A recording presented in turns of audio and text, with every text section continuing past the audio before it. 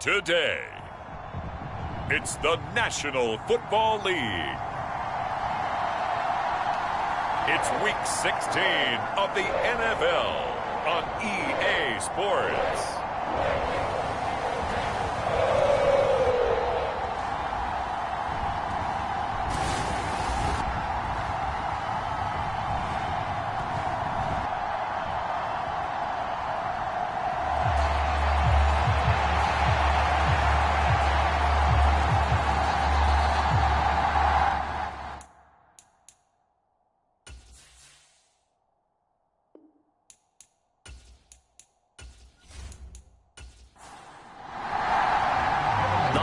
Season is upon us. We've got the gift of the NFL as we're underway here in Week 16. On the return, it's Taylor from his end zone. And he returns this to the 22.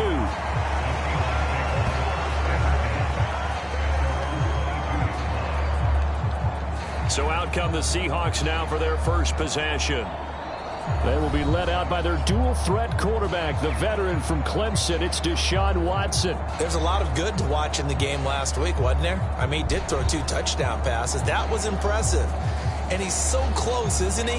The 3 interceptions killed him and his team. That was costly. But if he just cleans that up a little bit, there's a reason for optimism with this team and this passer. Here's a fake on the jet sweep, and instead a give up the middle. And he's going to take this ahead for right around 3 yards, but no more than that. Second down. You talk about this Bengals defense. They were terrific last week in the win over the Rams. And I'm eager to see the game plan and trying to attack them this week, because when you take it away 4 times through interceptions, do you now decide that I can't throw the ball against this team and try and run it like crazy? Or do you challenge them? This is going to be fun. Well, this defense for the Bengals, they were terrific last week in the win over the Rams. And I'm eager to see the game plan and trying to attack them this week, because when you take it away 4 times through interceptions, what do you do now when you go into a game? Do you decide you can't throw the ball? Do you try and run it more? Or do you tell your quarterback, make sure you see your guys open before you deliver? And now for him on the season, that is his 80th catch, and the result is a first down. A lot of tight ends just use their size and their strength, try to occupy some space and kind of body people away and catch the football. But not this guy. He's a refined route runner. Makes me wonder if he took some dance classes in his background with his footwork.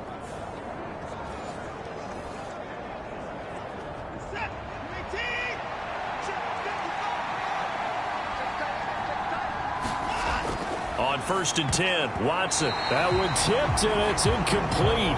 Well, good hands there defensively at second down. On the give, here's Charbonnet. Pushing forward for 3 up to the 48. Pretty good little 2-play sequence there. You force the incompletion, then a very short pickup. Yeah, now maybe bring in an extra defensive back or 2, because you want to try and defend on 3rd down. They like to play those nickel or sub packages, don't they?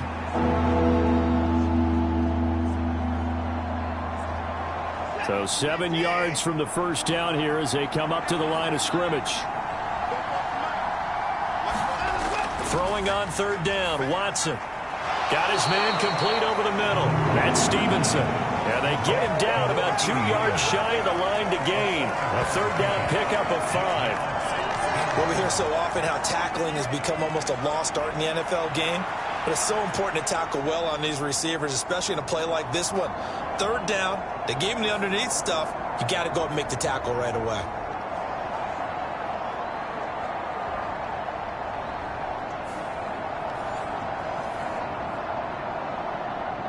The Seahawks send out their punter.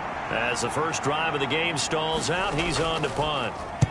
And just a single punt for him in the loss last week as he sends this one away.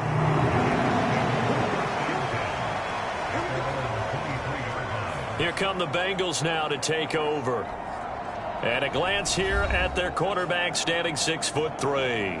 And for how good he is throwing the ball, it's his running that makes him so dangerous. He had a couple of touchdowns on the ground in last week's game, so we'll see what they dial up for him for this one.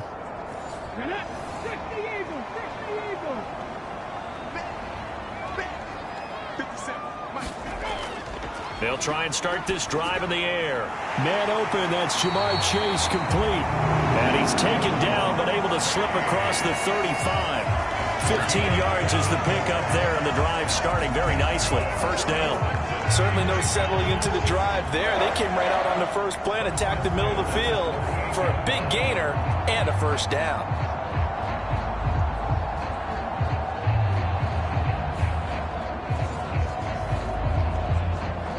From all the way up at the 38 now after a good start to the drive. He'll look to throw. And he'll go right back to Chase. That's caught again. This will be stopped about 2 yards shy of the marker. 8-yard gain, 2nd and 2.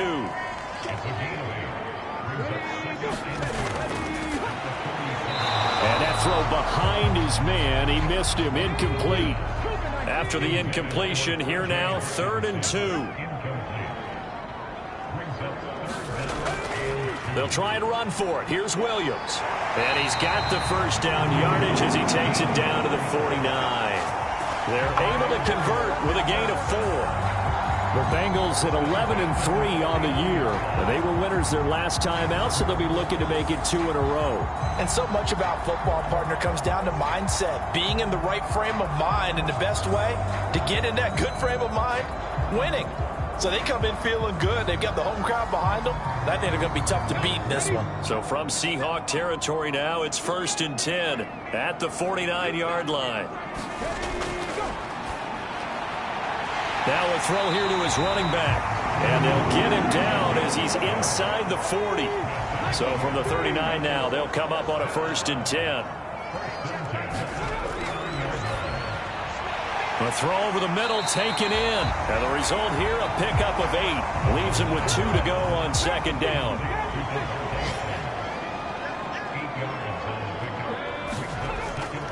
They go back to the ground with Williams. And this won't be enough to pick up the first. A gain of 2, 3rd and 1. Well, that call makes sense because they've been throwing it well on this drive, and once again they show passing formation, showing the shotgun. Then they ran out of it. That's a nice play by them defensively, though, to hold it to a short gain. Work in the middle of the field, and he's got a man complete. And he is going to have a Bengals first down as they're able to get the 3rd down conversion. Well, that's not just his first, not his second, already his 3rd completion here on the opening drive. And I think it's safe to say that getting him the ball in this game, one of their top priorities. And the top priority for the defense has got to be finding ways to cover him. And I don't think you can have one basic coverage to get it done. You have to throw a number of coverages at him, make him think as he's running downfield, and hope you can create a little bit of havoc. Oh, they'll try a jet sweep here with Higgins. Oh, and this one may need to go back to the drawing board. He's going to be swallowed up right away. Here's a 2nd and 7. They'll set up the screen. This is Williams.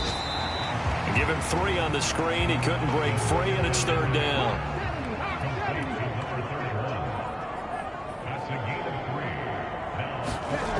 They're going to look to throw. He's got his target. That's complete. And the Bengals are going to have 1st and goal as they try to finish off this drive with 6 points. Well, no question, this is exactly how they wanted to start this football game. And nice pass there. Now they're set up beautifully, Charles, to finish this off with a touchdown. Yeah, but they've still got to finish it off, partner, and that means they've got to execute at this stage of the field. So we've seen many teams march it right to the goal line and not cash in. They've got something dialed up here that puts it in the end zone.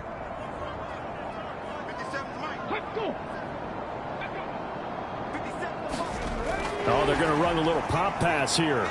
Well, a great read by the secondary. They come up to stop that touch pass before it can even get back to the line. This defense not fooled one bit on that touch pass. And this has become one of those kind of in vogue plays, you know, kind of like the shuffle pass was a few years ago. This one never got off the ground, but you understand why a lot of teams are running it. These wide receivers, a lot of them, they run like running backs with the ball in their hands. Again, he'll drop to throw. And he'll take this beyond the line of scrimmage as he slides to a hole. A big play forthcoming. Here's 3rd and goal. Out of the gun, they'll look to throw. And he slides and covers up at the end as he's going to be able to pick up decent yardage. So on fourth down, on is Evan McPherson and the Bengal field goal unit. From the left hash, he'll have to cut this at a tight angle. McPherson's kick is good. And the Bengals are on the board first here. It's 3-0.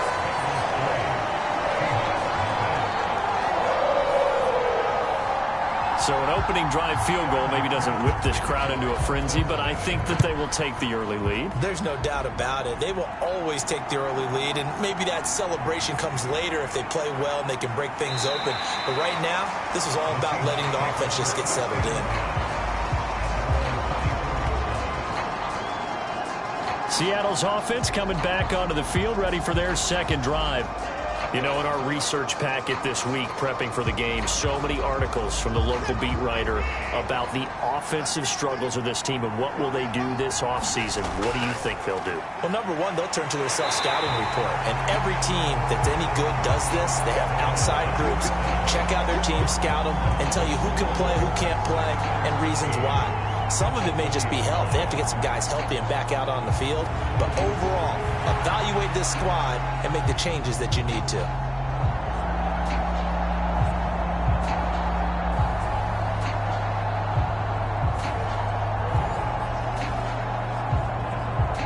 Second and 14.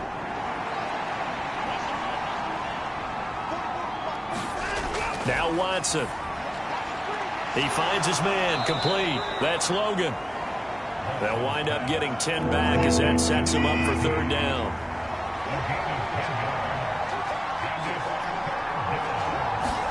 Here's Watson.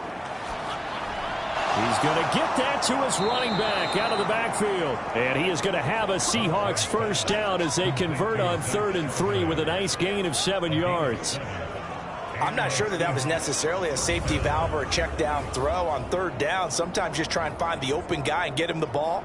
He did exactly that and found a way to pick up a first down. So here's a 1st and 10 at the 38. On 1st and 10, it's Charbonnet. Taken down at the 42. You talk about this Bengals defense. They were terrific last week in the win over the Rams. And all defensive teams that I know talk about creating turnovers. Takeaways, they call them. And anytime you can get 2 or more in a game, you've had a really, really good performance. They exceeded that number in a big way. Back to throw, Watson. That's into the hands of Parkinson, the tight end. And he is going to have a Seahawks first down by about a yard. It's a gain of 5 on 3rd and 4.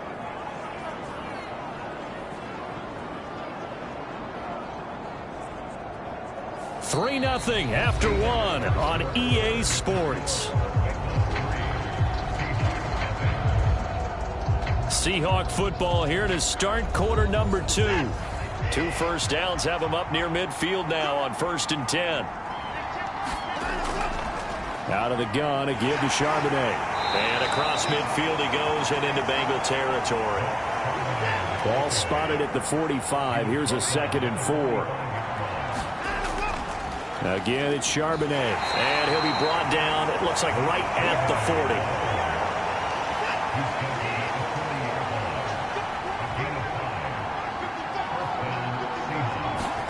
40. Watson on first down.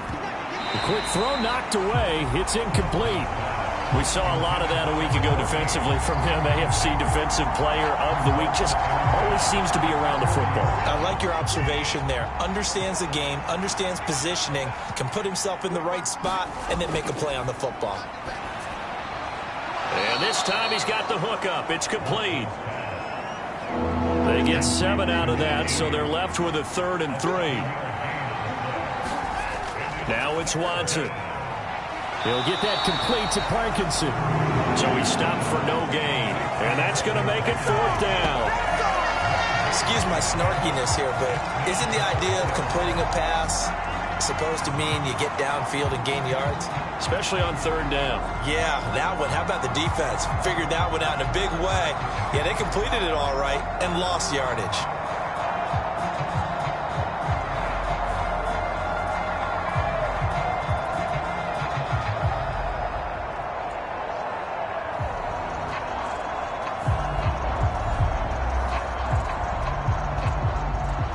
So out now is the Seattle field goal team. From the right hash and call it an even 50 yards. And this one looks good. It is good. Right down the pipe, and that will tie us at 3-3.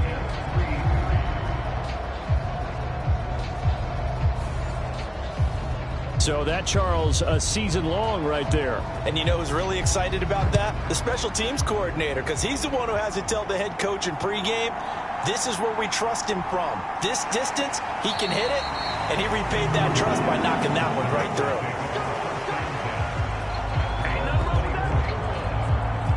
Cincinnati coming back onto the field here for their second drive. Their drive last time, it stalled out. They were forced to take the short field goal. And the key phrase, you nailed it. Forced to, because you know coaches look at these short field goals as a last resort, right? To them, that's not how drives are supposed to end. You're supposed to put 6 on the board. That's a consolation prize. Like going to the county fair, you don't get the big stuffed animal on that one, do you? No, you don't go top shelf. That's bottom shelf material. That one goes for 24 yards. And that's not a play that you see all that often at the start of a drive, but some teams, they don't mind doing it. And that one, well sold by the offensive linemen. They showed the pass, and then they got out into space, able to get some good blocks downfield and allow the play to be successful. A big hitter to start the drive has him up near midfield here for 1st and 10. Looking to throw. Able to find Higgins. And he'll take this from 147-yard line to the other. A gain of 6. 2nd and 4. And he will slide to a stop. He does have the first down. 10 yards there on a Bengal first. Certainly not the way they drew it up in the playbook, but that's why they love this guy back there. He sees things breaking down, and he's more than capable of finding an escape route and still getting a decent gain.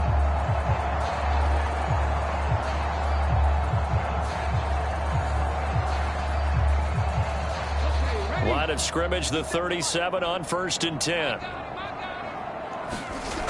They'll set up a throw. Going underneath, he's got Hockenson. And he works it past the 30, almost to the 25. 11 more yards that go around, a first down as well. And what a nice example there of a tight end doing exactly what he needs to do. How about how he worked his way to the outside, made sure he secured the catch, and then anything after that, we count that as a bonus. And indeed, he gets enough for the first down. A quick throw knocked away and incomplete. 2nd and 10. Back to throw here. Flush to his right. And he'll protect himself at the end here as he winds up getting pretty decent yardage. Play number 7 now coming up on the drive. 3rd and 5. They'll set up to throw. He juked him, and he gets it inside the 10 to the 9. Nothing open downfield. He keeps it himself for 11 and a first down. Certainly not a positive sign if you're the D coordinator and you see your guys give up that space so early in the game. 3rd down, that's when the clamps are supposed to come out, but his ability to create things with his legs makes things difficult.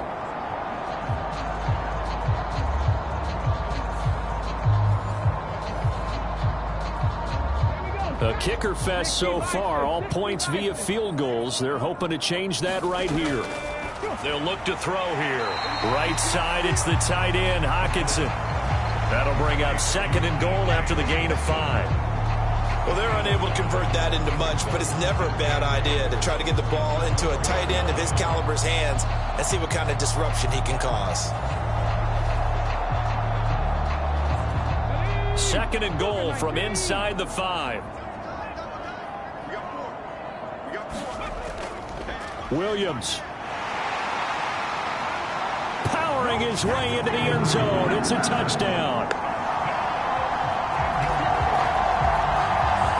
Well, we have seen the stiff arm get a bit of renaissance here in recent seasons, and that was pure strength there as he forced his way into the end zone. And when you think of guys who use the stiff arm so effectively, I go back to guys like Earl Campbell, Walter Payton, some recent guys like Marshawn Lynch. Let's go to the Wayback Machine. Bronco Nagurski, he dealt out a wicked stiff arm.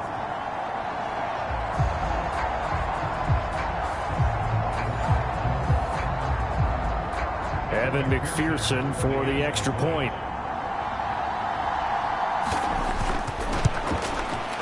And it is up.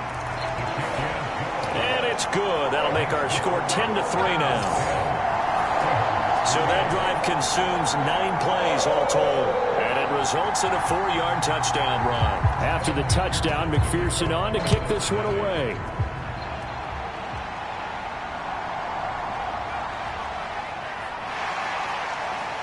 And he's up across the 25 and down at the 28.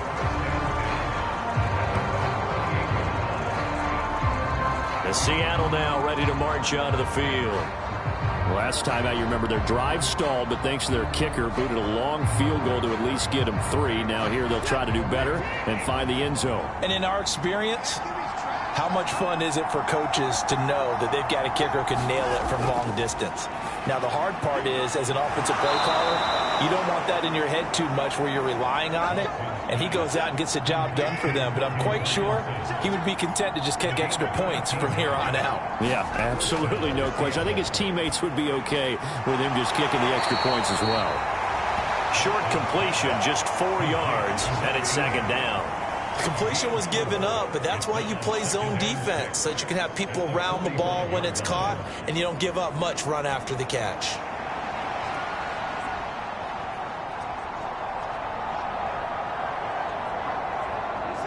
Second down and 6 now.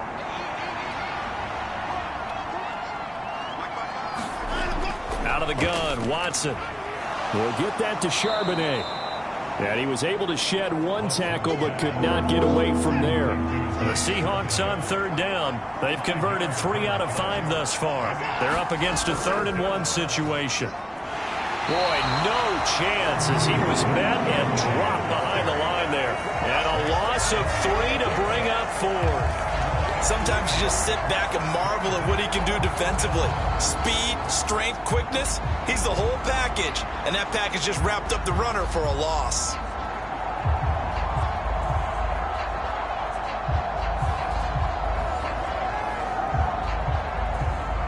The Seahawks send out their punter as he'll come on to kick this one away.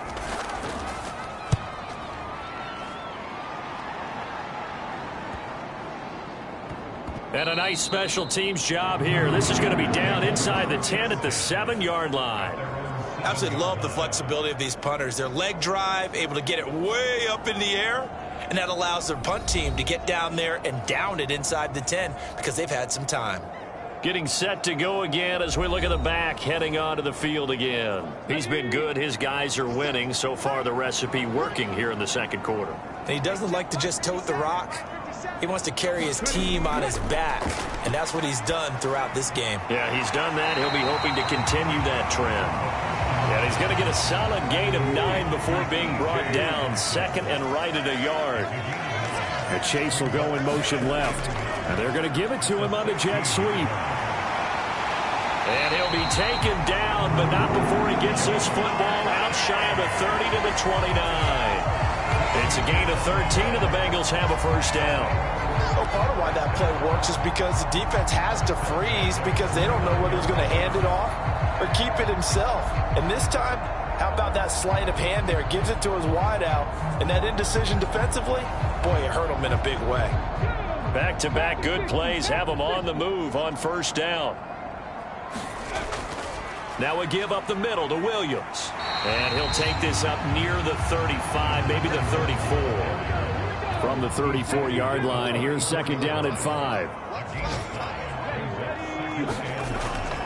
He'll drop to throw. Over the middle, he finds Higgins. And Higgins is going to have a Bengals first down as he gets this up past the 40.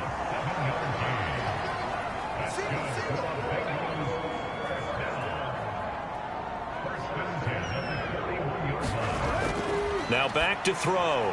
Going underneath, he's got Hawkinson. And he'll be taken down, but not before he gets into enemy territory. So from Seahawk territory now, it's 1st and 10 at the 47. Back to throw. Connecting on the out route here with Higgins.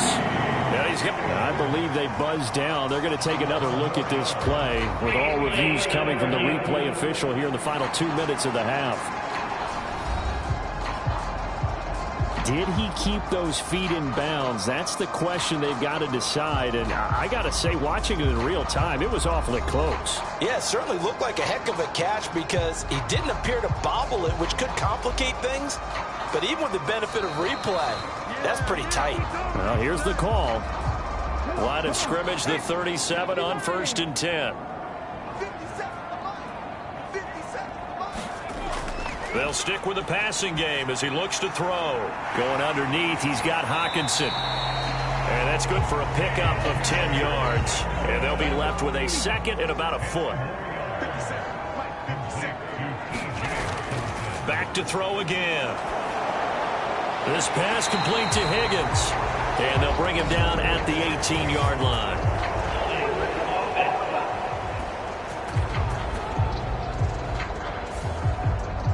That's on the guard, Alex Kappa.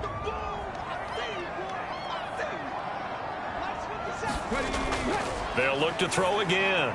Screen play set up for Williams. That helps the completion percentage, but not much else, and now it's 3rd and 10.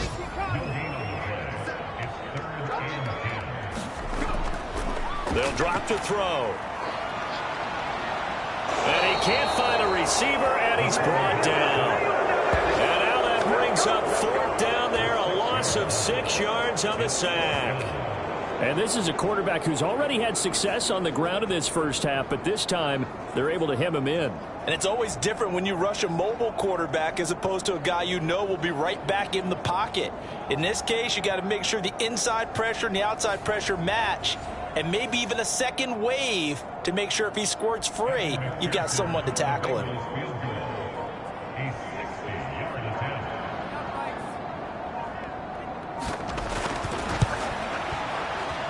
McPherson's kick is good, and they will stretch their lead to 10 now at 13-3.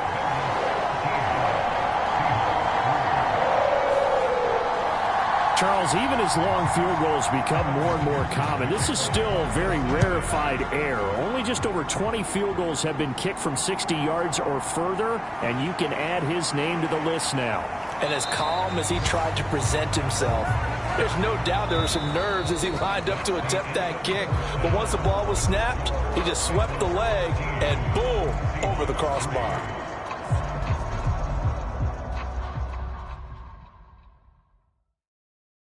Okay, Brandon, thank you very much. Some critical games going on as teams fight for those final playoff berths. Let's get you around the NFL here in a busy Week 16. We'll get started out west in Las Vegas. And it's the Raiders out in front as they approach halftime. Josh Jacobs, 2 touchdown runs on the afternoon. From there, we'll make the trek east to Atlanta to check on the Falcons at home at Mercedes-Benz Stadium. And they were winners in that one over the visiting Carolina Panthers. Christian McCaffrey, a touchdown run in the victory. Finally, let's get down to Houston. Check on the Texans at home at NRG Stadium. And they were victorious in that one over the visiting Jacksonville Jaguars. C.J. Stroud leading the way in the victory with 3 touchdown passes.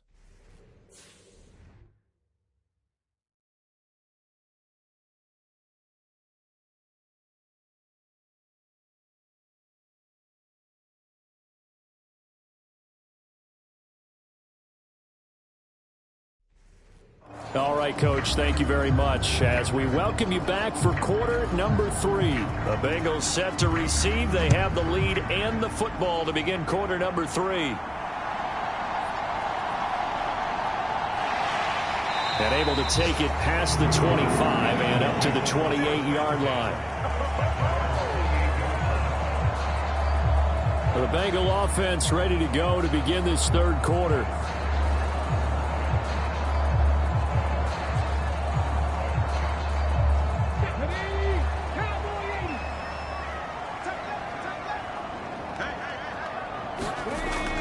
They start the second half here with Williams. He'll be stopped at the 35, but not before he picks up 7 yards. Here's 2nd and 3.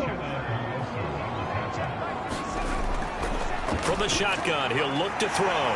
Slant to Adams. 2 catches in the first half. Now he's got a third here, and it's good for a first. This has to go down as one of the simpler routes in the playbook, but oh so effective. Nice completion there. Keeps the sticks moving. Meanwhile, the throw here is complete, and he'll work it across midfield inside the 45. It's a first down, his 4th catch of the game after having 3 in the first half. Even against double coverage, he found enough of an opening for a noticeable gain. 2 guys on him, yet he finds a way to uncover downfield for the completion. And now a throw on first down there, but it's incomplete. Now a 2nd and 10.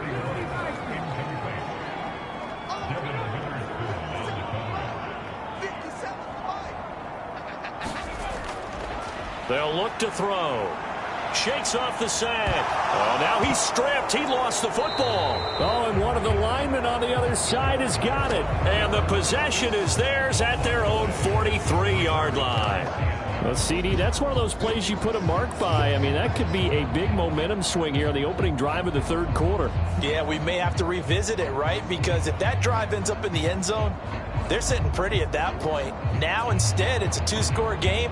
That's a chance to tighten up considerably. Good starting field position here for the Seahawks as they come up 1st and 10 at their own 43. They'll bring a receiver in motion right. Batted at the line, but he still brought it in.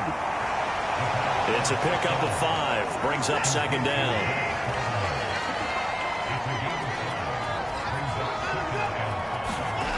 Watson now to throw. Connects it to Roberts, right side. And they're well past midfield, just a yard or 2 shy of the 40. First target, first catch, and a first down.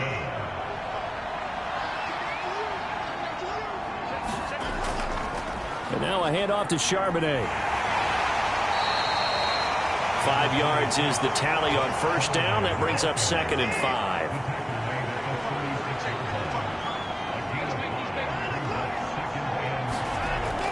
On the toss to Charbonnet. And he is going to be close to a first down as the tackle made at the Bengals 31. This offense in desperate need of a conversion as they come up on 3rd down.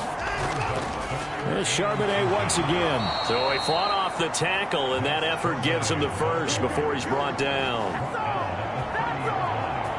That right there, a good sign for a team that's had trouble converting 3rd down so far this year. They're in the bottom 5 in the NFL, but they come through there. Yeah, and I bet if we put our guy Marvin on the case and say, Marvin, tell us where they rank on 3rd and what, right? I bet they're in the top 5 in the league on 3rd and 5, 3rd and 6, 3rd and 7 or more, because that's how you end up not converting. Just too much yardage to pick up on 3rd down. They'll try the air now with Watson. And down he goes. They sack him back right around the 41-yard line. Trey Hendrickson in there to drop him for his 11th sack of the year. Well, many times when you talk about mobile quarterbacks, you get the sense that they feel like they can get out of any bad situation. They keep moving around and trying to emulate guys like the Scrambler or the Dodger. Instead, they keep losing yardage and digging themselves a hole that they can't get out of. Well, they're in some hot water now. After that sack, it's 2nd and 21. To throw is Watson. Looking left side, and he's got a man. That's Stevenson. And on 3rd and 5, this will be the 8th play of the drive. Watson off play action. That is caught, and they will eventually get him down, but he's inside the 5 all the way to the 3. They're able to convert on 3rd down, and that sets up a 1st and goal. That last throw, Charles, is going to move him past 32,942 yards passing for his career, and that surpasses the total of the Hall of Famer and a colleague of both of ours, Troy Aikman. Yeah, played from 1989 to 2000, and Troy Aikman, he was about winning, because remember, he had Michael Irvin to throw it to. We had Emmitt Smith to hand it to. Just imagine if he was throwing it the way they throw it around nowadays. His numbers, boy, would they be sky high. Oh, the ball is out. Watson lost it.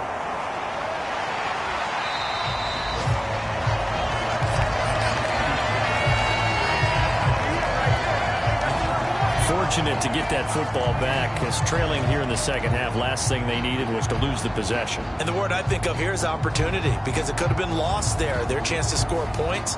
But the opportunity for the defense was to go ahead and really close this game down if they were able to get possession.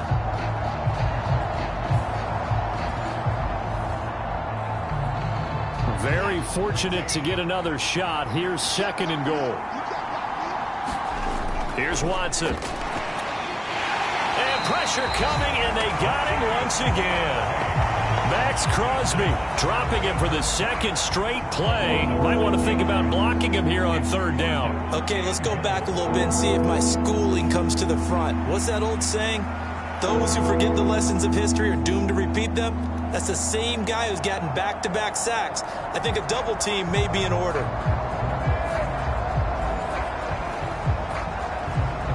So from outside the red zone now after the sack, a long 3rd and goal.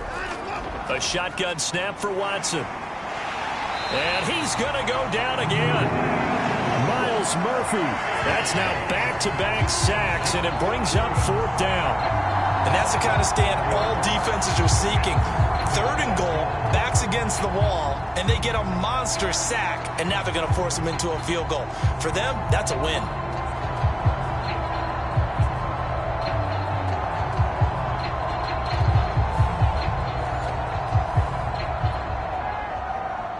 So out now is the Seattle field goal team.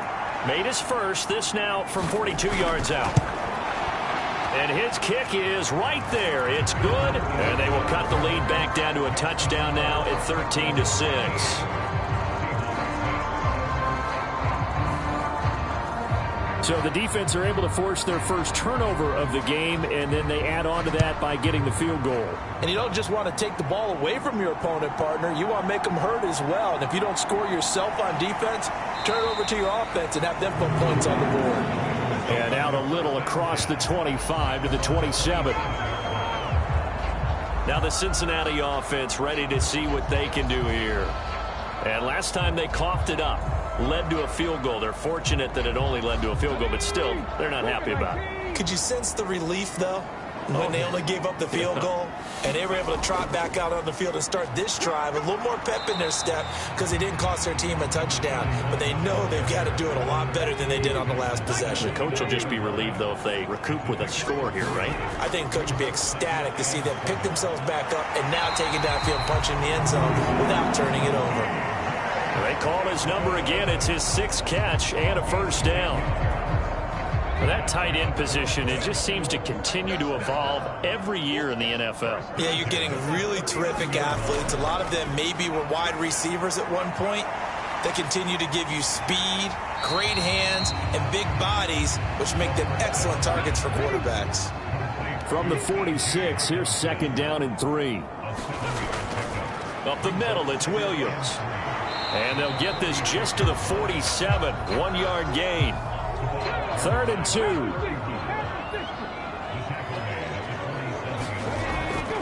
2. They'll stay on the ground with Williams. And he won't be close to a 1st down as he runs into a wall right around the line of scrimmage. No gain on the play there, and it'll bring up 4th down.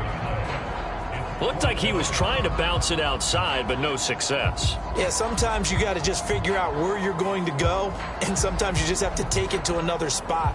In trying to get it outside, the defensive pursuit was there and just ran him down.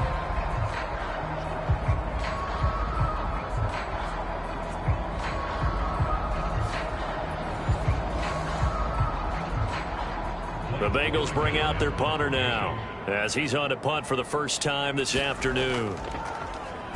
He was only asked to punt once in the victory last week as he sends this one away.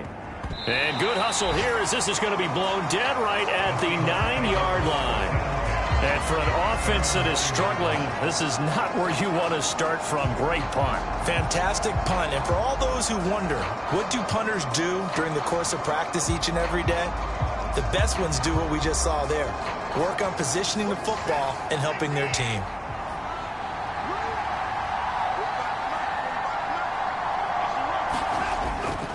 Off of play action, it's Watson. He finds his man complete. It's Stevenson. And they take this up near the 30 before he's taken down. Great way to start the drive. 20 big ones and a first down. And it's pretty evident that this passing game has been frustrated so far. They haven't really moved the ball the way we might have expected, but this is a good pickup here for the first down.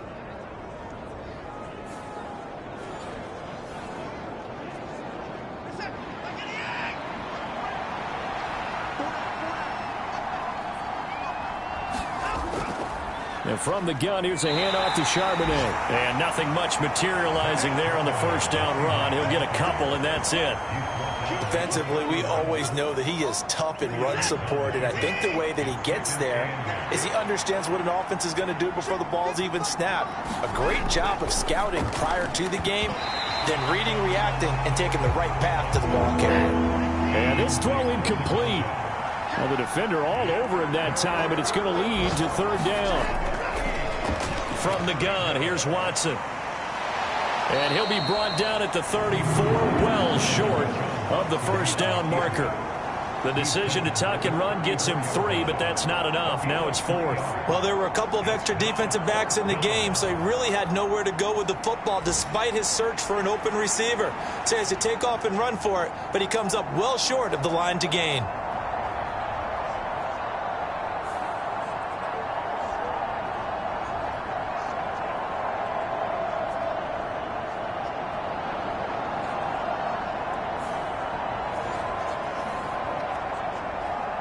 The Seahawks send out their punter as he's on here to punt it away.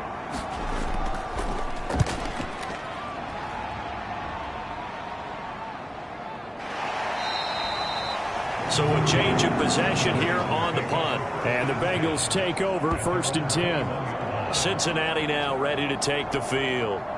And our game's hit a little bit of a lull here, a little bit of a snag. Punts on back-to-back drives.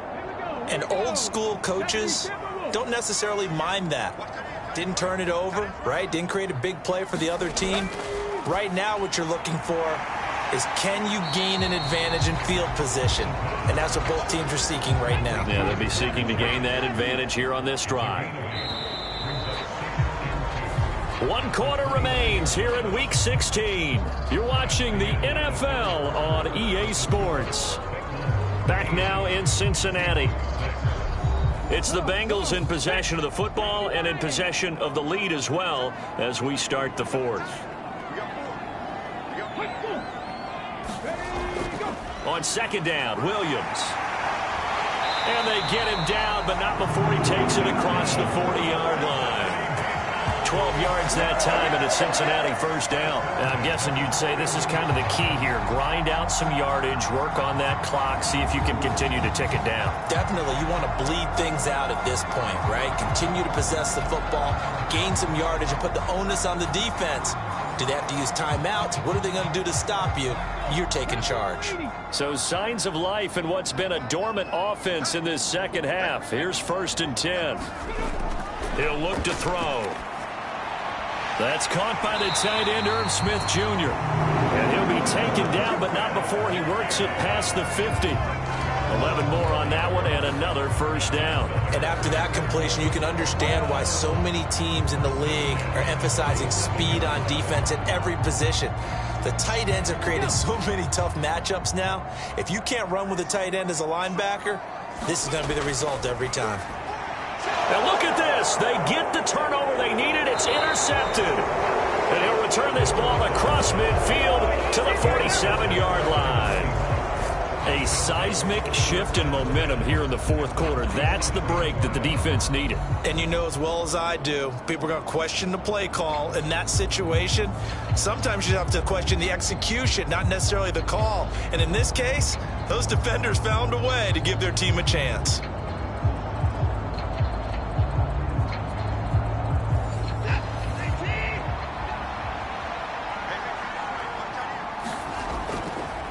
A run now with Charbonnet. And a 5-yard gain gets him to the 42.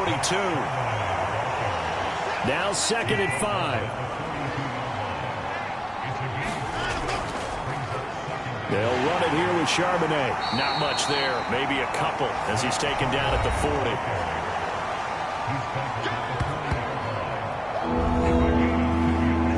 This offense on third down today, they've hit on half of them, 5 for 10. This time it's 3rd and 3.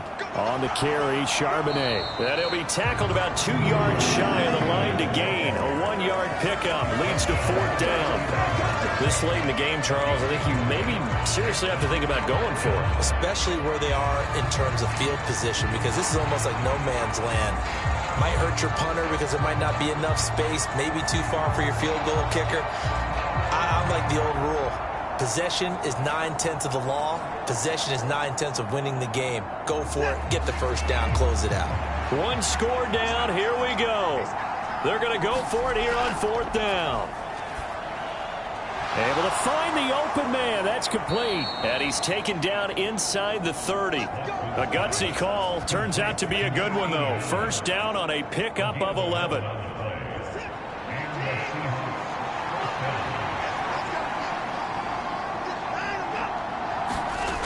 Well, they'll run it here on the jet sweep. Just a yard on the pickup there. That'll bring up a 2nd and 9. Watson. Now a battle for the football. It's caught. It's a touchdown. A great effort there. His 6th touchdown of the season. And the Seahawks are an extra point away from tying this game here in the 4th. And we are set up for a fantastic finish now. A 4th quarter touchdown here. We're an extra point away from a tie football game. And I know they're thinking about possibly going for 2, but I'd go ahead and kick this one and just get it back to level. Now the extra point try forthcoming.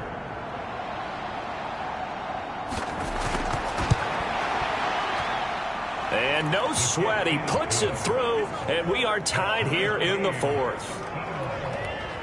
A drive that time of 6 plays, and the Seahawks capping it off with a touchdown.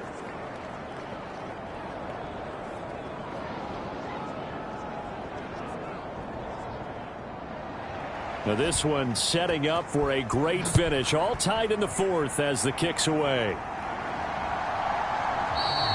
And he'll decide to not bring this one out as their drive will begin at the 25. The Bengals set to take over. They no longer have the lead after that last touchdown, all tied up in the 4th quarter, and a chance for this offense to mount a potential game-winning drive right here.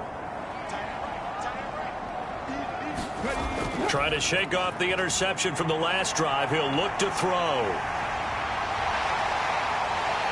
There he goes, right side. And they've got it well across midfield down to the 40 before it's all said and done. Big yardage there on the scramble. It gets him a first down. I am willing to bet that he got a monster grin on his face when he saw what was happening. Man covers are so committed to denying a big throw that it pulled attention away from him, and he had an easy lane to hit, and hit it he did. Back to throw now on first down. Going underneath, he's got Hockenson. And he's going to get this inside the 30.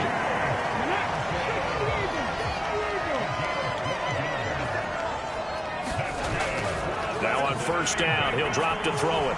Going back to the same well, it's Hockenson again. Heck of a broken tackle, but only able to work this down near the 20.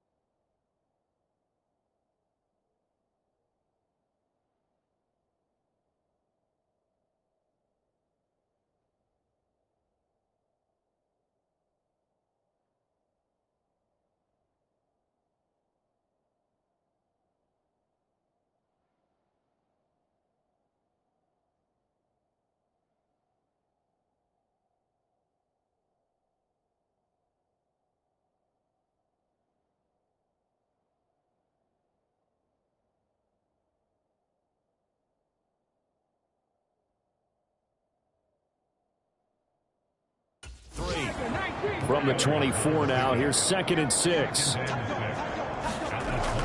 Now a 10th carry. Here's Williams. And they've got it inside the 10 at the 8. 55 yards rushing for him now on what was his 10th carry of the ball game. They're making it look easy out there. Another first down. So far on this drive, let me do this little bit of math here. 4 plays, 3 first downs. That's a pretty good recipe for success. A field goal could get them the lead, but it might not be enough here as they come up on 1st and goal.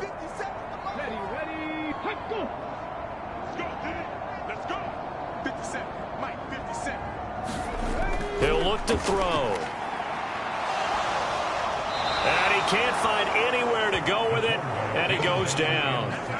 And the sack leads to roughly a loss of 6, and it brings up 2nd and goal.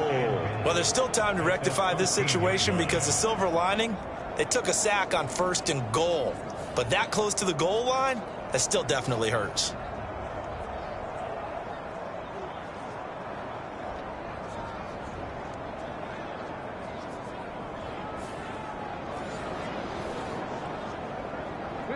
So 1st down went in the wrong direction. They're at the 13-yard line. Here's 2nd and goal.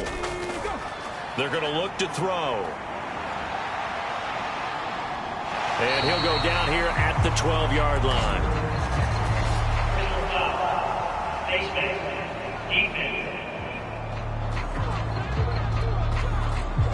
So a tug on the face mask, and that's going to cost him 15 yards. And sometimes it'll go unnoticed, but that one, pretty obvious for everyone to see. So now after the face mask penalty, here's 1st and goal. They'll run out of the gun here. Williams. And he gets halfway there from the 6 to the 3 on a gain of 3. You know, when this offense gets down here near the end zone, they're going to turn to their bell cow. This guy's been a touchdown machine all year. Excellent job stopping him there on 1st down. On 2nd and goal, standing alone in the backfield is Williams. Adams, the man in motion left. He'll get it here on the jet sweep. And he'll take this into the end zone for a Bengal TD. Davante Adams.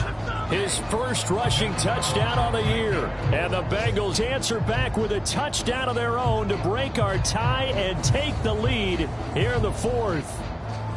So, Charles, this game feels like it has been punch, counter punch all throughout. And that touchdown breaks our tie here in the 4th quarter. You're making me want to get back in the gym and start training again. You talk about those punches and counter punches. I also think this is where you and I start thinking to ourselves, who's going to make the play to change that, right? Who's going to get out of this little cycle that they're in right now and make a play and give their team a firm advantage?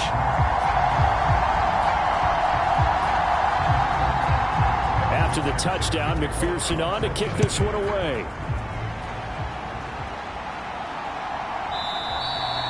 And this will be brought out to the 25 as Taylor elects to not return it. Here come the Seahawks now, set to take over on offense. They now trail by 7 after that last touchdown here in the 4th quarter. What a big spot for this offense. See if they can cobble something together on this drive.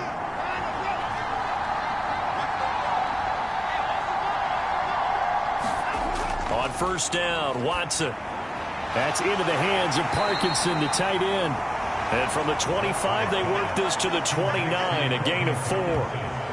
One thing I think that's safe to say defensively, the tackling's been really good. And because of that, it's been very, very hard for them to move the ball because you're not getting the benefits of run after catch. They're tackling them almost on the spot. That means you have to run extra plays, harder to move it. 2nd and 6, just inside the 30.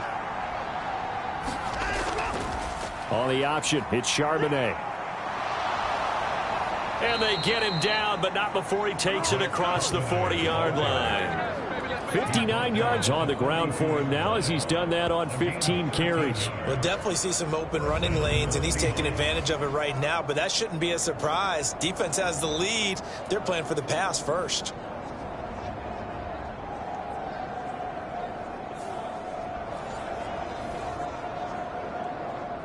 Clock running, under 4 to play now as they come up on 1st and 10. Now Watson. The Bengal pressure gets him that time. Down he goes. Trey Hendrickson able to get in there for his second sack of the afternoon. This defense, they just continue to feast. 5 sacks now as a unit. It's been quite an afternoon getting to the quarterback. And we're seeing it come from a variety of places as well. Sometimes just the guys up front getting to him. Other times we had extra guys rushing the quarterback, twists and stunts. It's been a variety, and they've had no way of blocking them.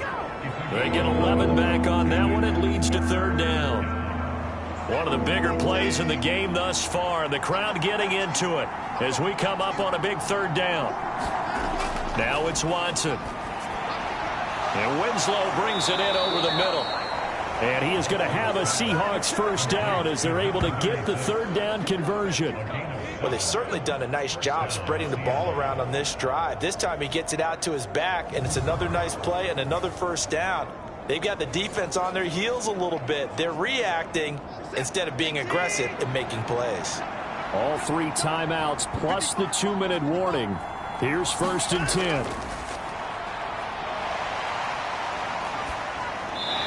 Pass incomplete. They'll try again here. 2nd and 10. Throwing again is Watson. Over the middle into traffic, and that's complete. And he's corralled at the 40, but not before picking up 8. 4th quarter, down to the final 2 minutes, and we've got a 1-score game. Well, this crowd into it now. 3rd and 2.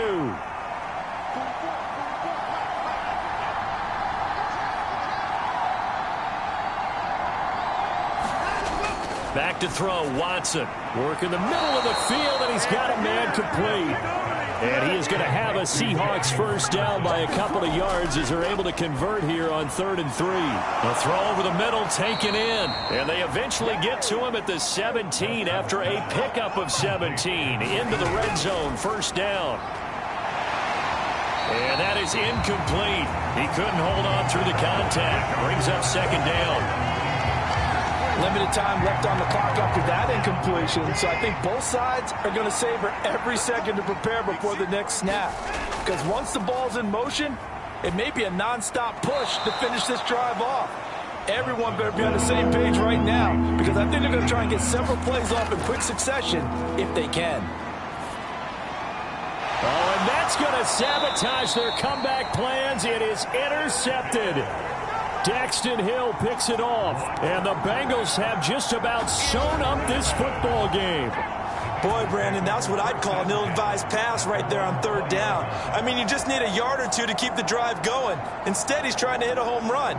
You've got to really like your chances if you're going to take a shot like that. And out now, here come the Bengals. And this game not quite in hand yet. We'll likely see all 3 timeouts defensively and then reassess where we are. We've got to have 2 hands on the football here as they run on first down. And they're going to get this beyond the 40 before he's taken down. Now the Seahawks going to use the first of their timeouts as they get it with under a minute to go now in the football game. 5 points of contact necessary at this stage as they'll run on first down. Now the Seahawks call the second of their 3 timeouts as they get the stoppage with a little over 50 seconds left to go in the game. They run it again with Williams. And he will have a Bengals first down, and it's celebration time on that sideline, and they've earned it.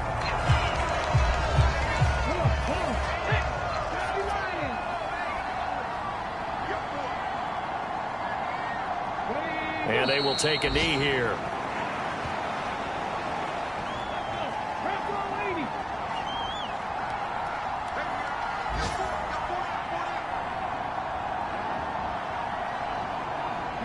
The Bengals go down to a knee in the victory formation. We all just got a heck of a show, partner. This was a close game for a long time. Close at half, close down the stretch. Home team finds a way to get it done, a narrow victory. Yeah, they finished with a flourish, didn't they? Because there were times where each side looked like they were the better team out there. And the outcome was in doubt for much of this game. Every snap, seemingly more important than the previous one. Great effort from the guys visiting, but in the end, how about those guys in their home stadium finding a way to win? So for Cincinnati, the wins keep coming as this one moves them to 12-3 on the year. And they'll get to stay home again next week. Meanwhile, for the Seahawks, things get even uglier now as they fall to 2-13. And they'll get a chance to redeem themselves at home next week.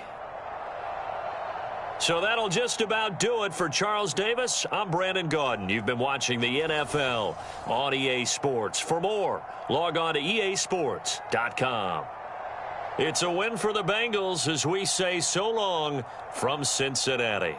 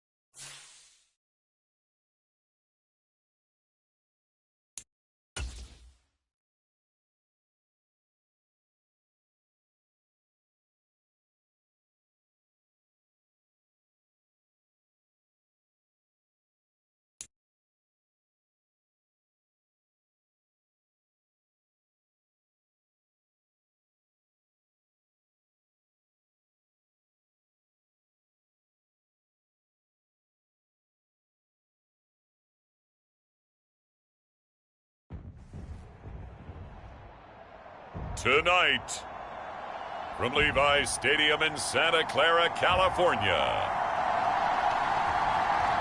it's Week 16 of the NFL on EA Sports.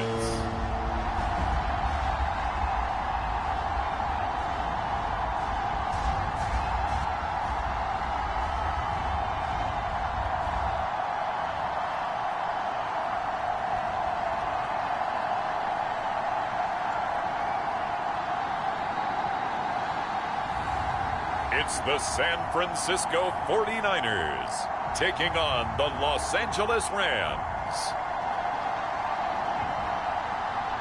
We are about 40 miles or so south of Candlestick Point at a place that first opened back in 2014 as you get a look at Levi's Stadium here in Santa Clara, California. Tonight, we've got a great Sunday night matchup on tap, as it'll be the Los Angeles Rams taking on the San Francisco 49ers.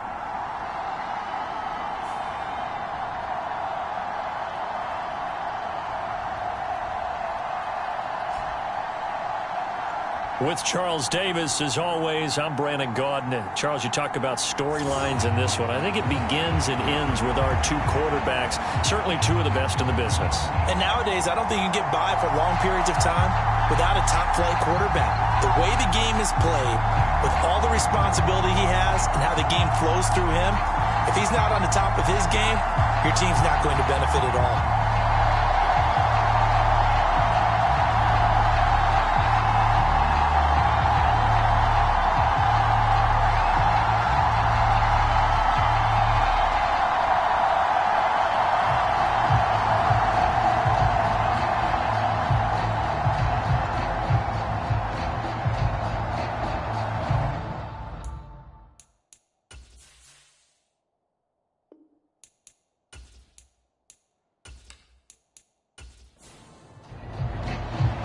The holiday season is upon us. We've got the gift of the NFL as we're underway here in Week 16. Taking it about the 1. And able to get this across the 20, but not much further as he's dropped it to 23-yard line. So out come the Rams now for their first possession. As we get a peek at their dynamic signal caller hailing from Mississippi State, it's Dak Prescott. I loved his quote during the week. If I were a defensive back, I would have wanted to play against me last week as well. He's trying to eliminate those turnovers, those interceptions, and get back on the positive side of the ledger throwing touchdown passes. Yeah, had 4 of those picks, led to the loss. They'll start on the ground with Swift. And he'll work this forward for about 3 at second down. Well, this defense for the Niners, they were very good in the win over Dallas a week ago. And what keyed their victory? The pass rush. Got to the quarterback 6 times for sacks, and plenty of other turbulence in the pocket for him as well. Hard to throw the ball downfield when all you're seeing is opposing jerseys come at you. A contested ball here, and it's going to be caught. That goes for a gain of 31. Execution was one of their watchwords leading up to this one. And on that play, able to execute brilliantly here on this opening drive.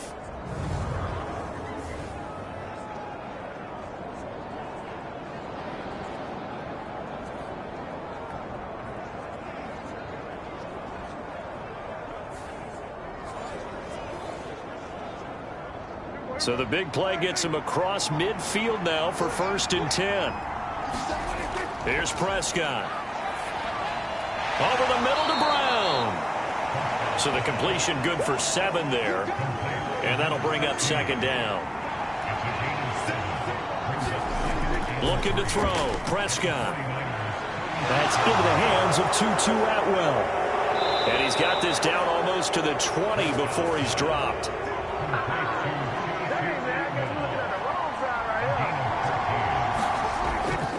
On 1st and 10, it's Swift. And he'll be taken down near the 20 at the 21. Talanoa Hufanga in on the stop. No doubt about it. A really nice job there by the defense, not allowing him to get to the perimeter. But that means your defensive ends, your outside linebackers, the guys that you pay big money to sack the quarterback, they also have to have interest in the running game as well. And they did a nice job there of holding the point of attack and not giving ground. Now Prescott. His throw caught right around the 6. And all the way down inside the 5 to the 4. Now they'll have it 1st and goal following that gain of 17. A lot of precision being shown on this opening drive. They've been methodical. They've been crisp. And as a reward, they're going to be set up with an early 1st and goal.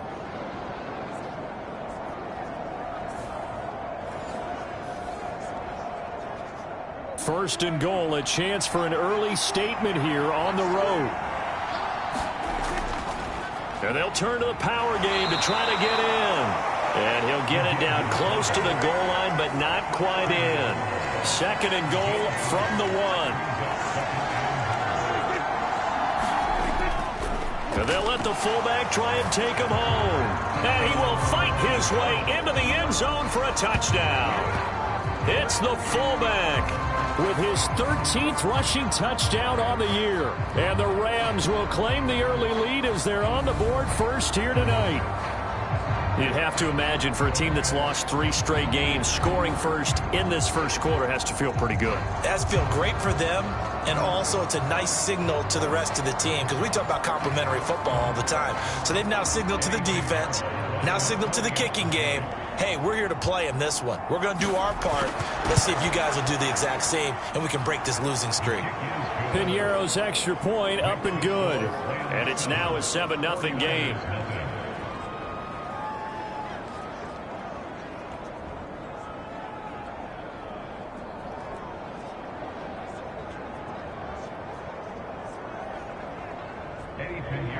Now after the touchdown, here's Piñeiro to kick it off.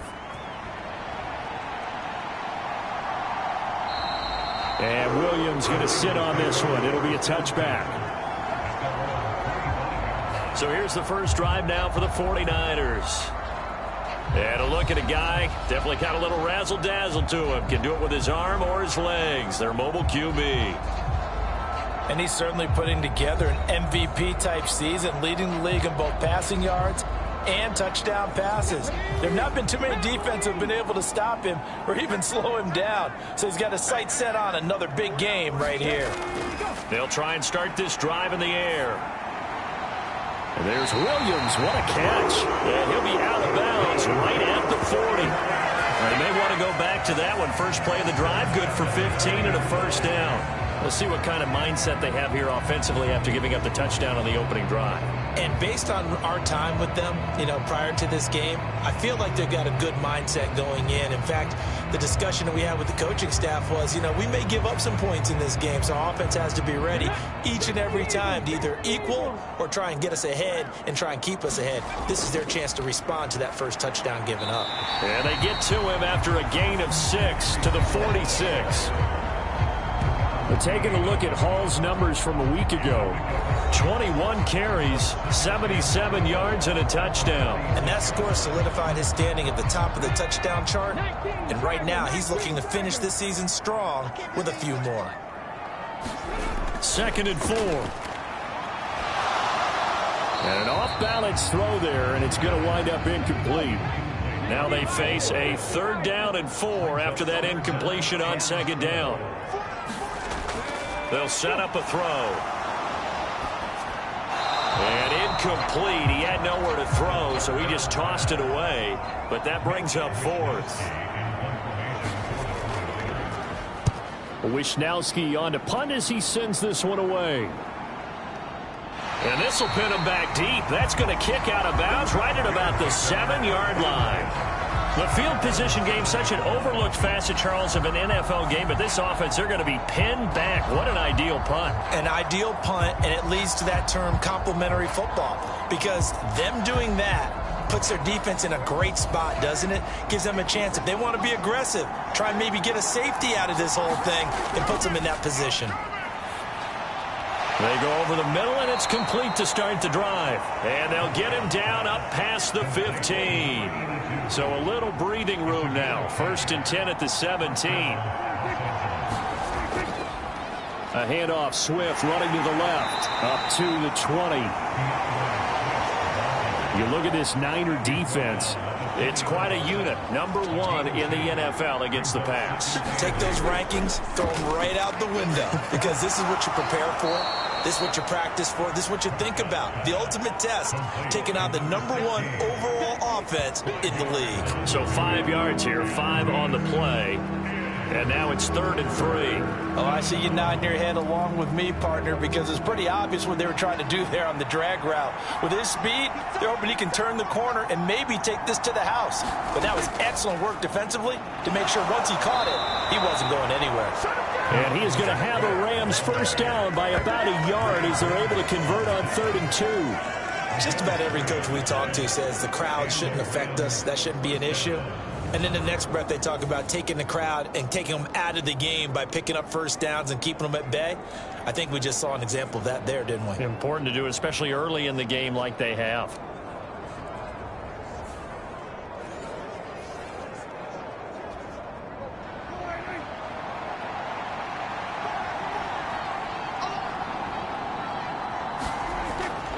First down, and they go with Swift again. And to the 36-yard line, taken down there after getting 8 yards. Well, you often say that sort of opens the playbook now, 2nd and short. What do you think, early shot here? I like where you're going. Obviously, we've been together for a while because you know me. I want to take that shot early and loosen things up. And this one incomplete. Too much contact to hold on to that one, and it's 3rd down.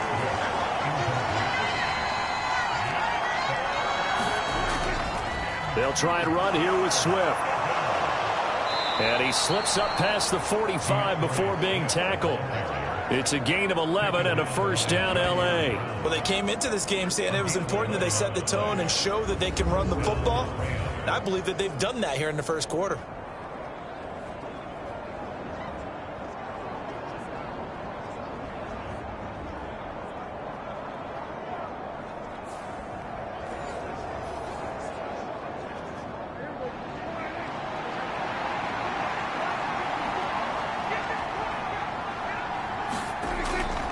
Prescott off play action. That'll be caught. It's Cup. And he's corralled, but not before getting it inside the 35. Another nice gain. That's now 30 yards between those last 2 plays. Well, as a coach, you absolutely love seeing your offense find their rhythm early, and that's exactly what we've seen so far. They had a touchdown on their opening drive, and now they connect here for another nice gain for a first down. This offense is moving the ball well, exactly as he drew it up in practice. So from inside Niner territory now, this is 1st and 10, down at the 33. Prescott to throw it. And that's out to the flat for Swift. So the completion gets him just a yard, and it'll be 2nd down. You look at this Niner defense. They were very good in the win over Dallas a week ago. I don't know what the actual percentages are. I don't know the analytics on when you create 5 turnovers or takeaways in a game. But coaches have always told me, when you create a number that high, your chances of winning probably up over 98%. A 2nd down throw for Prescott. And that is incomplete. A lot of force bearing down on him there. He could not hang on. It's 3rd down. He did a fine job there of not hitting him before the ball arrived. And I've got to tell you, you can often mistime that play because of the angles of approach. When you're going to get him, sometimes you panic as well and think, I've got to be there right now. Instead, in this case, timed it perfectly and knocked it free. On 3rd down, it's Prescott. He's got his target. That's complete. And he's taken down, but not before reaching the 10-yard line. They're able to convert on 3rd down, and that sets up a 1st and goal. And coming into this ball game, this was an offense that wasn't just talking about the notion of ball control. They were preaching it. They want to win the time of possession battle, and they've done so here. This drive's taken up quite a bit of the first quarter. Now they are set up 1st and goal. So another 3rd down conversion, and now they've got a 1st and goal. Prescott. This will be caught at about the 6. And he showcases the spin, a pretty good gain before he's taken down. A gain of 7 that time, 2nd goal.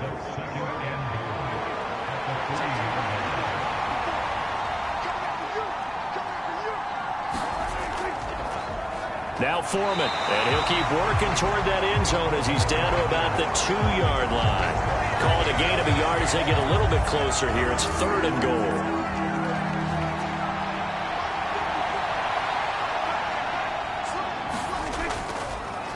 And again, they'll go right back to their fullback. And this is going to depend on his spot, but I believe he might be a few inches short. It'll be called a gain of 2, and that'll leave him with some options here on 4th and inches. This is a long drive offensively. Wouldn't you hate to end this with just 3 points? Doesn't it feel like during a ball game you have certain narratives going on, and there's certain drives that seem to take on just a bit more importance than others? This feels like one of those, doesn't it? To me, 3 points here, a major letdown. This is the time to go and put 6 on the board.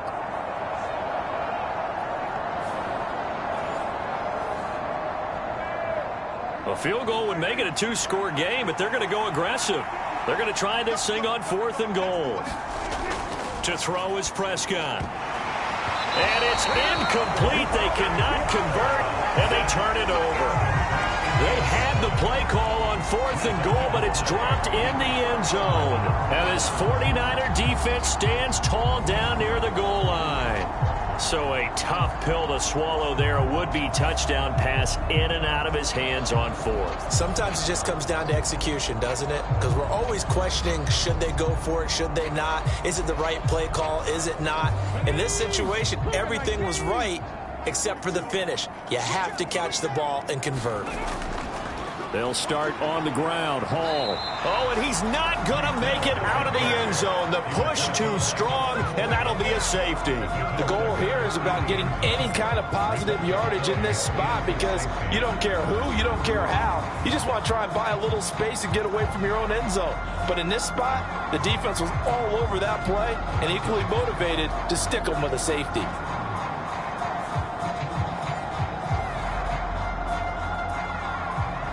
And remember, following the safety, you give the football up as well, and they free kick it from the 20 now.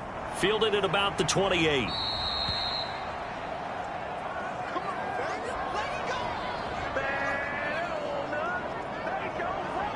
Now the Rams offense, they work their way back on the field.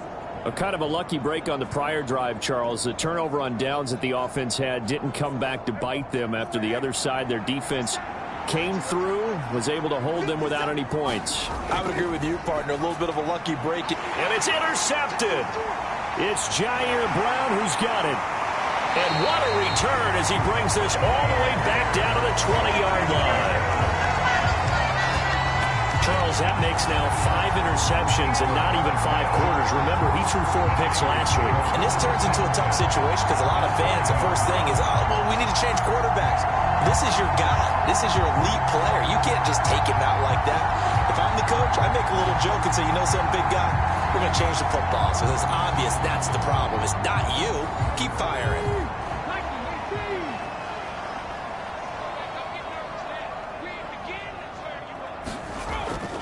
On 1st and 10, it's Hall. Able to power through. And he will reach the 5-yard line before going out of bounds. That gain of 15 gets him on the doorstep, 1st and goal. Usually we see runs like this as the defense breaks down later in the game, but this guy is setting the tone early, running through all types of tackles and put the defense back on its heels.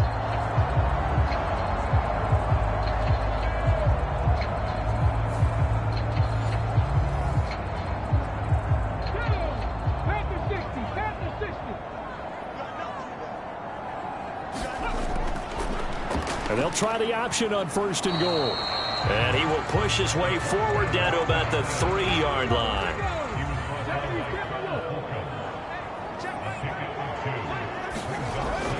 They'll try to run with Hall. And it'll be a minimum pickup here as it will take us to the end of the 1st quarter. After 1, it's 9-0. The 49ers with the football here to begin the 2nd quarter. Now, they'd really like to make the short field pay off. We'll see if they can, but this is 3rd and goal. Hall again. And good work there defensively as they're able to keep him out of the end zone.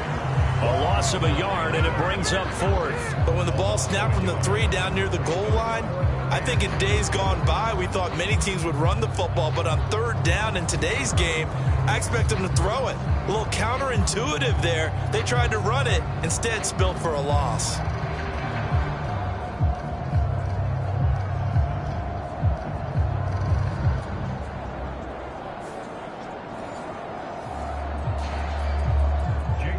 Jake Moody now on for the field goal.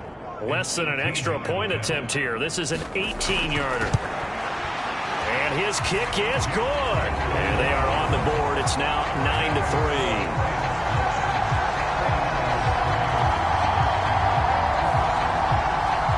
So, Charles, they get to them with their first turnover of the game and then make it hurt a little bit extra with a field goal. And anytime you give the ball up, what's the first thing a coach tells his defense?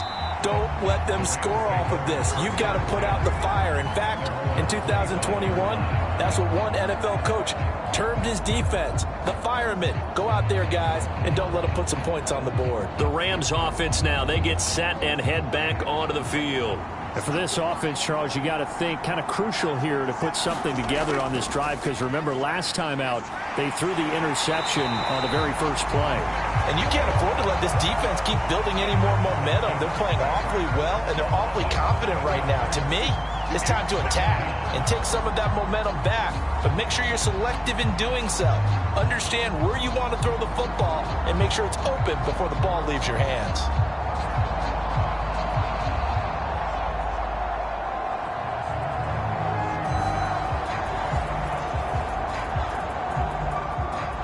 Following the sack, they'll look to make amends on a 2nd down and 17. Now Prescott. That'll be caught by Foreman. It'll be a gain of 5. And they'll be facing a 3rd and 12.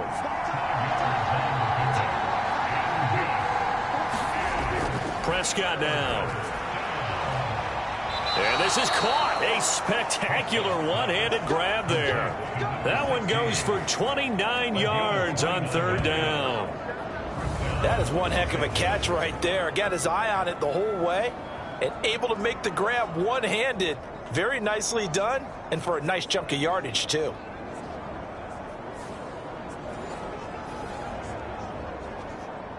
So from inside Niner territory now, this is 1st and 10 at the 48-yard line. They will run straight ahead with Swift. He'll get a nice chunk there on the 1st down run, and it's 2nd and 4.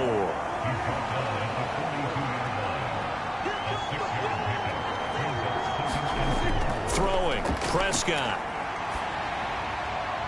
That's caught. It's Tutu Atwell. And this will move the chains again as the tackle's going to be made at the 49ers 23. The Rams, they are on the move. They've got another 1st down. Charles, to move the chains that time, they had to complete it into double coverage, and they got it done. And it's never easy overcoming multiple defenders, but he sure made it look simple. Found the right spot to exploit and won his 1-on-2 matchup.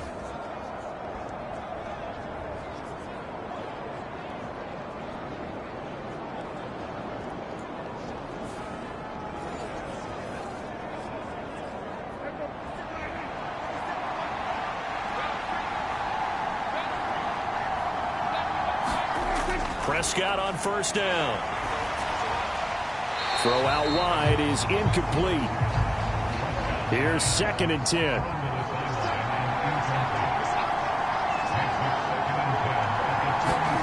From the shotgun, it's Prescott.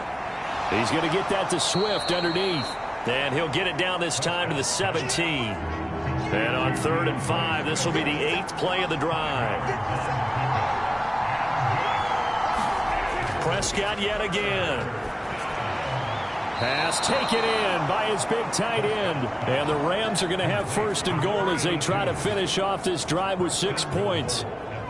Well, they've had a great, impressive drive going here, and that pickup ensures the drive continues. And not only do you continue the drive, which is demoralizing for the guys on the defense side of the ball right now, but you make your own defense happy. They're able to get a little more rest over on the sidelines while this one continues downfield.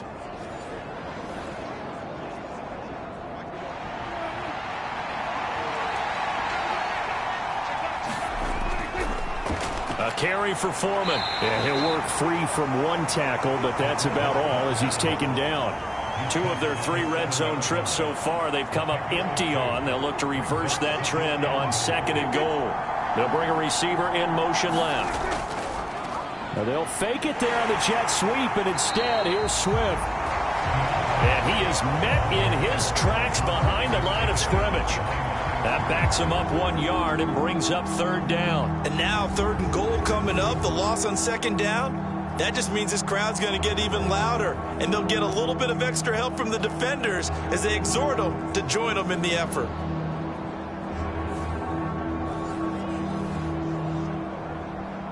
The offense on 3rd down, they have been superb. 5 for 6 to this point. This is 3rd and goal. Here's Prescott. And a quick throw here that's complete. Able to hold him to just 2 yards, and now it's 4th and goal. Excellent job there defensively. Gave up the underneath to the tight end on 3rd down, and they made sure that they did their job. Got him on the ground and prevented him picking up a 1st down.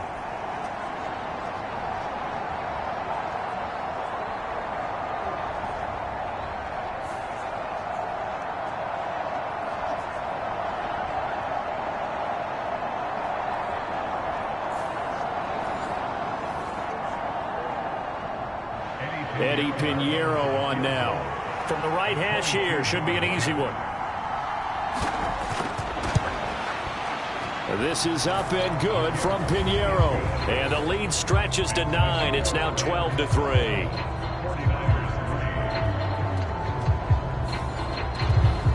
So that one on target, and it adds to this first half lead. And maybe we're too early to worry too much about 1-score lead, 2-score lead, etc. But this is where you kind of start banking those points that come in helpful later on. And they'll get him down inside the 30 at the 27. The 49ers ready to set up shop again offensively. It's been very much a slow start for them. 3 drives and just the 3 points, CD. Yeah, if you're into the points per drive ratio, that answer is 1. And that's not going to get it done in a ball game. They've got to find a way to finish these drives in end zones, not having balls go through goalposts. A pass there over the middle to start things out. And they'll get him down after a pickup of 8. 2nd and 2.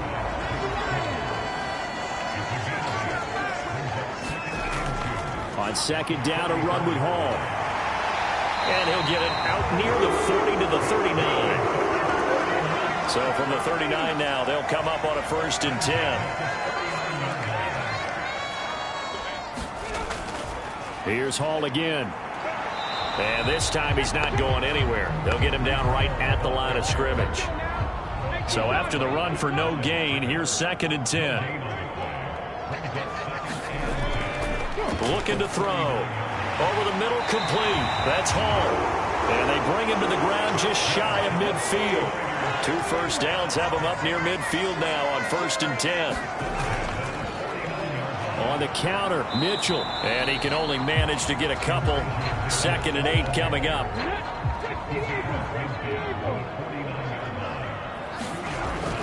They'll look to throw here. That's complete. It's Brandon Ayuk. And this is going to be another 1st down as the tackle's going to be made at the Rams' 36.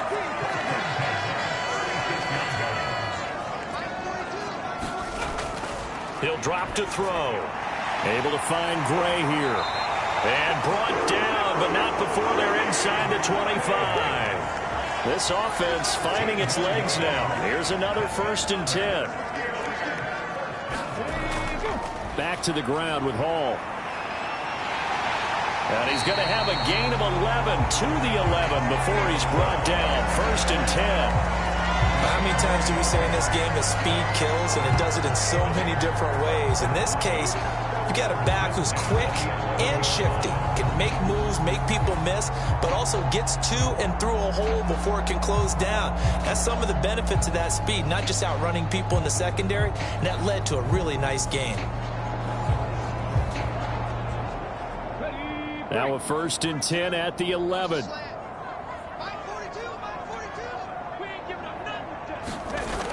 They'll set up to throw. And he just throws this one away. Smart decision here this close to the end zone, and it brings up second down. I'm really liking what I'm seeing from this defense because their coverage has been playing at a shutdown level so far. Even backed up late, they're forcing incompletions and fighting to keep them out of the end zone as the first half winds down. Flushed out right, and he'll slide to a halt here, still a little shy of the first down marker. 1:55 left to go in the first half of play. 3rd down and 6.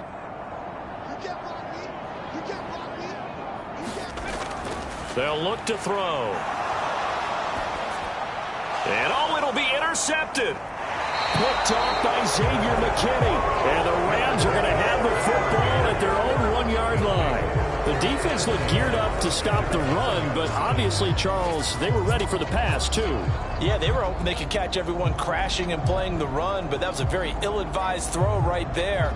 The opportunity, lost. So now here are the Rams as their offense comes back out. Well, the good news for them, they got the football. The bad news, they have to go 99 yards here as they start this drive out on their own 1-yard line. They'll run with Foreman. They were looking for a cushion from that end zone, and he gave it to him. 15 big yards. Well, that was definitely a surprise there, handed to the big guy on first down. Heck, the first play of the drive. And when you see him get to the second level, as a former safety, I can just tell you, your eyes get really wide because you know you've got a lot to deal with at that point.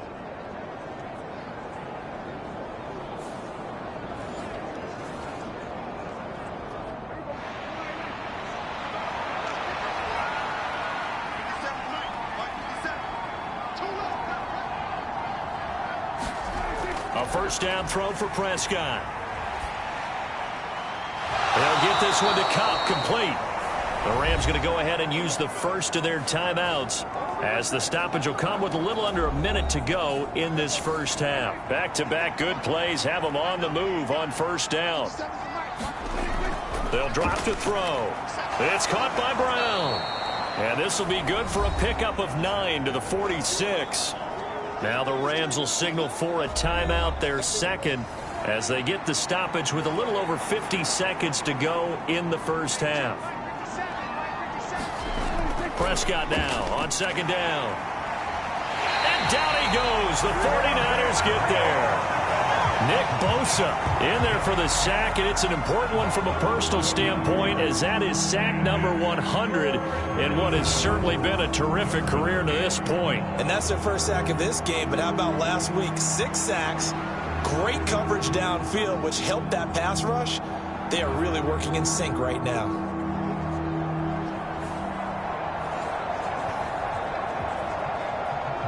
The 49ers have an extra defensive back on the field, a nickel set for third down.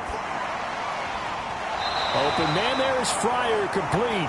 And he'll be out of bounds after getting this one across the 40. Call it a gain of 6 on the play, and it'll be fourth down. It certainly feels like there are more stars at the tight end position than there were even 10 years ago. And I think it's become more of a glamour position because of the ways it can hurt a defense, and guys want to be involved. They can be in line, close to the line of scrimmage. They can split out like receivers. But hands, route running, speed, and some toughness to go across the middle, you put it all together, you got a heck of a tight end candidate.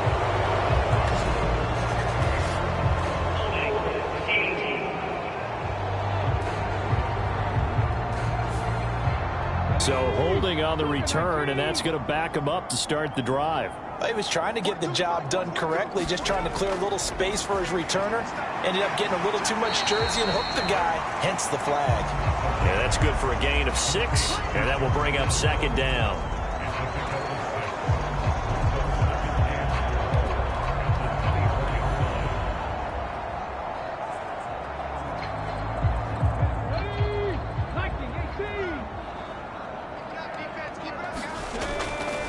And this time they'll just keep this on the ground. And they'll take him down at the 31-yard line. So we come upon halftime with 9 points separating these two teams. As we'll send you back over to Orlando with our EA Sports Halftime Report, here's Jonathan Coachman. All right, Brandon, thanks very much. We'll get back to you and Charles in a minute. But first, time to give the folks at home a look at what's going on around the NFL. We'll get started over at Mercedes-Benz Stadium in downtown Atlanta, where you see the final score there. Christian McCaffrey, a touchdown run in the victory. From there, we move to H-Town to check on the Texans at home at NRG Stadium. And they were victorious in that one over the visiting Jacksonville Jaguars. C.J. Stroud leading the way in the victory with 3 touchdown passes. And then finally, we'll wrap up the week on Monday Night Football with a good one between the New York Giants and the New York Jets. In the game you're watching, you've seen a strong first half out of Dak Prescott. He's thrown for over 200 yards already, and his guys have the lead as well. As we get you back to Brandon Gaudin. All right, Coach, thank you, and we welcome everyone back for quarter number 3.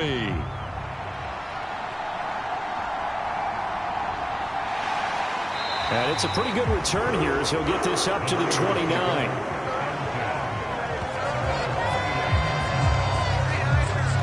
The 49er offense set to go to begin quarter number 3. And right out of the gate, they face what you'd think could be a pretty important drive. I would say so. You know, they're down 2 scores. That's not the end of the world. It wasn't the strongest of first halves, but for them to start clawing back, they've got to start putting a little pressure on that defense, start cutting into this deficit. You can't have 3 and outs and expect to get that done. From the 33, here's a second down and 6. Now back to throw. Able to hook up with Williams here on the out route. And he goes out right around the 39. Just his second catch of the game so far. This one moves the chains. So from the 39 now, they'll come up on a 1st and 10. Paul on a give up the middle. And he is swallowed up right at the line of scrimmage. No gain on the play there. 2nd down. These 2 teams faced off earlier in the year, right around mid-season, back in Week 9. And it was the visiting Niners who won that ball game, so they'll look to make it a clean sweep here at home in Santa Clara. Officially nothing on that last run. They'll try again 2nd and 10. Back to throw here. He's got it to Williams. They get 7 out of that, so they're left with a 3rd and 3.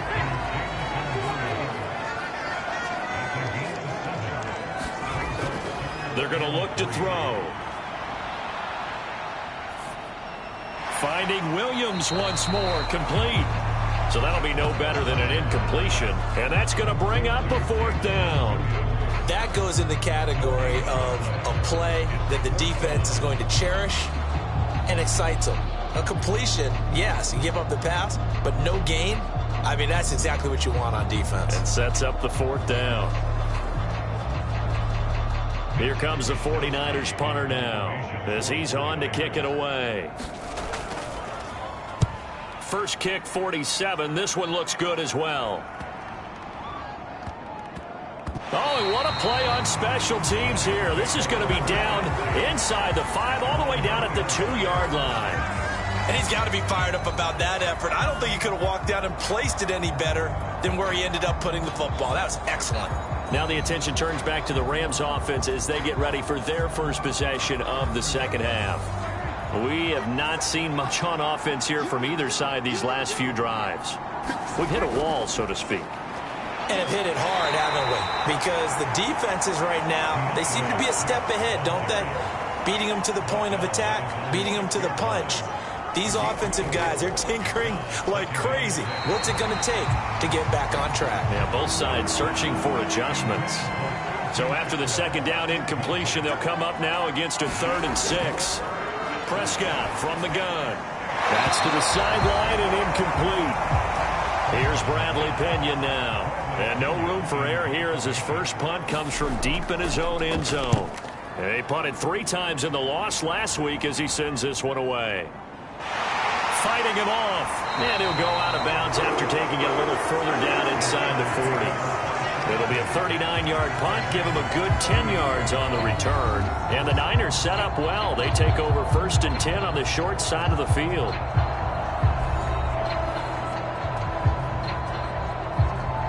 So here's a 1st and 10 at the 38.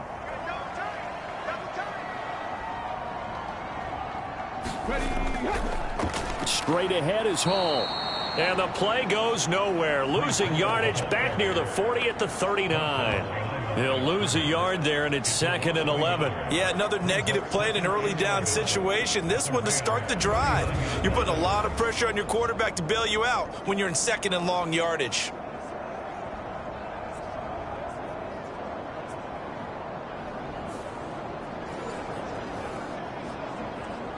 A loss of a yard there to start out. That leads to a 2nd and 11.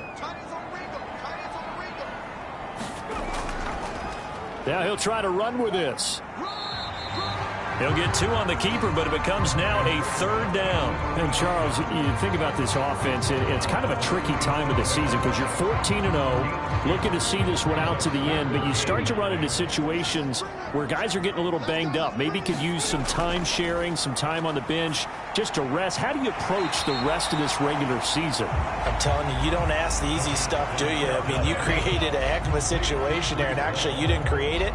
You presented it, and you're exactly right. It is tricky because your eye has to be on the ultimate prize, which is the Super Bowl. That's paramount. But at the same time, how much fun would it be to go down as one of the all-time great teams and join the 1972 Dolphins as the only undefeated team to win a Super Bowl?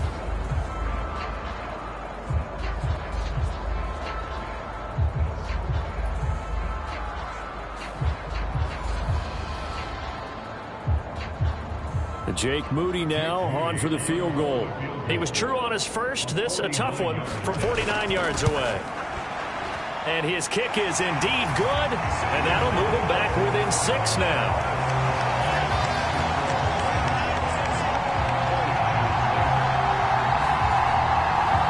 So 3 points, maybe not a grand prize at this stage, but it does get them back within 1 score.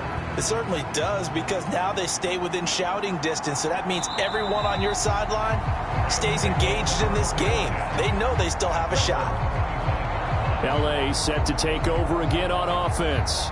These guys definitely hoping for a better showing than their last appearance. They couldn't really even move the football much beyond the shadows of their own goalpost, Charles. We'll see if they can get a better, more sustained drive going here.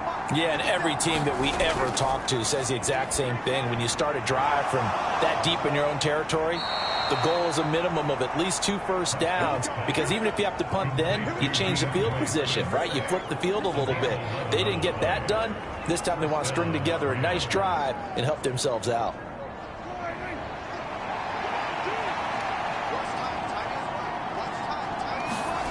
First down, Prescott. And he'll get this into the hands of Swift once again. 2 yards on the pickup there, and that's going to bring up 2nd down. I know it was a gain, but you have to sense probably a little bit of disappointment there, because when it's out there in open space, I think they expect to get more out of a play, don't you? Especially when you're getting it to your guy out of the backfield. You're expecting him to be able to create something, be a little more shifty. Yeah, no doubt about it. Good open field tackling held it to an okay gain. On 2nd down, Swift. And hard running's going to get him over the 40 to the 42. 4 yards on the pickup there, as it'll leave him with a 3rd and about 4 more for a first. Well, if you're a football guy, that's a pretty run, because everyone is in sync right there. Obviously, the guy carrying the ball, but how about the people up front? Leverage, athleticism, they created some nice space for him. Looking to throw, Prescott. That is caught, and he'll be taken down, but not before he gets into enemy territory. It's a gain of 11 and a first down, L.A. Well, let's be honest about the whole thing. When you're looking for a reliable set of hands on 3rd down, the first thought is often not fullback. But that's who they turn to there, and he does a nice job of securing the football and picking up the first down.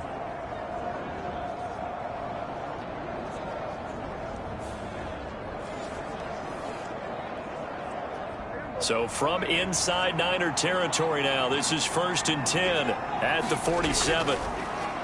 On play action, Prescott. That'll be caught by Cup. And he'll go down, but not before getting this inside the 30. Chewing up big yardage. Another nice gain there. This one goes for 20. But certainly as a fan, you get a little bit nervous when you see him make those kind of throws. But they work on that in practice more than we know. And most of them now know their limits and know what they can get away with. And there's a completion right there.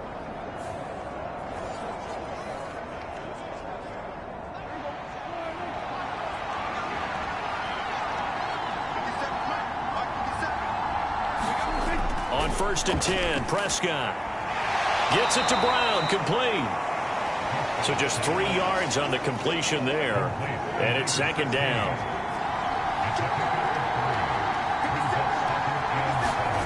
And again, it's Prescott. Over the middle to Brown, and he takes it down to the 10-yard line.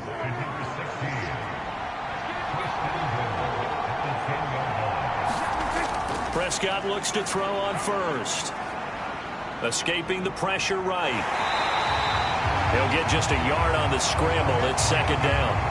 Oh, partner, just a second earlier, and they might have had him because they certainly thought they were going to close in and drop him behind the line of scrimmage, but he had just enough time to dodge the pressure, and he ends up getting yardage before being stopped. Now Prescott. And it's caught. And able to break one tackle, but then quickly brought down. But a nice little gain. The catch good for 6 yards, but now it's 3rd and goal. They gave up the completion there, but this is what zone defenses count on. Catching the ball and not much run after the catch. Big play coming here. It's 3rd and goal.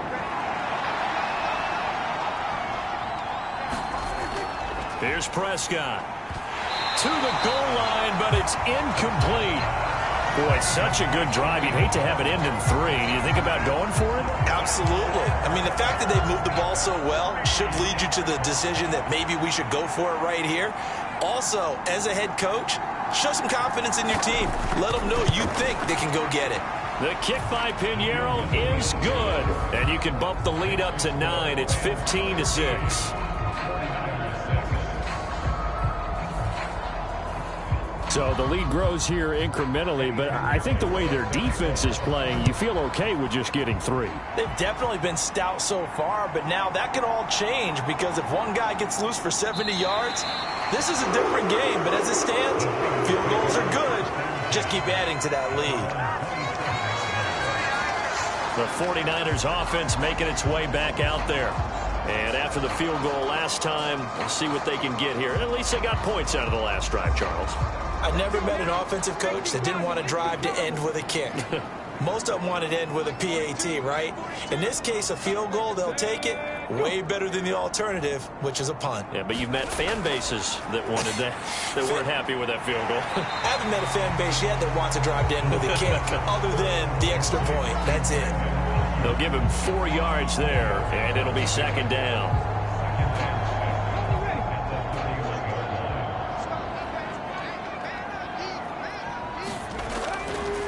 Give to Hall running right.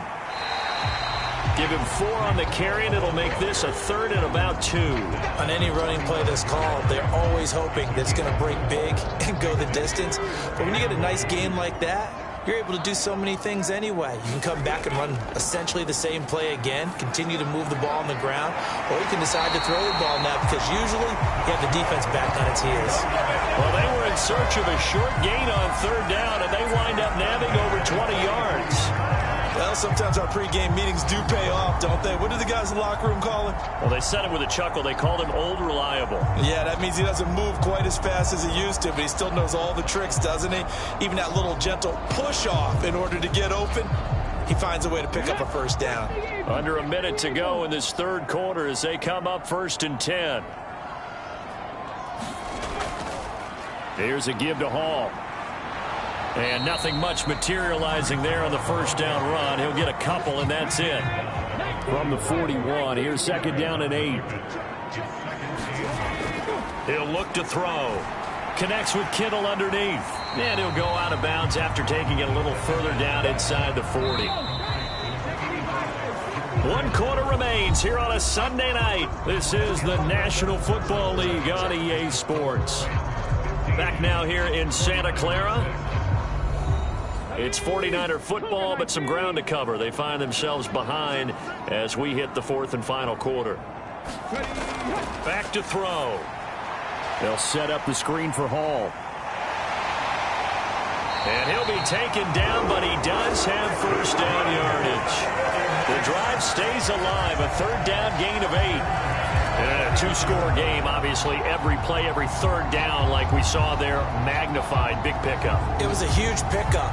What they really want, though, is to not even get to third down. They've got to maximize time and conserve as much as possible.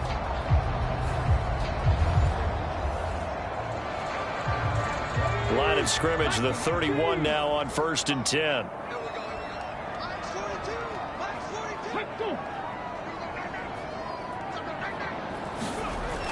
He'll look to throw. Eluding the pressure right. Oh, what a juke into space. And taking it to the 15-yard line before he's brought down. A nice job there on the escape and scramble. A first down, a 16-yard gain. Fast, slow, it doesn't matter. If you give a quarterback enough room to escape, he can hit you for a big gain. You've got to give him a little more focus moving forward. Line of scrimmage, the 15. It's 1st and 10. A handoff for Hall. He takes us down to about the 12 for a gain of 3.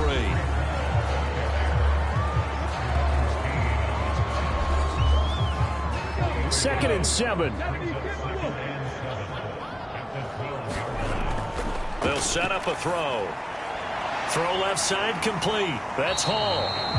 So nothing doing there. 3rd and 7 now.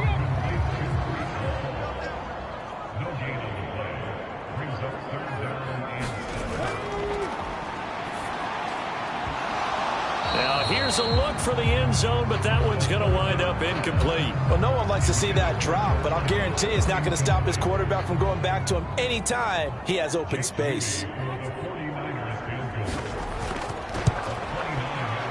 And his kick here is good. And that'll move him back within 6 now.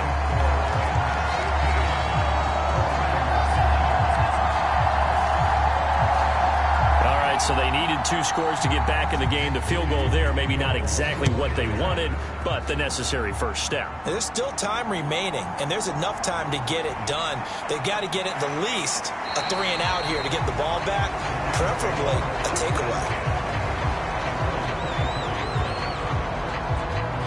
As the Rams offense comes back out, here is the NFC playoff picture coming into the weekend. Their lead back down to 1 score after the field goal a moment ago, so they'll be looking to string together a few first downs, likely on the ground as they begin 1st and 10. Play fake. Here's Prescott. Incomplete, but a penalty flag is down in the backfield. Let's get the call.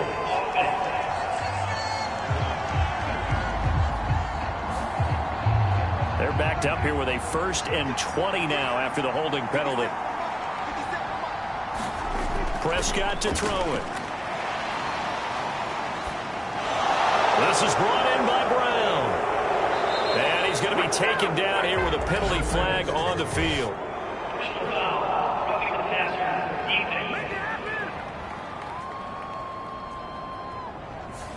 Boy, tight game like this, 4th quarter, personal foul penalties, a no-no. Yeah, we know the emotions are running high. The tensions are the same. Who can control them best could ultimately win it. That'll be caught by Foreman. It'll go down as a gain of 6, and that'll make it 2nd down.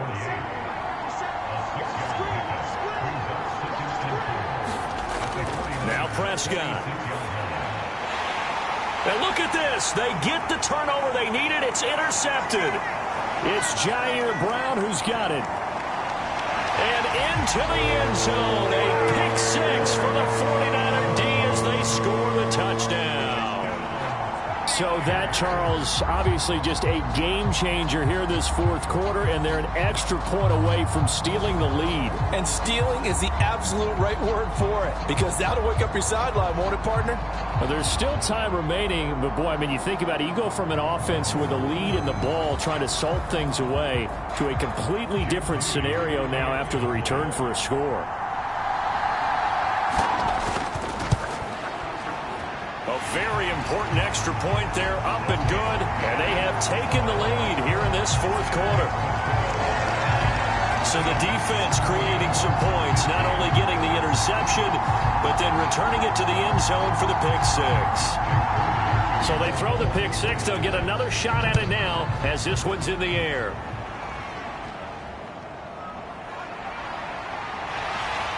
And he won't quite make it to the 25.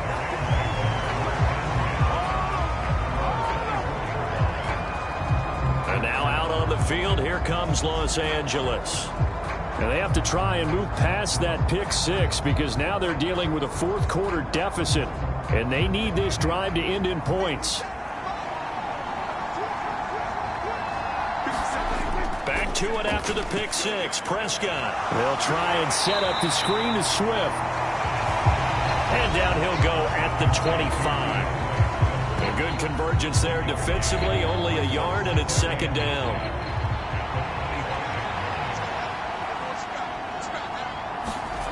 Prescott. Over the middle, that's hauled in by Cup.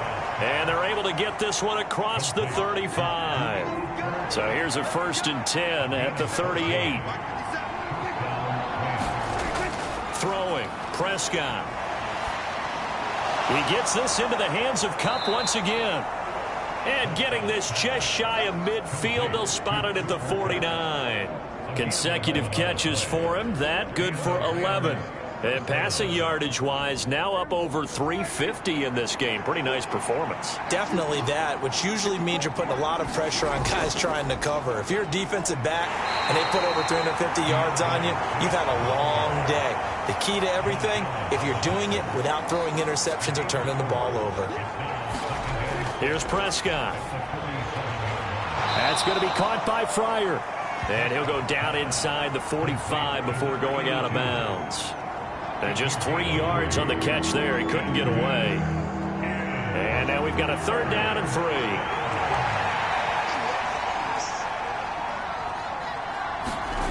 Prescott now. He's got his target. That's complete. And he is out of bounds, but not before he's inside the 30. 60 catches for him now on the year. This last one, a 1st down. Now, how about this throw right here? Had to throw it to the left sideline, and you know the timing's got to be correct on this one. Ball's got to be right where it needs to be, and it was. That's because he had great arm strength on that one, able to drive the football. Quarterbacks love it when they can show off their arms. Back to the running game with Swift. And he went backwards. He'll be down at the 30.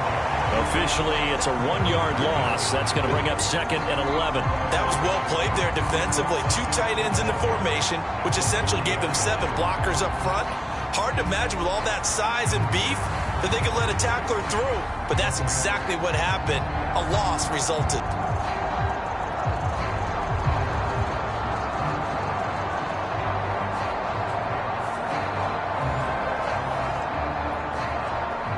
Maybe just a slight detour on what's been a strong drive. Here's 2nd and 11. To throw is Prescott. And that is going to be incomplete as he led him a bit too much. By the way, you'd be looking at about a 47-yarder from here as they come up on an important 3rd down. Looking to throw. Oh, the ball comes out on the hit, but they'll say it's incomplete. We've seen this quite a few times in this game. Offensive line unable to keep leverage, unable to keep people away, facing a lot of pressure. Fortunate just to get rid of it. One of the reasons they're down is that inability, though, to stop the pressure. We saw another example of it there. So the field goal unit is on the field as this is a big spot right here. This for a 4th quarter lead. This is up and good from Pinheiro. And they have taken the lead here in the fourth quarter.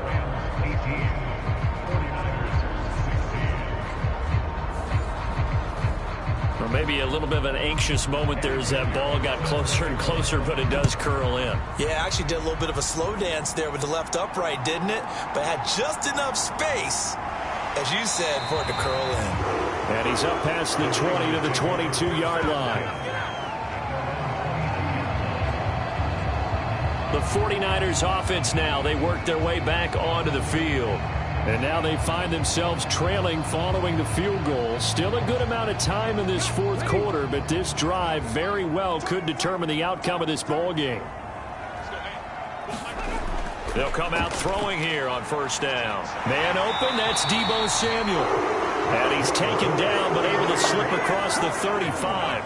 So from the 36 now, 1st and 10.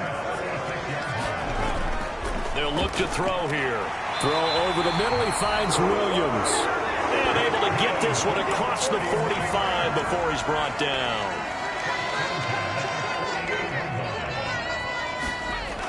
On first down, he'll drop to throw.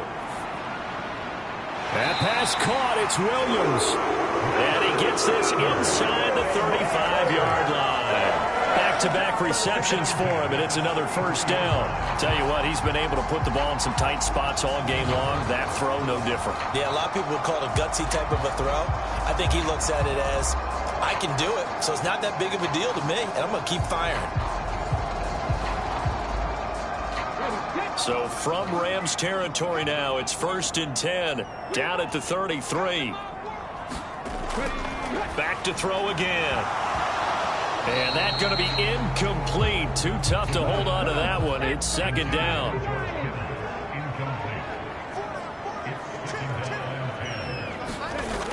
They'll stick with the passing game as he looks to throw. He's got this complete to Ayuk on the out route. And this is going to be another first down as the tackle's going to be made at the Rams' 23. 11 yards for number 11.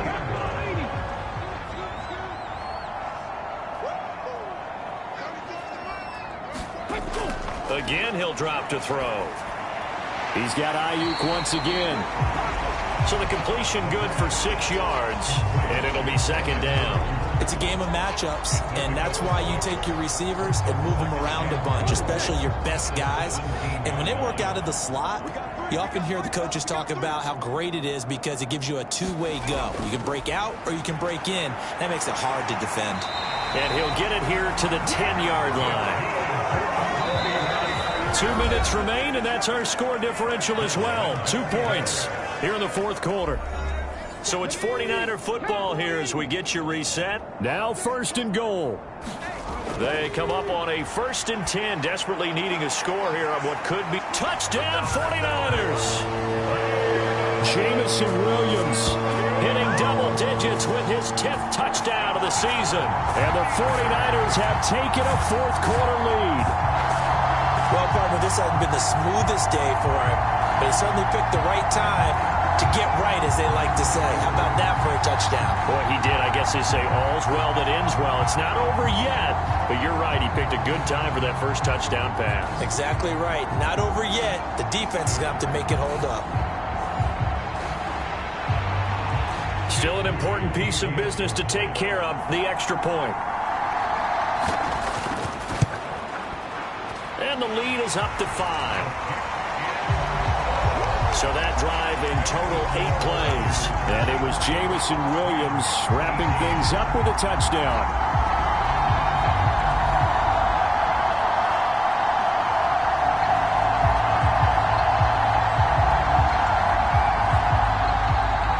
So following the touchdown, here's Moody back out to send it away.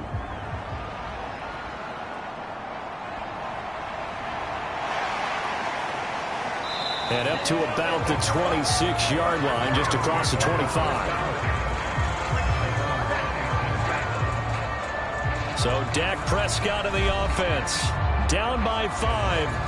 1:50 to play. A 4th straight defeat looming on the horizon, barring a comeback here as they've got it with a first down. Here's Prescott. Looking middle, and that's complete. And they're able to get this one across the 35. Now Dak. Flush to his right. Here's second down and 3. Now Prescott. Flushed out right. And they'll get this well past midfield before being stopped just before the 35. All 3 timeouts still at their disposal. Here's 1st and 10 now. Throwing left side here, and it's complete. And he'll have a gain of 3 to the 33.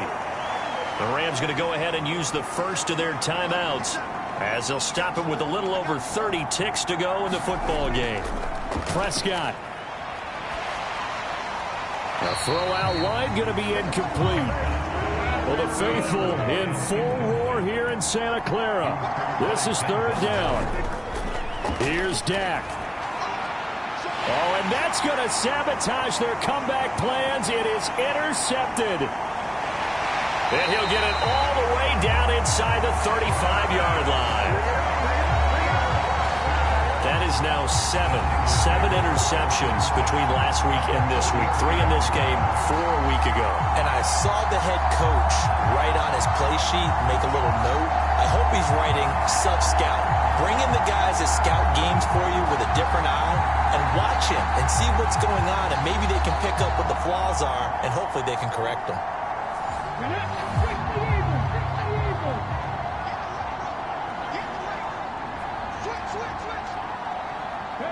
Down to a knee here. The defense still with a couple of timeouts. We'll see if they want to use them. Now the Rams will signal for a timeout, their second, as they get it with 16 seconds remaining on the clock. And they take a knee. The Rams going to be forced to use their 3rd and final timeout. And as the two teams talk it over on their respective sidelines, we take a break. And they'll indeed take a knee.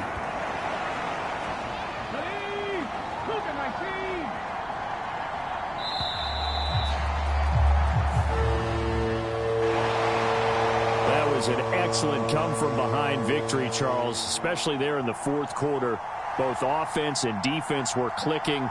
They're going to feel good about this one. Boy, are they ever, because the deficit they faced certainly wasn't small. They obviously did not give up on that one, and in the end, how about that come-from-behind victory? They'll cherish this one for a while.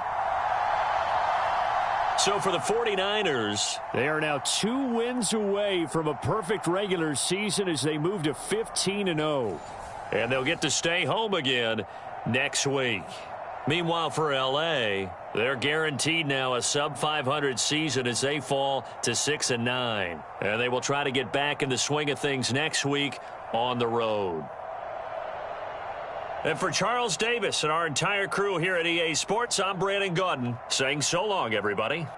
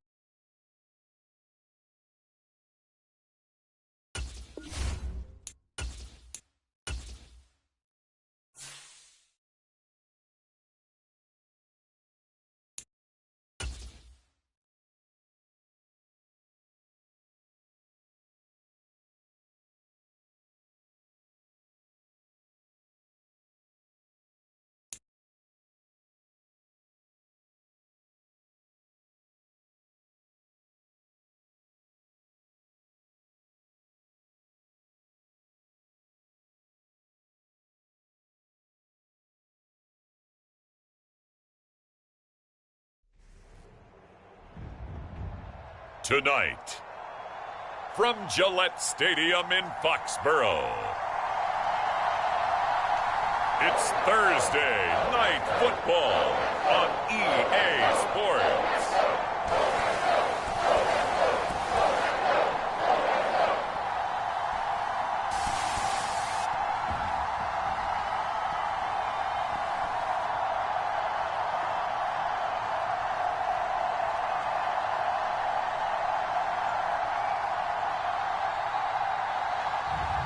It's the New England Patriots taking on the Miami Dolphins. It is a chilly night here in the northeastern U.S., but we've got some football to keep us warm at Gillette Stadium in Foxborough. Tonight we begin the final stretch. Week 16 starts here as it'll be the Miami Dolphins taking on the New England Patriots.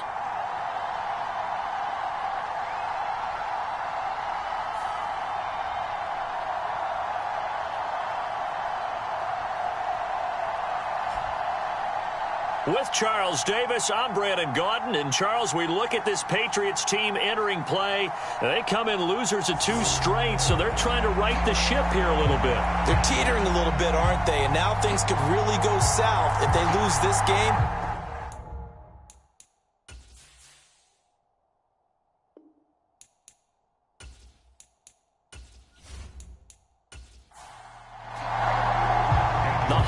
Season is upon us. We've got the gift of the NFL as we're underway here in Week 16. And he'll take it a yard or so past the 20, call it the 21. So now the Patriots getting set to take over on offense. They're led by their quarterback from the University of Alabama, Mac Jones. Would you say that last week's performance by him, workmanlike in terms of numbers? 1 touchdown, 1 pick, but obviously a loss. Yeah, and that's the bottom line for him. All he cares about is how do we find a way to win the game. Maybe leans on a few other parts of the offense, and hopefully springs a receiver or 2 free. And he'll have this past the 30 prior to going out of bounds. That's a pickup of 11 and a first down on their first offensive play. Well, one unit I know you want to watch is that offensive line. If they keep clearing holes like that, it could be a long night defensively. No doubt about it, because when they are in sync, as we're seeing so far, when that continuity is there, and you can see that they're playing off of each other while controlling the defensive front and linebackers, you're exactly right. It could be a very long night for the defense because someone's going to run for some big yardage. Running game working. They'll stick with it on first down. And he tried to bounce it outside, but they'll stop him behind the line. 2 yards the loss, 2nd and 12. This defense for the Dolphins, they were very good in the win last week against Jacksonville. Yeah, they held them completely out of the end zone, just held them to a field goal. So they're not just hoping for a repeat here. They're hoping to do it even better. A shutout is their goal. So the first down run lost a couple. Now they come up 2nd and 12. Throwing, Jones. He finds his man, complete. It's Burns. And he's going to be stopped up right at the line of scrimmage. They need 12 here. It's 3rd down. Now Jones. And the Dolphins rush gets home. Down he goes. The defense rising to the challenge and setting him back on the sack. The competition comes up in so many different ways. And right now, this unit, their competition is who's going to get to the quarterback the most times. How about 5 sacks last week? We just saw their first one of this game.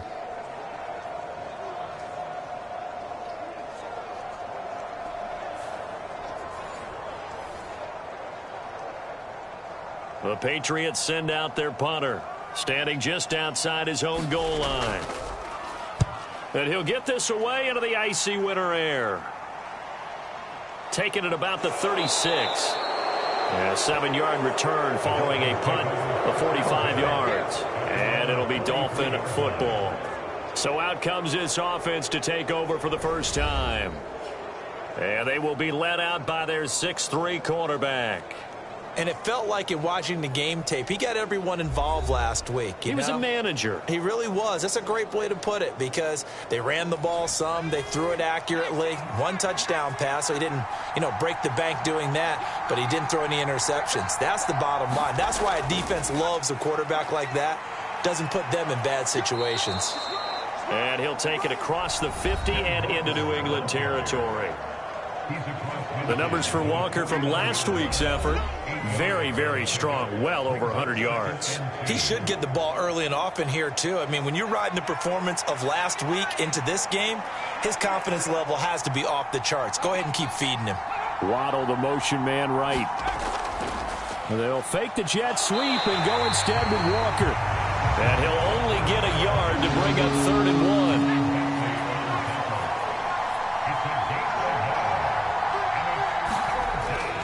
They'll try for the first with Walker. And he'll go down shy of the 40 at the 41. It's a 7-yard gain there, and it's good enough to move the chains. This running game's so important for them, and they know that. It helped lead them to a victory last week when he was over 100 yards. Let's face it, it's their identity. And that's what they want to play to. They want to be that team that runs the ball really well each and every week. And right now, we're seeing a pretty good pattern of that happening.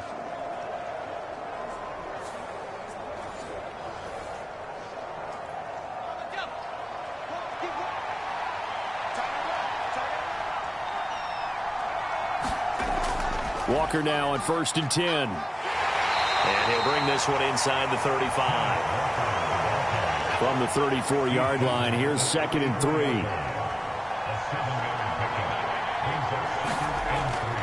They're going right back to Walker. And this time not quite to the 30. It'll be down at the 31-yard line. All runs on this drive so far. It's 1st and 10. Now they'll switch it up here and look to throw. He'll get this to his tight end. That's Pat Freiermuth. So here's a 1st and 10 now, down inside the 20.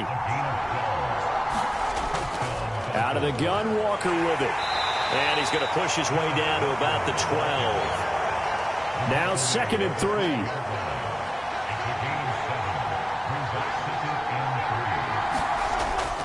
Sticking with Walker on 2nd down. And tackled down after a gain of 3. Leaves him with 1 yard to go on 3rd down.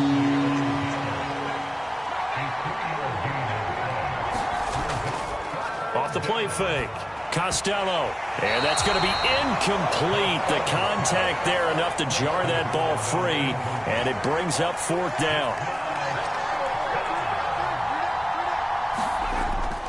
Needing the tough yards, they run it with their fullback. And the Dolphins are going to have 1st and goal as they try to finish off this drive with 6 points.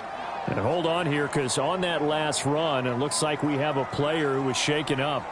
But not what you want to see this late in the season. Medical staff is going to check on him, and we'll step aside for a moment. 1st and goal from just inside the 5. Off play action. Costello. He's got it. Touchdown, Dolphins. A great play there. His first touchdown on the year. And the Dolphins put the Knights' first points on the board as they take the early lead. This is why a lot of play callers love play action in this spot. You just want to freeze the linebackers just for a second. Then you got a chance to get a quick pass into your tight end right behind them for a touchdown. Now for the extra point, Daniel Carlson.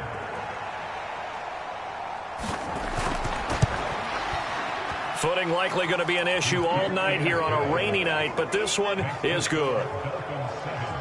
So that one a long 11-play drive, and it ends with a touchdown for the Dolphins.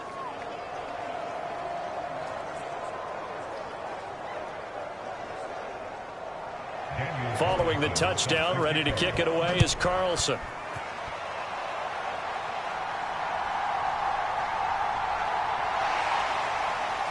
And he brings us out past the 20 to the 24.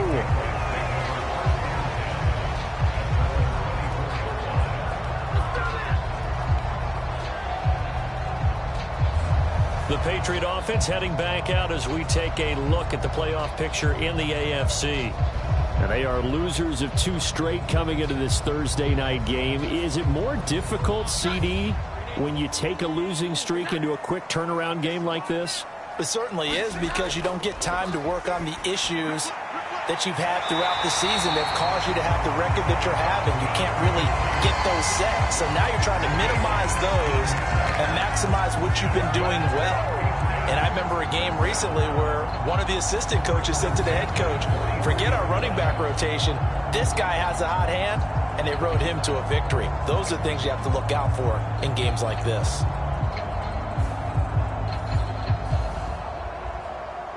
One play has him up past the 40 already, and another 1st and 10. Looking to throw. Jones. Got a man. It's Tyquan Thornton. And he's tackled a yard short of the marker. Good gain of 9 on 1st down.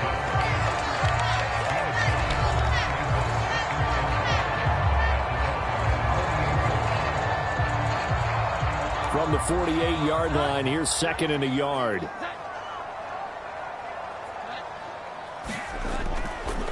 They'll run it. This is Ramondre Stevenson. And that play will go nowhere. Losing yardage back near midfield at the 49.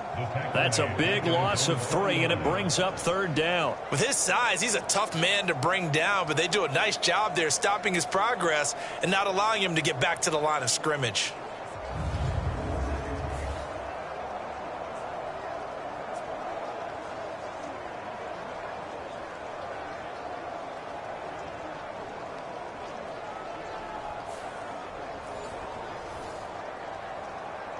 Third and 4.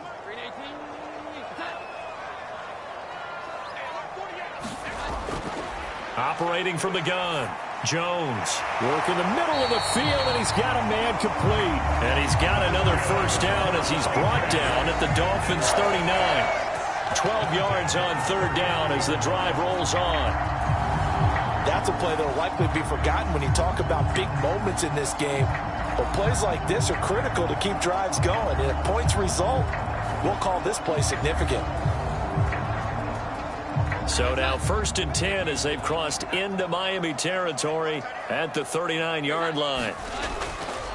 Straight ahead, it's Stevenson. And the big boys up front, they're going to stop him right at the line. Now a 2nd and 10. Operating from the gun. Jones. Right side, Thornton with it. So give him 5 yards there on the pitch and catch. And just like that, it's 3rd down. Back to throw. Jones. That is caught. And he's got another 1st down as he's brought down at the Dolphins' 21. 13 yards as the quick slant keeps the drive moving. I don't care who you put on him. He's going to be a handful of one-on-one throws. Yeah, right now, you're right. They're in man-to-man. Maybe needs some safety help. I would say that'd be a good idea. Double team him somehow. I'm going to have to make someone else beat me rather than let him shred my defense.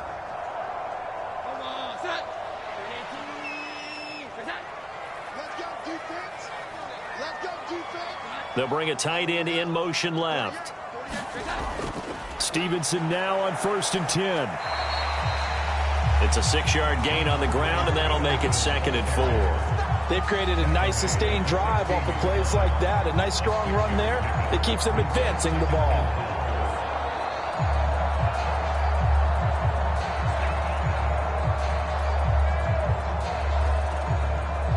Second down and 4.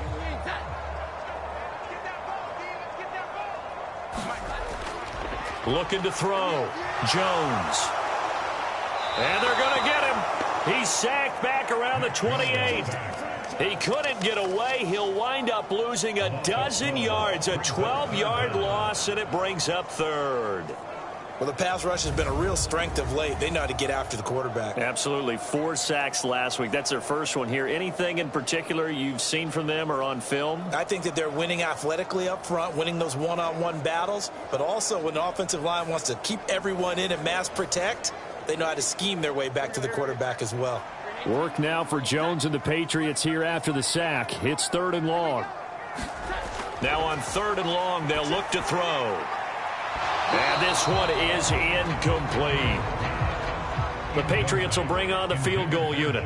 And this will be a 45-yard attempt. And his kick is good. And they are on the board, but still trailing. It's 7-3.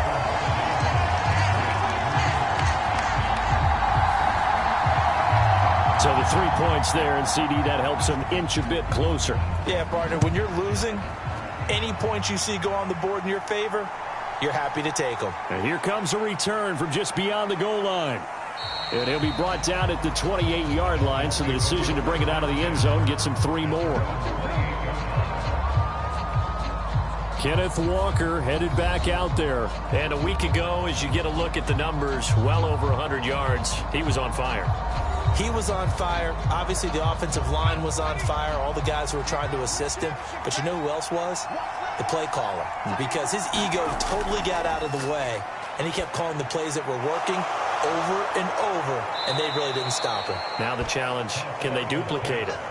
And a nice gain of 21 yards. That's a nice throw there, and he's obviously feeling pretty good because, remember, he had a touchdown pass on the last drive, and here he comes out throwing again. And they wind up getting good yardage and a first down right out of the gate.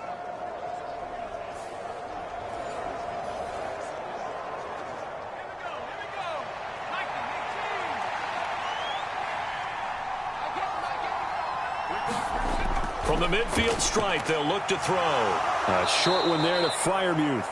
That'll go for a gain of 7, and it's 2nd down. After 7-3 the score on EA Sports. It's Dolphins football here as we begin the second quarter. From the 43, it's 2nd and 3. As they've got it as we resume action. On 2nd down, it's Walker. Ooh, with a juke. And a good job of finding the open space to run as he's down close to the 30 here.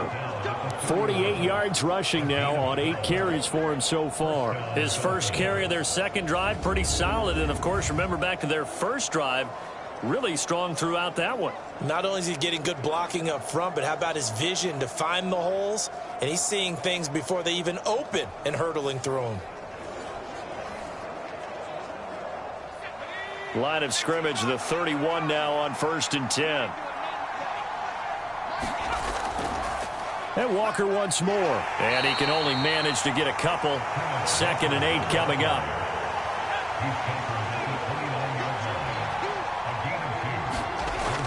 Operating from the gun. Costello. Open man is Waddle, complete. And they move this all the way down to the 9. Waddle's first catch, good for a first down. So many times in my career I've heard coaches talk about completions are one thing. But as long as we're there at the catch and we get guys on the ground, we can live with that. But if you're going to give up 10, 12, 15 yards after the catch, then your defense is going to be in a lot of trouble.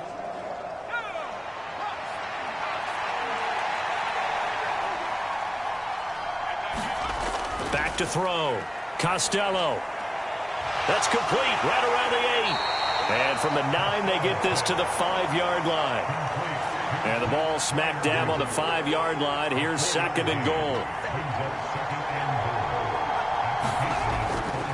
Now to the ground. Here's Walker. And he takes it into the end zone for the Dolphin touchdown. Ken Walker with his 14th rushing touchdown on the year. And they are able to add on to their advantage. They go I formation. Fullback leads the way for the touchdown. Sort of a lost art, isn't it? It really is, but sometimes when you're able to bring it back and use it against other teams, they're not prepared for it. They haven't seen it in a while, and now you gain an advantage, and we just saw that advantage result in a touchdown.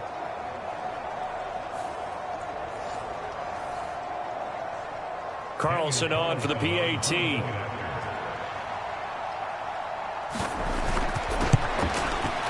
And this one's right through to make it a 14-3 ball game. So that drives 7 plays in length. And it was Ken Walker finishing things off with a touchdown run.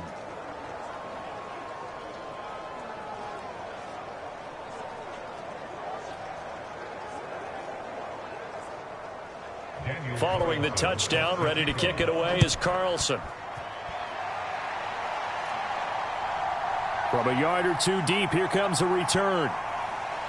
And tackled at the 21-yard line, so a net negative there of 4 yards.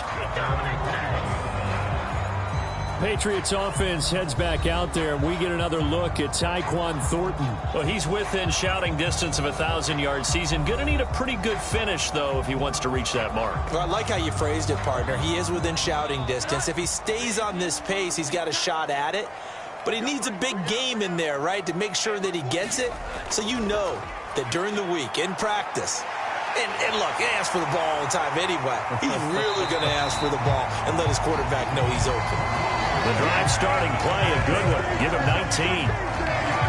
Those are the types of runs they told us they want to see more of. Look, they'd love the 60 to 70-yard runs, but those 10 to 20-yarders, they can help you win a ball game. And that means everyone's invested because you know the big guys up front. That's what they do. They try and move people.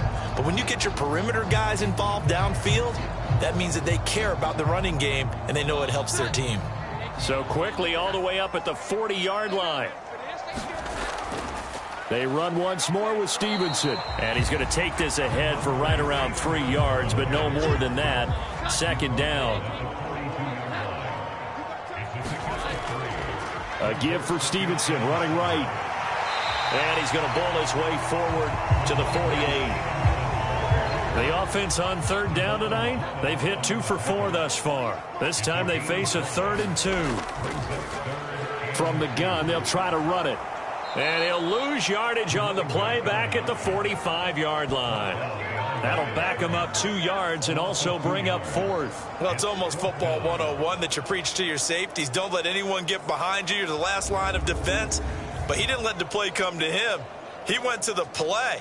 How about that read and recognition and finishing off that one behind the line of scrimmage?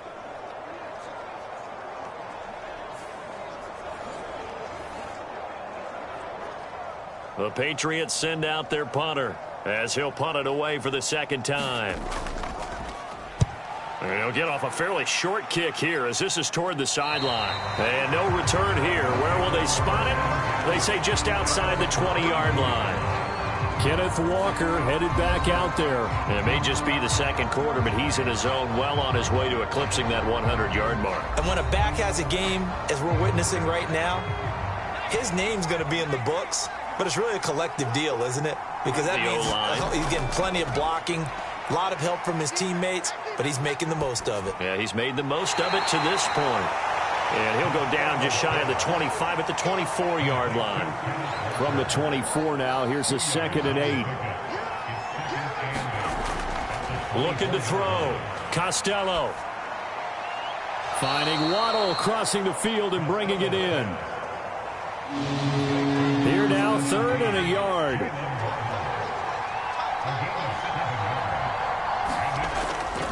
From the gun, it's Walker. Able to slither by. And he's got the first before he's brought down at the 39-yard line. 63 yards for him on the ground so far tonight as he has been terrific in this first half. I'm not sure how much more evidence they need, partner, than to understand that if they don't start to slow him down, it's going to be a long afternoon here at the stadium because he is just shredding them at this point. And let's face it, coming into the game, they knew he would be the focal point of their attack. This is going to take an 11-man unit on the defensive side to start making plays. So from the 39 now, they'll come up on a 1st and 10. Operating from the gun. Costello. Throw out wide to Walker. This will be stopped about 2 yards shy of the marker. 8-yard gain, 2nd and 2. Off the bootleg. Costello. And this is incomplete. After the incompletion, here now, 3rd and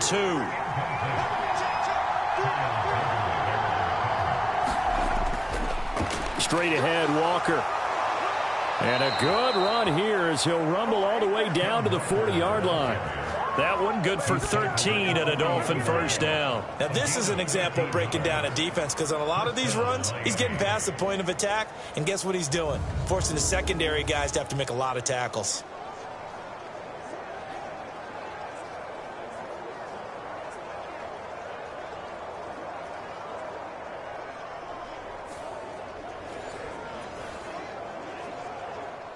So into Pat's territory now. Here's 1st and 10 right at the 40. Back to throw. Costello. Rush coming, and he's taken down. He couldn't get rid of it. He takes a sack for a loss of 6 to bring up 2nd down. Hindsight is 20/20, partner. Maybe they should have kept it on the ground again. Well, it almost looked like the O-line was run blocking again. I mean, they opened up a big hole last time. This time they opened up a hole, and the quarterback got sacked.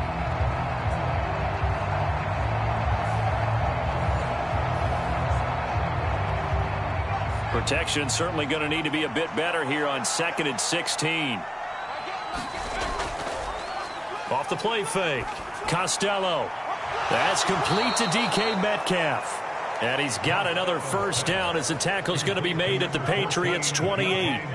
18 big yards on that one, and a Miami 1st. Good strong throw and catch right there. And so far in this game, the alleys have been open for them to get completions, and they're taking advantage of it.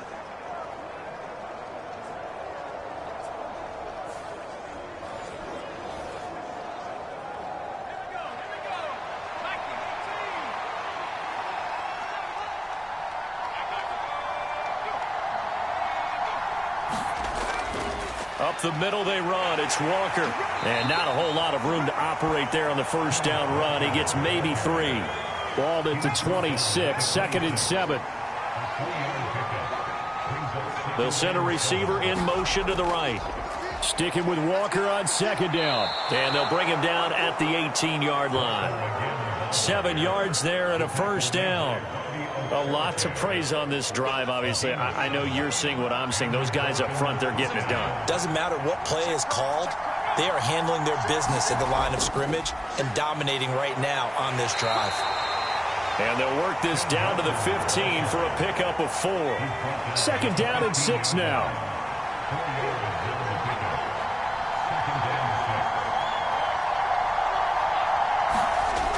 Operating from the gun. Costello. That's going to be caught at the 10-yard line. And he is out of bounds, getting it down to the 10. Give him a gain of 5 on the completion. And now 1 yard to go on 3rd down.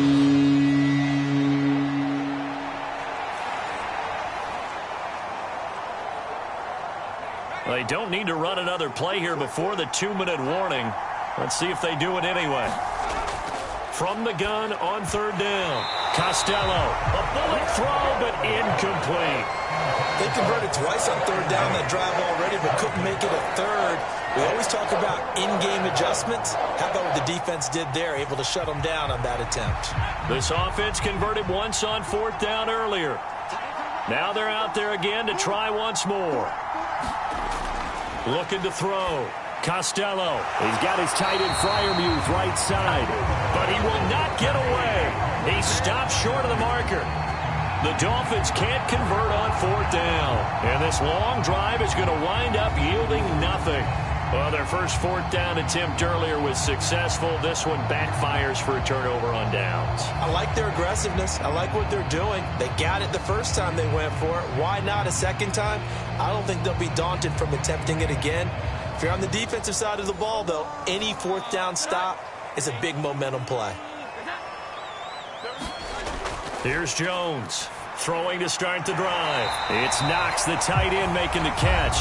And he'll get this to the 22. So they began the play at the 11, and it's a gain of 11. 1st down.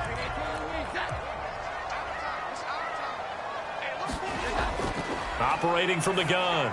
Jones. Out left and complete to Thornton. And he's going to get this one across the 30-yard line. Now Jones on 1st and 10. And that's good for a pickup of 10 yards. And that'll leave him with a 2nd and just a few inches left. Oh, not sure he saw the linebacker there as that's batted down and incomplete. An incomplete pass on 2nd down leads us to 3rd and inches. They'll look to throw again. The Dolphins get there this time, and they bring him down.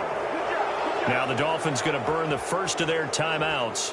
as they'll head to the sideline and talk over what to do next. The Patriots send out their punter as he'll come on to kick this one away.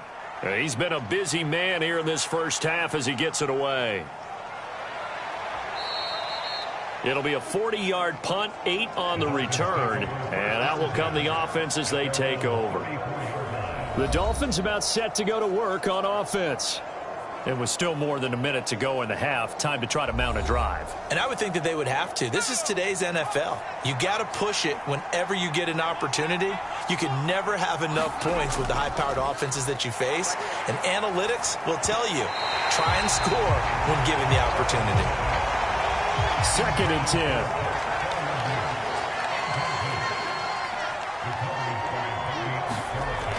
Operating from the gun, Costello. Catch is made by Metcalf. And all the way in for a Miami touchdown.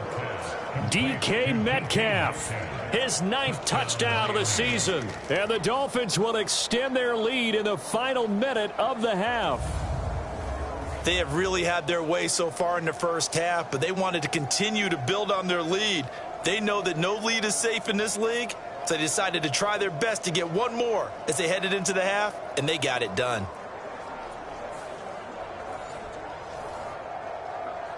Carlson now to add the extra point.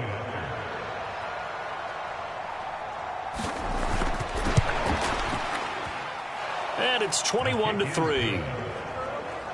Pretty clean and simple there. Just 2 plays. The long pass resulting in the touchdown on play number 2.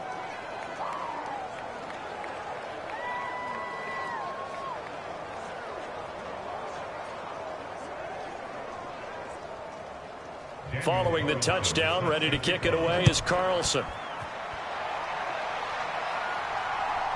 From a couple yards deep, he'll bring it out of the end zone. And only able to get this to the 19, so probably should have opted for the touchback. The Patriots with the football here late in this first half. And what do you think goes on here in this situation? If you got the football, you're trailing, you're back in your own territory with just a little time. Do you try something? You're thinking about jump-starting your team, right? You just mentioned it. They're down. They're trying to get back into the game. But you got to figure, if something goes wrong, you may have put yourself in a spot where you may not be able to come back in the second half. Managing risk, this is a big decision here. Now the Patriots going to use one of their timeouts, as the clock's going to stop with 47 seconds to go in half number 1. Throwing on 2nd and long. Jones. They'll find Juju Smith-Schuster. Now the Patriots will use the second of their timeouts, as they'll stop it with just over 40 seconds to go in the first half. A tough spot here. 3rd and 15. To the right side, this is Stevenson. And they'll indeed stop him on 3rd down. And now what do you want to do with your timeouts? The Dolphins going to take their 2nd timeout. So that means they're down to 1 remaining here as we head toward halftime. On 4th down, the punt team is on as this is sent away. Fair catch called for. No gimme in these conditions, but he's able to look this one in. 37 yards on the punt with no return. And it will be 1st and 10 as they take over. The Dolphins taking over now late in this first half. And with great starting field position and 1 timeout in their pocket, they could still come away with points here in the late going. On 1st down, Costello. A short one there to Freiermuth. And the result here, a pickup of 8. Leaves them with 2 to go on 2nd down. Now here's a timeout as they're going to get it with 8 seconds remaining here in the first half. Let's just break this down and make it pretty simple. Key to the drag route, letting the play develop, finding the hole in the defense, and giving your athlete, yes, athlete, a chance to make something happen once he has the ball in his hands. He'll be taken down at the 48 for a pickup of 2 yards. So we reach halftime in what's been a fairly one-sided game so far. As we'll send you down the coast now to Orlando, that's where we find Jonathan Coachman, ready with our EA Sports Halftime Report. Coach. All right, Brandon, we're into the final 3 weeks of the NFL season. A lot of races going to be coming right down to the wire. Before we get it back to you guys, let's check out what we have coming up this weekend on the Week 16 NFL slate. Some very intriguing games in that early window, highlighted by the one going on at the Superdome. A big test for the Saints as they get set to match up with the Buffalo Bills. Out on the West Coast, more good stuff in the late afternoon as we'll be watching the game at SoFi Stadium. Well, it will be the Chargers taking on the Denver Broncos. And then finally, a good one on Sunday Night Football between the LA Rams and the San Francisco 49ers. It was a strong first half for the former Spartan, Kenneth Walker. He had a touchdown run that helped get his guys this halftime lead.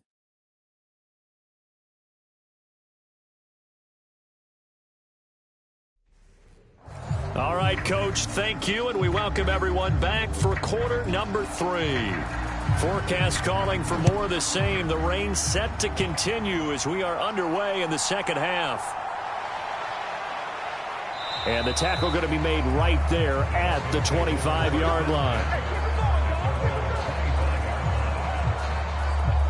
The Dolphins getting set to go back to work here in quarter number 3.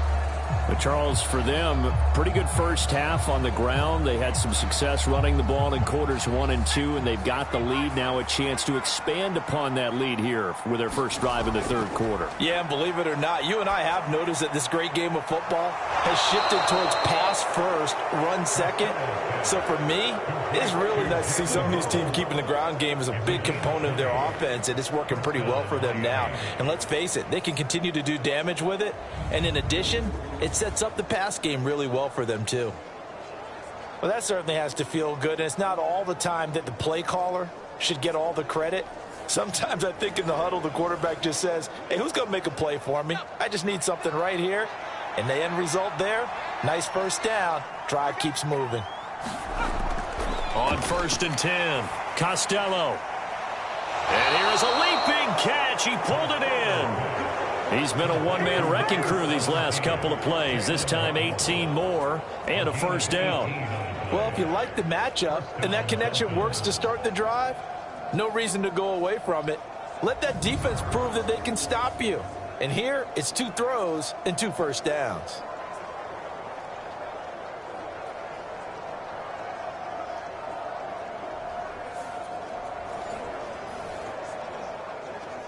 Back-to-back good plays have them on the move on first down.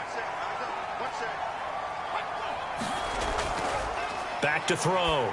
Costello. This one goes underneath to Walker. And he's going to get this down near the 20-yard line. Another strong gain on the last 2 plays. They've moved it a combined 33 yards. I know that no game in the NFL is ever easy, but they're making it look that way. Everything is being done with such precision. Just on this drive alone, 3 plays, 3 first downs. If you're on defense, you're scrambling, looking at each other, trying to figure out how are we going to slow these guys down.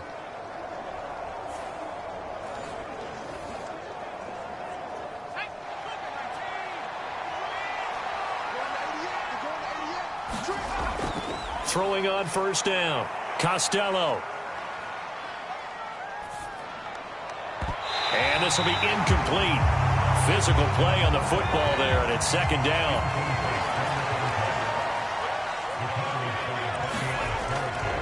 Trying the left side with Walker. And the second wave of tacklers is going to get him as they stop him behind the line. It'll go as a loss of a yard, so now they deal with 3rd and 11. And that's what this defense is going to need to do more in the second half. Good pressure that time, forces some indecision in the backfield. He's going to wind up being taken down for a nice loss.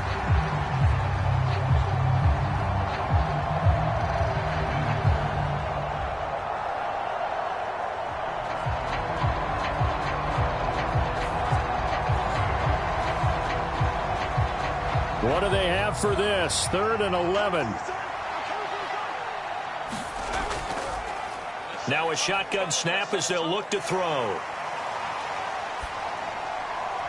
Pass to the sideline and pulled in. And he will reach the 8-yard line before going out. 2 catches in the first half. Now he's got a third here, and it's good for a first. A lot of deflated looks on that defense. It seems like they just cannot find a way to get a key stop on third down. Here's another conversion, and now this offense, they're in a position to go up even further as they've got it 1st and goal.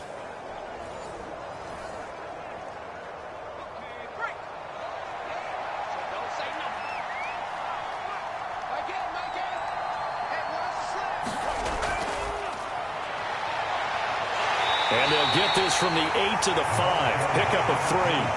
And the ball smack dab on the 5-yard line. Here's 2nd and goal. Looking to throw. Costello. And he's going to be dropped. Back at the 15-yard line.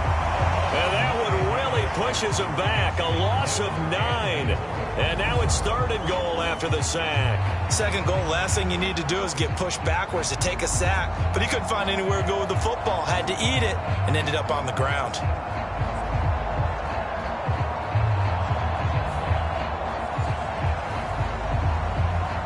A chance to really put this game out of reach. Here's 3rd and goal. Back to throw. Costello. Quick hitter here. It's complete. 11 yards, but still not enough. 4th down. Nice job understanding the situation. 3rd and long. Kept the play in front of them and made the tackle. They gave up a good chunk of yardage, but it does force a 4th down.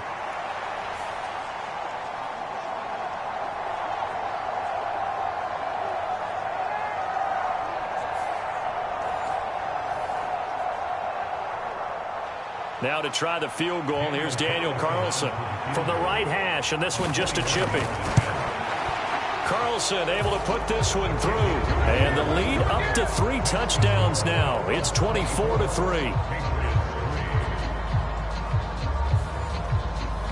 Well, they picked up right where they left off in the first half. First drive after the break, they come away with 3 and increase that lead. Yeah, and you just want to keep building on that lead, don't you? Whether it's 6 points or 3 points, take everything you can get, keep maneuvering, keep adding to it, keep making it difficult for them to come back. And as this offense makes their way back out, it's AFC playoff race time as we give you a look. Jones and the Pats now with a 1st and 10. At their own 25-yard line. On play action, they'll throw. And the Dolphins rush gets home. Down he goes. It looks like a 12-yard loss there on the 1st down sack. My man, it's been a rough night for that offensive line, and it's only getting rougher.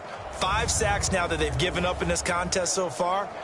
It feels like the witching hour out here, doesn't it? Okay, stupid question. What's the witching hour? Yeah, the witching hour. That's when everything goes haywire late at night. Pass protection has been a problem all night long as they come up facing 2nd and a bundle. Up the middle, here's Stevenson. And a nice gain there as he'll be taken down just shy of the 20. These guys have punted 4 times already, and they're staring at a 5th, barring a conversion here on 3rd down. Looking to throw. Jones. And he's taken down. Back at his own 7. He couldn't get away there on 3rd down. The pressure too much, and he's sacked for a loss of 12. I think we've seen this before. Someone's down 3 scores. That situation there, it's just going to add to their growing frustrations, don't you think? Yeah, a bad number 3 right now. 3-score game, 3rd quarter, 3 and out, not what they wanted. And you can tell on the sideline, those faces are getting a little bit longer as this one goes. The Patriots send out their punter as the drive goes backwards, so he's on to punt it away.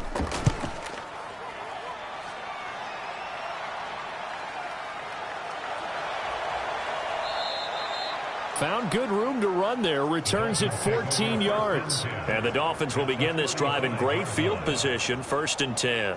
Now this offense back out and set to go for their next drive. And last time they got 3 points, but it was a chip shot field goal. And when you go to the sideline after a chip shot field goal, maybe the offense not too happy. It's a balancing act, isn't it? Because you're exactly right. They're none too pleased that they didn't punch it in for 6 points. But they also have to remember they did put points on the board. 3 points is 3 points. And in this league, you take points when you can get them. Not easily done. Juwan Bentley there to get him down. Ball on the 30 now. Here's 2nd and 5. Operating from the gun, Costello. And that'll be incomplete. Took a pretty good shot as he tried to pull that one in. Couldn't hang on 3rd down. Operating from the gun, Costello. Pass taken in by his big tight end. And he is going to have the Dolphins 1st down as they're able to get the 3rd down conversion. Well, a lot of times when you get a manageable 3rd down situation like this, you have to think about your tight end, and he comes through for him, picking up the 1st down.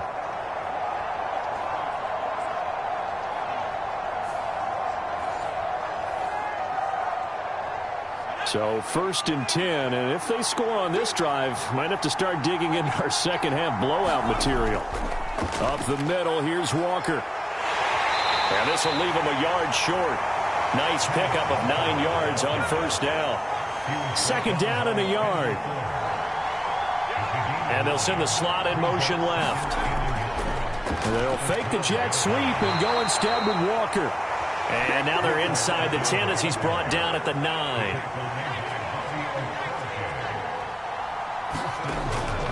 Here's Walker. And he will take it in for a Dolphins touchdown. Kenneth Walker. With career touchdown number 96, he joins Eric Dickerson on the all-time list. And the Dolphins are able to extend their lead. So the rushing touchdowns continue to stack up, CD. That now 15 for him on the year. And give him a ton of credit for staying healthy, being a smart runner, and it's showing just how important he's been to his team. He's got to be their MVP at this point in the season, and those votes may have been turned into league MVP votes when it's all said and done. Footing always a concern, but the extra points up and good. And that'll increase their lead to 28.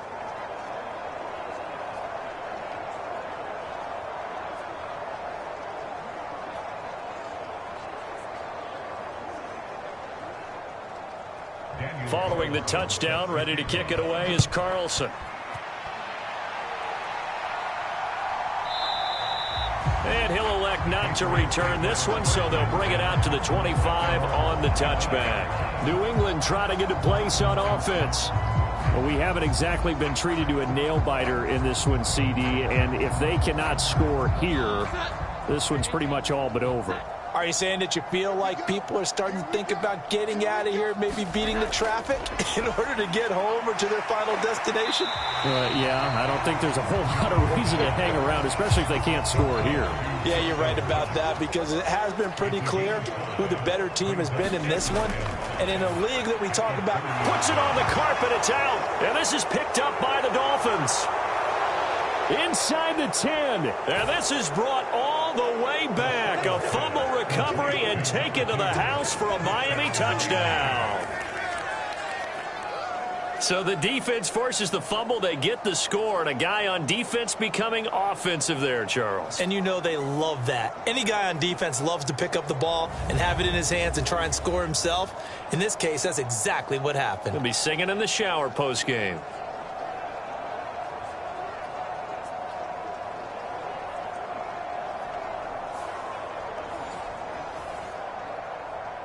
Carlson on for the PAT.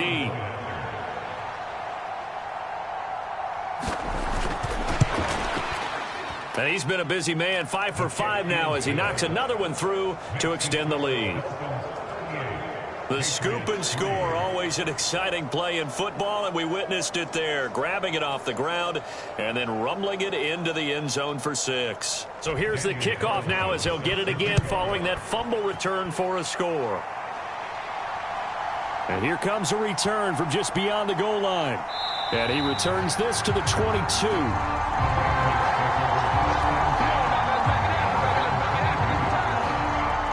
The Patriot offense now set to come back out onto the field. Well, we're still in the third quarter, so there's some time to kind of clean this up and make it look more respectable now. A win, that's probably gone out the window, Charles, but I don't know. Do you look at this as a time to just improve and maybe start to look towards the future? I think you have to find something to play for, something to grasp onto until the clock runs out. But, Brandon, we've been around this game a long time. This is an outlier. You don't get many blowouts like this no matter how the game looks on paper going in. This one has turned out to be everyone's worst nightmare realized. These guys have punted 4 times already, and they're staring at a 5th, barring a conversion here on 3rd down. The Dolphins get there this time, and they bring him down. The defense rising to the challenge and setting him back on the sack. It's been a tough one all game long for this offensive line. They're already down big, and now you know they're just going to come after the quarterback in a big way, don't you? Man, they just can't get out of their own way right now. It's created an avalanche, and an avalanche is coming right on top of them.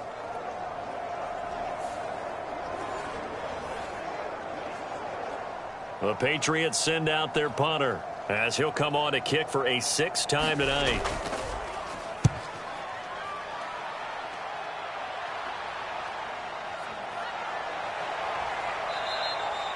A very nice punt that time, but they get 11 back on the return. And this offense, they're going to have excellent field position. They take over with a 1st and 10 on the short side of the field. Kenneth Walker headed back out there. He's up over 100 yards, and he'll be looking to get in the end zone again. Has a tremendous nose for it, doesn't he? The ability to pile up yardage and find the end zone, that's the combination you want in your runner. That's a combination any coach wants, and we'll see if he can find that end zone once more. 123 yards for him on the ground now. He has been a tough man to bring down all night. Sticking with Walker on 2nd down. Fighting his way down to about the 35-yard line.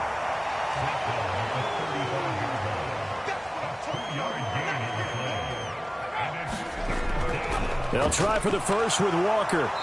And this time not quite to the 30. It'll be down at the 31-yard line. A gain of 4 that time as the drive will continue. Well, these two teams met down in Miami earlier this year with the Dolphins winning that one. So they're trying to win here in Foxborough to capture the season series.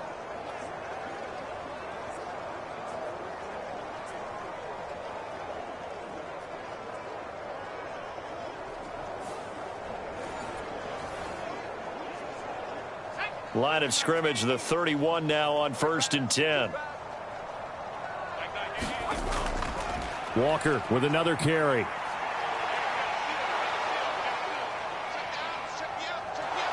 Heck of a broken tackle and able to work this down near the 23.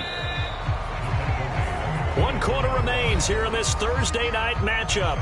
We'll return with more after this. You're watching the NFL on EA Sports. Back now in Foxborough. Historically, this is such a tough, loud venue, but you can hear a pin drop right now. A lot of fans long gone, not used to seeing a lopsided score like this. And he'll be brought down at the 21, just shy of the 20 in the red zone.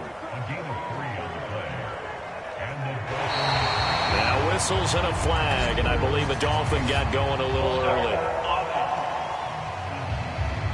The offense knew it. They were already starting to walk back as that one is accepted. A false start backs him up 5, 1st and 15.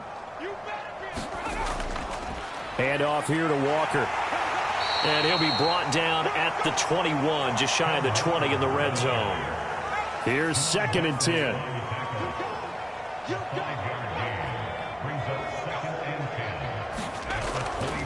Now they show jet sweep, but instead a run up the middle here. And this will be a gain of 6 when it's all said and done. Down to the 15 from the 21.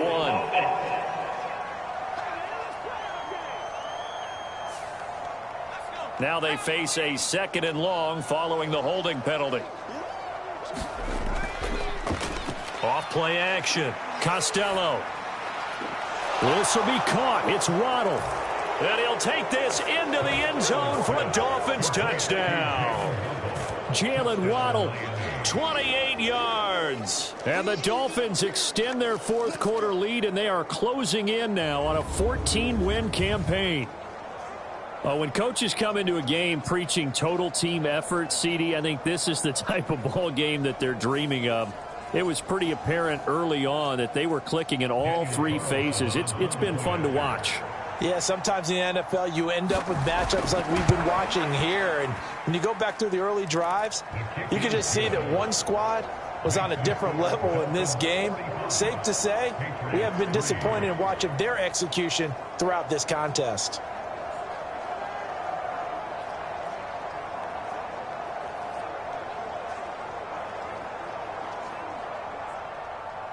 Following the touchdown, ready to kick it away is Carlson.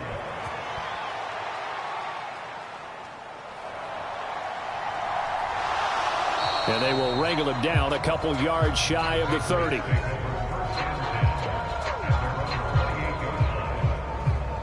New England's offense set to go. Facing a big fourth quarter deficit here, things not looking good. You know, this offense, though, they've been in the top half of the NFL so far this season, but in this one, well, their defense has really struggled. Jones now throwing to start the drive. Throwing quickly there, but it's incomplete. So now they'll come up on 2nd and 10, once again from the 28. To throw again. Jones. He'll be stopped at the 35, but not before he picks up 7 yards. The offense on 3rd down tonight? Not so hot. 2 for 9 to this point. Here it's 3rd and 3. Operating from the gun. Jones. And eventually taken down here. Great coverage downfield. The defense rising to the challenge and setting him back on the sack. But one thing I do know, these guys on defense, they don't want this game to end. They're winning by multiple touchdowns. They've shut down the opposing quarterback in a big way, and they're still picking up sacks as we approach the end of this one.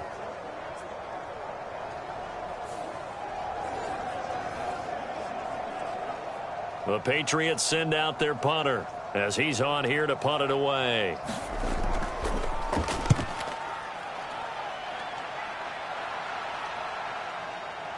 Spinning past him. It's a 43-yard punt, a return of 5. And they will take over 1st and 10. Out comes the Miami offensive unit now. They get set to take over. And this one has gone pretty well to form. They've come in, had little problem thus far, and now they'll try to polish things off in the 4th. So good starting field position for them here as they come up 1st and 10 at their 36-yard line. And he'll manage to pick up about 4 at 2nd down. That's it. That's what you want. Straight ahead positive gain. Just keep that clock ticking. 2nd and 6.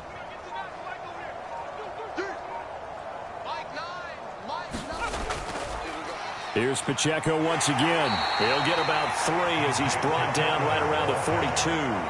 Here is 3rd down and 4.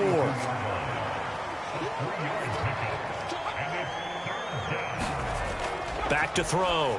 Costello. Yeah, that one going to be knocked away and incomplete. The Dolphins will send out the punter now.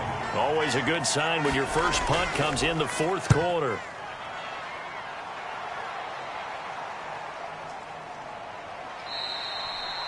It'll be 37 yards there on the punt, and the Patriots take over. New England trying to get a place on offense. Well, I think that the folks here had hoped that maybe this home atmosphere would carry their guys to a surprise victory, but it does not appear that that's going to be the case. There's too much to handle on the other side in this one. Now the first play of the drive there is incomplete.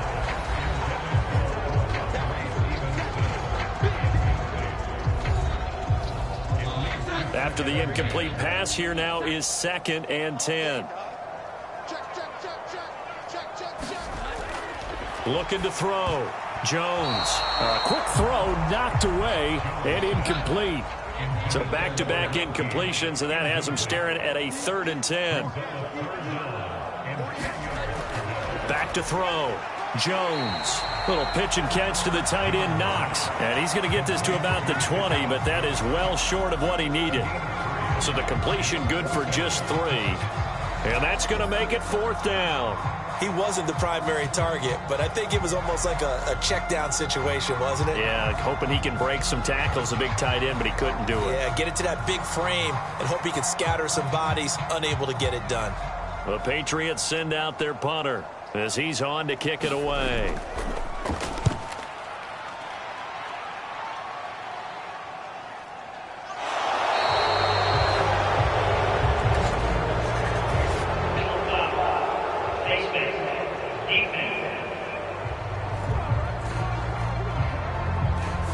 So that a free 15 yards. And it's always a tough one as a defender because a lot of the penalties that you commit, pass interference, holding, when they happen, you actually know what you're doing.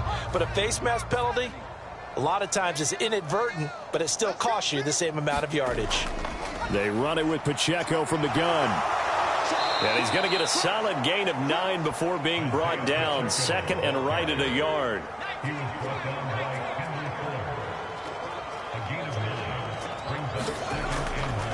They'll run out of the gun with Pacheco. And he'll be brought down, it looks like right at the 40.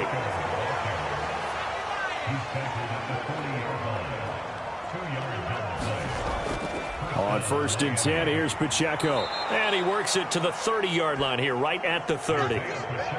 So not quite a first down just yet as they come up on 2nd and less than a yard. Again, it's Pacheco. No dice this go-around. He's hit behind the line and taken down. This will be a loss of 3, and now a much tougher 3rd down looming. Run blitz there defensively, something we might see more of here in the 4th quarter. I think we'll see a lot of it, and the difference between that and a pass blitz, you're just trying to get to the quarterback. You're trying to scheme someone open who will get to the QB and make sure he gets on the ground. In a run blitz, you're actually trying to cover up gaps, trying to cover up holes so they can't run the football. Off the bootleg, Costello. And that will be incomplete. Out is Carlson now for the Raider field goal. On the right hash, officially this will be a 51-yard attempt. The kick by Carlson is good, and the Dolphins will add on to their lead.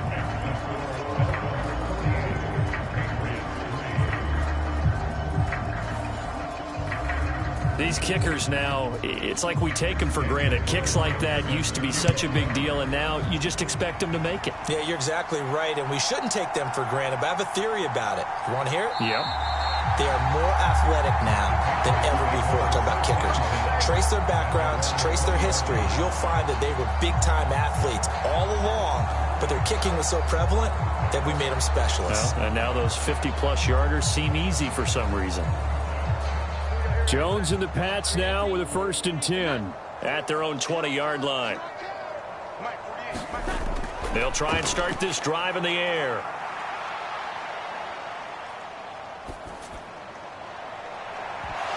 And that's going to be incomplete. Even with such a big lead late, the effort hasn't lapsed one bit. If the offense wants to score some points in this one, they're going to have to earn it. These guys are not giving up anything. On 2nd and 10, Jones. A quick throw there is incomplete.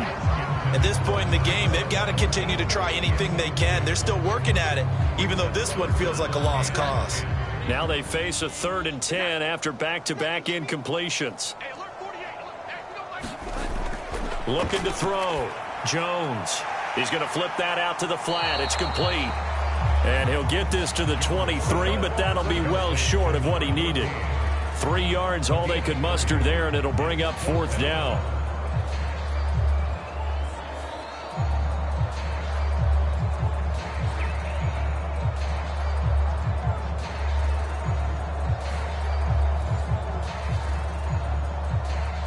The Patriots send out their punter as he'll come on to kick this one away.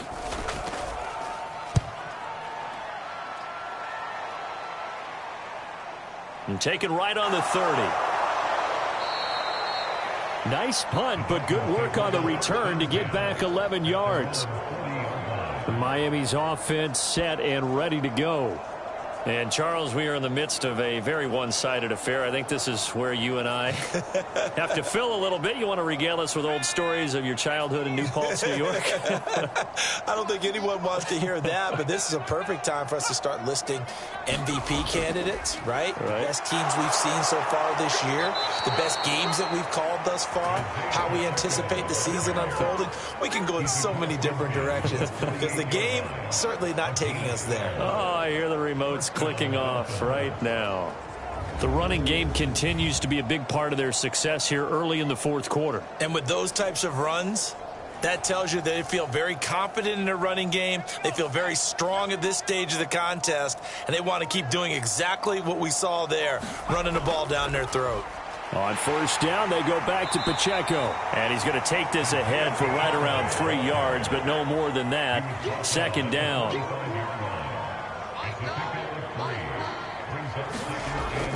Headed straight, it's Pacheco. Busts through the tackle. And he's going to take this down close to the first as he's brought down at the Patriots' 40-yard line. New England on third down. They've converted 6 times and could use a 7th here. Here it's 3rd and 2. They'll try for the first with Pacheco. And he's going to get it down to the 33-yard line here. A gain of 7, and they pick up the first.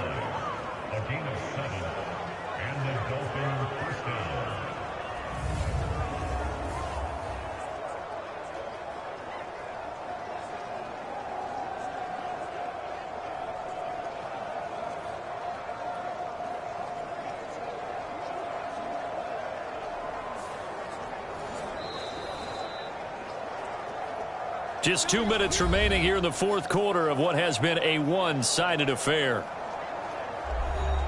So the Dolphins have it as we welcome you back in. And they have just about put this one on ice as they've got it here, 1st and 10.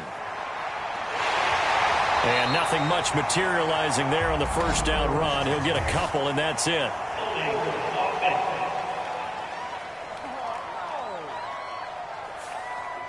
So following the hold, they're in a bit of a hole here with a 1st and 20.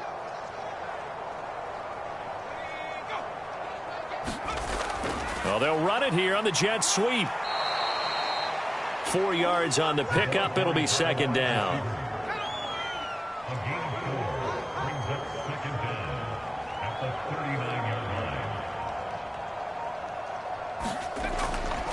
Pacheco gets it up the gut. And he'll be brought down at the 27-yard line. Here's the 7th play of this drive. This is 3rd and 4.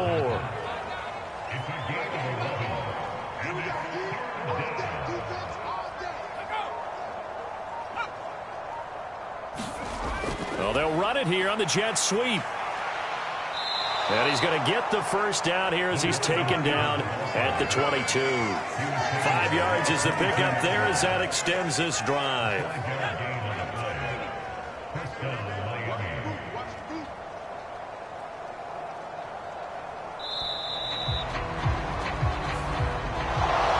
Well, fans usually love to see scoring, and there was no shortage of it today. What a dominant showing from an offense that was truly playing at an elite level in this contest. Partner, this game was over a long time ago, and you noticed they did not want to slow down anything. Absolutely a dream scenario for everyone on that offense, and they took advantage of every second.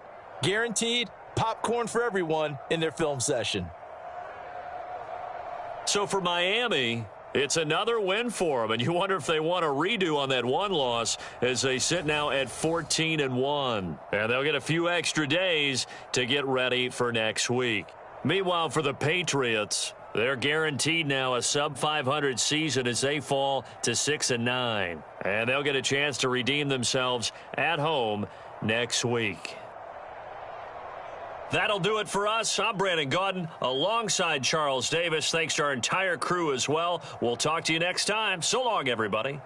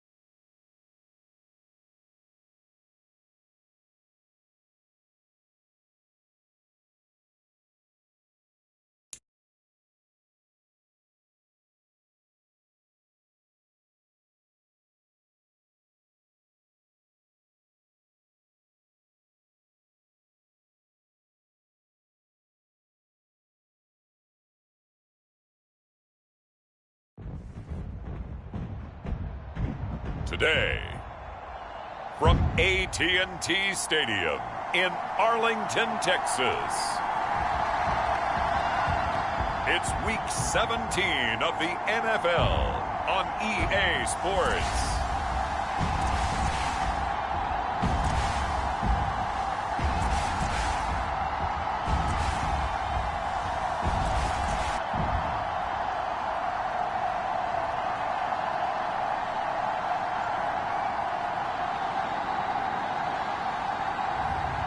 It's the Dallas Cowboys taking on the New York Giants.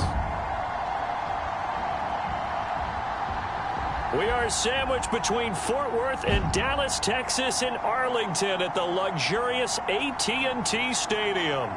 Today, boy, what a matchup.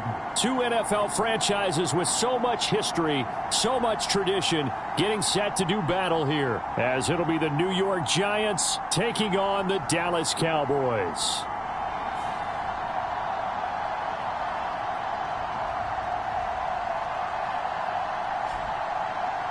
Hello again, everyone. I'm Brandon Gaudin, joined as always by Charles Davis. And Charles, you take a look at this Cowboy team entering play.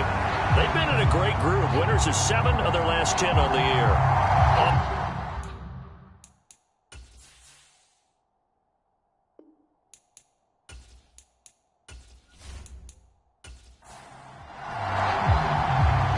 Get strapped in. It's just about time to get the party started. And we are underway from AT&T Stadium.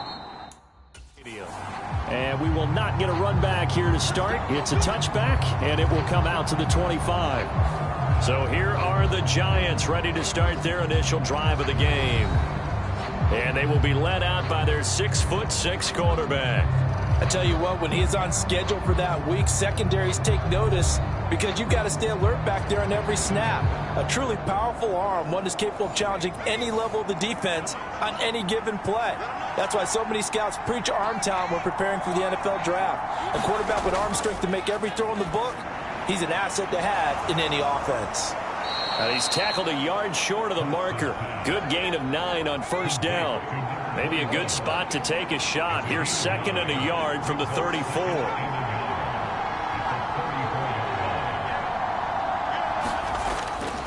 Back to throw.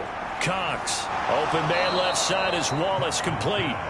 2 yards on the pickup, and that's all they needed to move the sticks.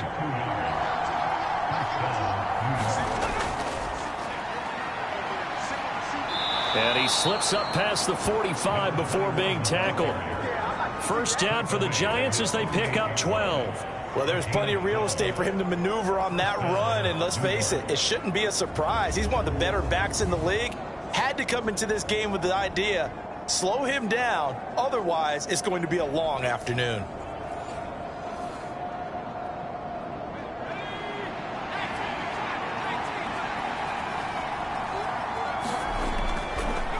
Right back to him on first down. And just no chance of turning the corner. He can only get back to the line of scrimmage. 2nd and 10 coming up. A first carry for the former Oklahoma Sooner, Joe Mixon. And this one goes nowhere. Losing yardage on the play back at the 46. They wind up losing a couple there, so they go behind the original line of scrimmage, and now 3rd and 11 coming up. Well, this defense for the Cowboys, they were terrific a week ago in the win over Washington. And what I saw on film was a nearly unstoppable pass rush. 5 sacks last week, plenty of hurries given up. So now what do you do on offense? You just max protect, keep everyone in and run the ball, or maybe just 1 or 2 receiver routes in order to try and keep your quarterback upright.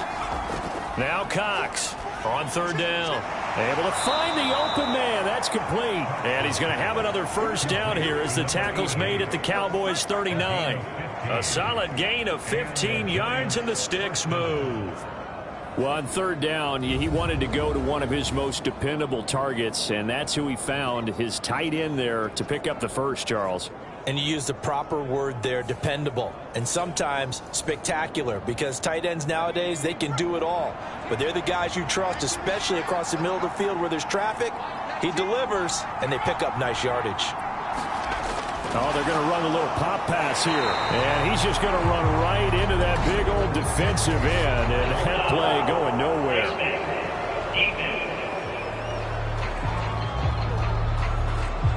Yeah, we saw that from up here, CD. A tug on the face mask, and the flag comes out. And we saw that last week they had some defensive miscues like that.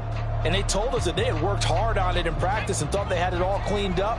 But obviously the message hasn't really sunk in. Here's Cox throwing on first down. And that's going to be caught by Peoples-Jones. No gain on the play. And that'll bring up second down.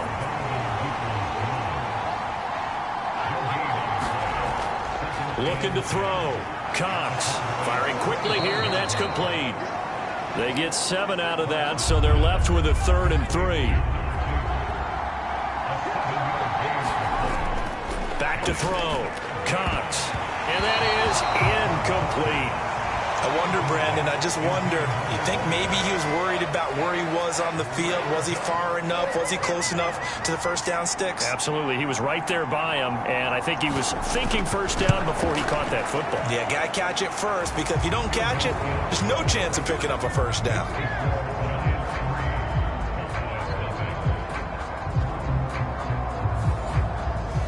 No touchdown there, but if that first drive is any indication, looks like they're going to have a pretty good day passing the football. I would say confidence would have to be pretty high after that first drive, able to throw it almost at will.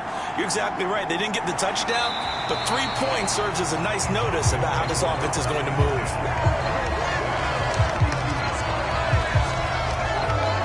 So out come the Cowboys under head coach Mike McCarthy. And leading the charge, their lefty QB. And I thought in last week's game, he found a way to win, like a good pitcher, without his best stuff. I mean, he did throw 2 interceptions, offset by 1 touchdown pass.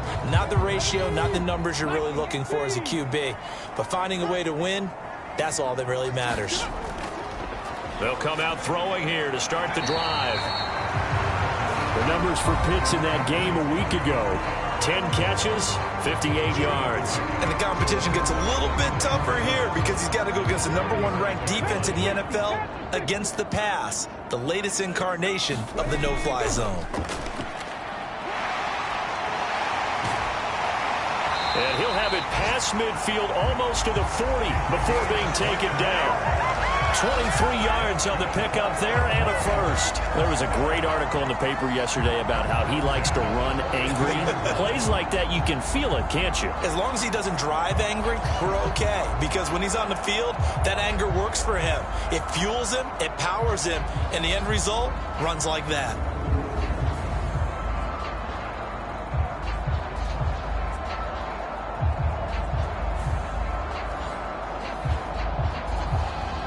So the drive takes them into Giants territory now, 1st and 10 at the 42-yard line. Running game working. They'll stick with it on first down. And he can only manage to get a couple. 2nd and 8 coming up. These two teams, you may recall, they didn't play each other till late in the year. Their first meeting was not too long ago, back in Week 13. And it was the visitors getting the win there, so they'll be looking for the sweep back here at home. Meanwhile, the throw here is complete. And they're going to have another first down as the tackle's made at the Giants' 31-yard line.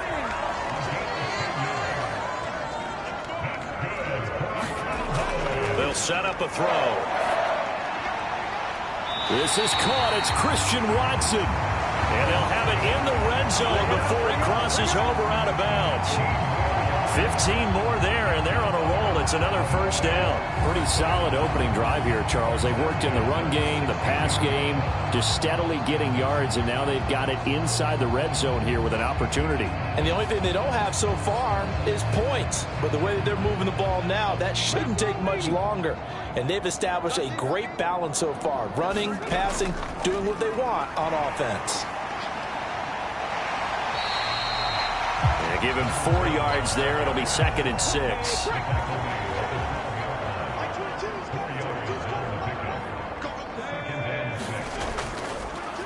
Now a fake on the jet sweep, and they'll instead run up the middle. And he is going to be stopped cold behind the line of scrimmage. It'll go down as a 2-yard loss, and it brings up a 3rd down. Sometimes I forget how much information he has to go through before the ball's even snapped, but what a diagnosis right there. Saw the play, shot through the gap like a rocket, ends up spilling it for a loss.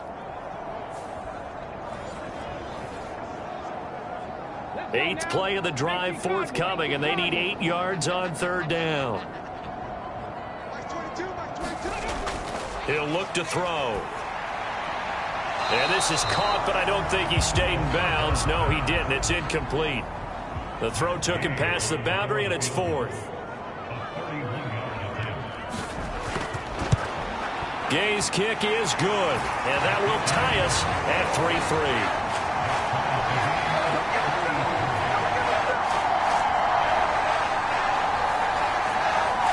So matching field goals on our opening 2 drives. Yeah, it feels like 2 boxers feeling each other out here in the early going of the game, right? Exchanging some jabs, but none of the heavy stuff just yet. And he'll elect not to return this one, so they'll bring it out to the 25 on the touchback. So the Giants getting the football back here for their 2nd drive.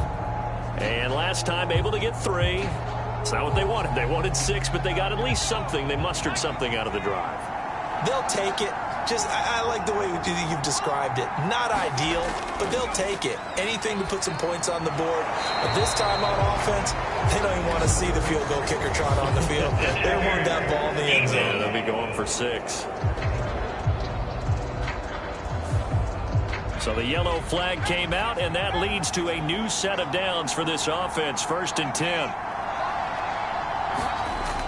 Looking to throw. Cox. And he will go down. A Cowboy sack. The defense rising to the challenge and setting him back on the sack. Okay, I'm not sure you could actually draw a better pass rush than that one right there. Nowhere to go outside. He had to keep backing up and backing up and backing up. Eventually dropped for a huge loss.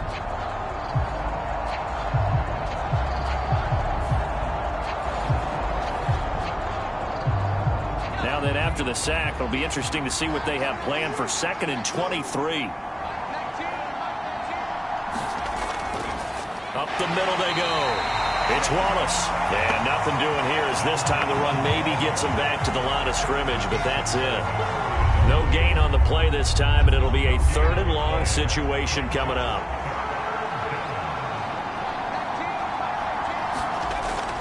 Operating from the gun, Cox. So 5 yards here, 5 on the play. And that'll bring up 4th down. That's certainly playing down and distance very well by the defense, isn't it? Take whatever you want underneath, by all means.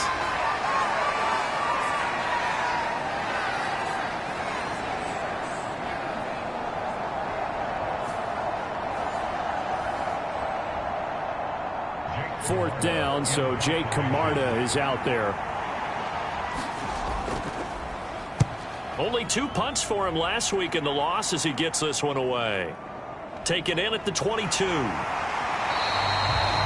it a 48-yard punt. Give him 9, though, on the return. And the Cowboys will take over the football with a 1st and 10. Cowboy offense heading out. Let's take a look at the playoff picture coming into the weekend in the NFC. And the division title, that's out of reach. We know that. This is as good a spot, Charles, as they're going to get. That first wild card and the number 5 overall seed. Partner's not out of the question, especially with the 7 seeds that they have now in the playoffs. If you do win and the other wild card teams win in the first round, you could find yourself with a home game in the divisional round. Now, we know that's not likely, but it's not out of the question. Bottom line, you have to win to put yourself in that position. And this is going to be a Cowboys first down as good running gets him to about the 44. That's a nice run right there, able to get to the outside. And so many times defenses say, okay, we got you hemmed in. But if you're running the football, at least you know where everyone is coming from. You don't have to worry about the backside at all. That allows you to run with a little bit more confidence as you traverse down the field.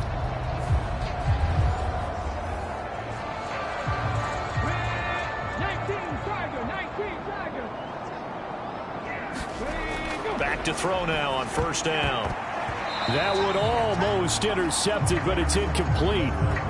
Not a good throw there, and it'll be second down. You talk about this Giant defense.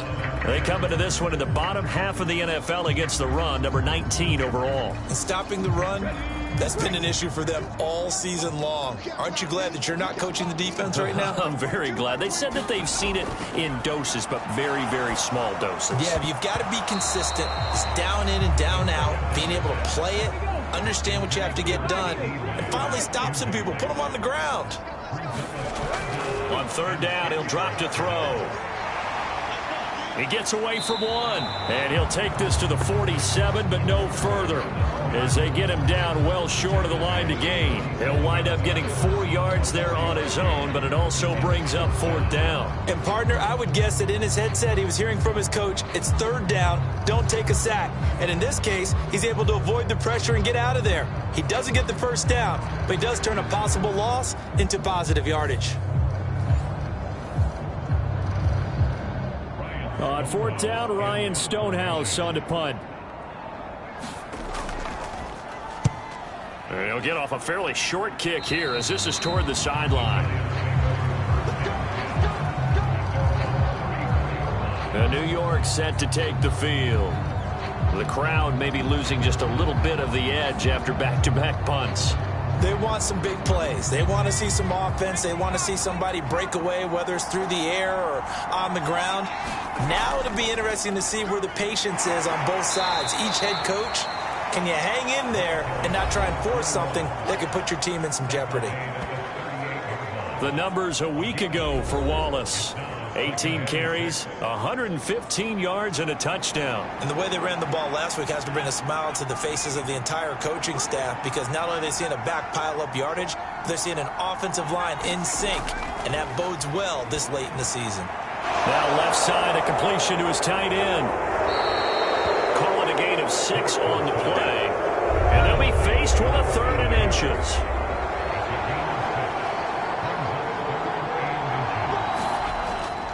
Off the play fake. Cox. He's got his target. That's complete. And he will have a Giants first down, and he'll have it by plenty as they're able to keep the drive alive on 3rd and inches. 3-3, a tight one after one on EA Sports. Giant football, and we're ready to begin the second quarter as they've got it with a 1st and 10. Now a handoff up the middle. Wallace. And he'll get what he can up the middle, 3 yards. That'll bring up 2nd down. Well, he hasn't made much of an impact in the running game thus far, and after that last run, not much is going to change in that area. He hasn't been able to get anything going, and really the offensive line not helping him much.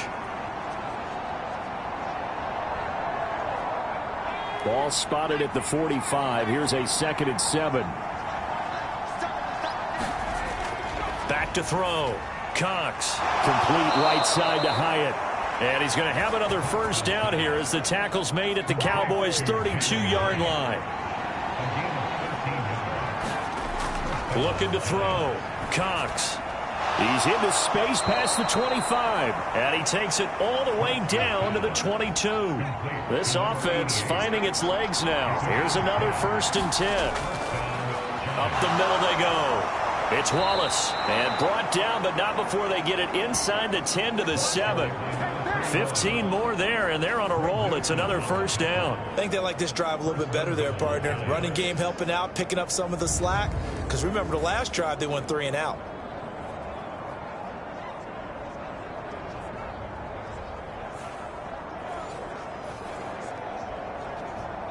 A kicker fest so far, all points via field goals. They're hoping to change that right here. And they'll give him another shot here on the ground. And he's brought down right at the 5-yard line. Give him 2 on the play. And the ball smack dab on the 5-yard line. Here's 2nd and goal. And they'll let the fullback try and take him home. And he is in. Touchdown, New York.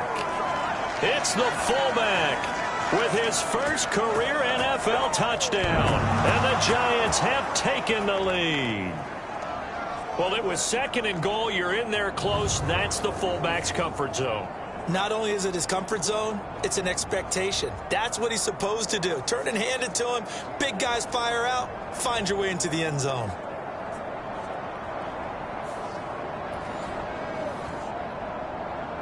Anders Carlson now for the point after.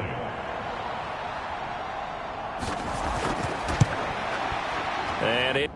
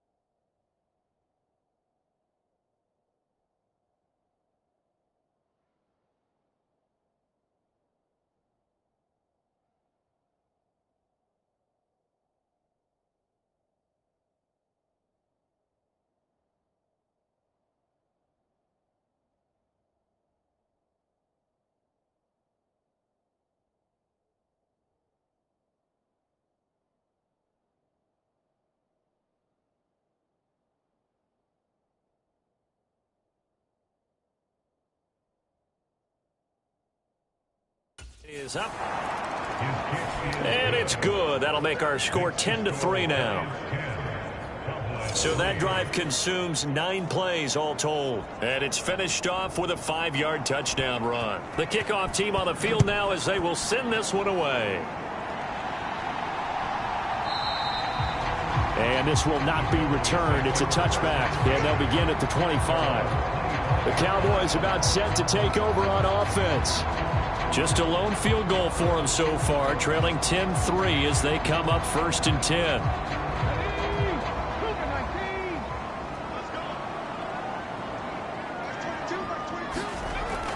They'll drop to throw. Well, he tries to force it in, and it's intercepted. And he's going to get this on down to the 13-yard line.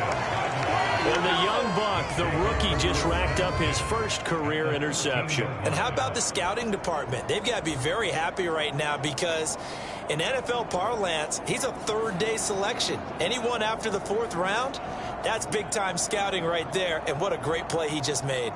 Back on offense, New York gets set to take over. Following the interception, they're set up nicely here, already inside the red zone, knocking on the door, if you will, 1st and 10. They'll run on 1st down. Wallace, and he is met in his tracks behind the line of scrimmage. 2 yards the loss, 2nd and 12. I think sometimes when you're trying to get after the quarterback, maybe it's better to be lucky than great. Because I think on that one, he's just trying to get upfield and rush the passer. Instead, the tackle for the loss landed right in his lap. First play of the drive goes the wrong way. Here's 2nd and 12. They'll keep it on the ground. It's Wallace. And he's able to get this down to the 5-yard line before he's out of bounds. The Giants on 3rd down. They've hit 2 for 4 thus far. This time they face a 3rd and 2. Now here's a look for the end zone, but that one's going to wind up incomplete. Well, the other day they told us when we've got 3rd and 5 or less, we have to be able to convert. And I guess every team would say that, Charles, but an opportunity missed there. What they were trying to tell us is they believe it's a matchup game at that point. And they liked some matchups that they had, thought they could exploit them, unable to do so on that play. They'll get neither the touchdown nor the 1st down. And the Cowboys defense is going to get them the football back.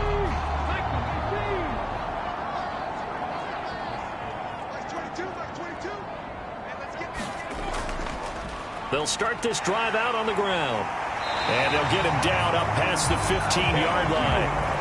49 yards rushing for him now on just 6 carries to this point. The defense was dialed into the pass. They overlooked the draw play. And how often do we talk about the oldies are still goodies? Because that draw play comes straight from Coach Paul Brown's playbook, going all the way back to the original Cleveland Browns.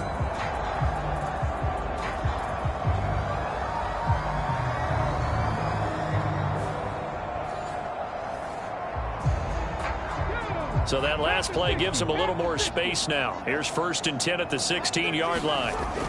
They'll look to throw. Short pass taken in by Schoonmaker. And able to get this across the 20 before going out of bounds. It'll be a gain of 5, and it'll be 2nd down. How about the timing on that one? Boy, they were in sync, weren't they? 3-step drop, balls out of his hands, right to the tight end. Nice completion, just like they do it in practice. Here's a 2nd and 5. He'll drop to throw. Over the middle here, it's hauled in by Watson. A 5-yard pass on 1st down and another 5-yard connection there.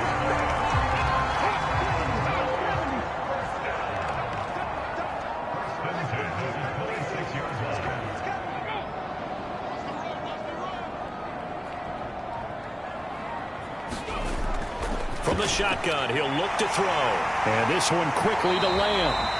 And he'll be taken down, but not before they reach the 50. The catch and run, good for 24 yards. Quarterbacks love slant routes because the receivers are breaking right into their line of vision, and receivers love them as well because they're getting the ball on the move and able to catch it and try and get upfield and gain additional yardage.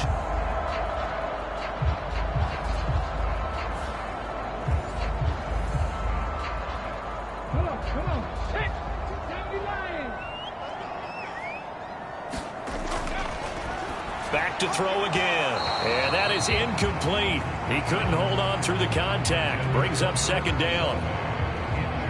A misconnection there. He's hit on just 50% of his passes thus far. That's not where you want to be. Now you see the evolution of the game. You go back to the quarterbacks of old, 50% would be terrific because they threw the ball downfield almost every time they threw it. Now with the short passing game, you should be above 60% just to be in the average range. Play number 7 now coming up on the drive. 3rd and 5. Again, he'll drop to throw.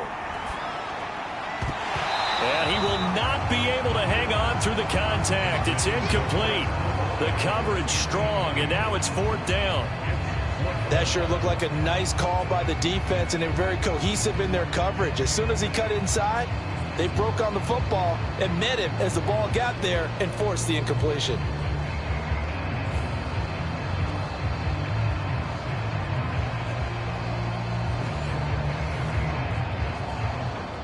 Here's Ryan Stonehouse now as he'll kick it away for the second time.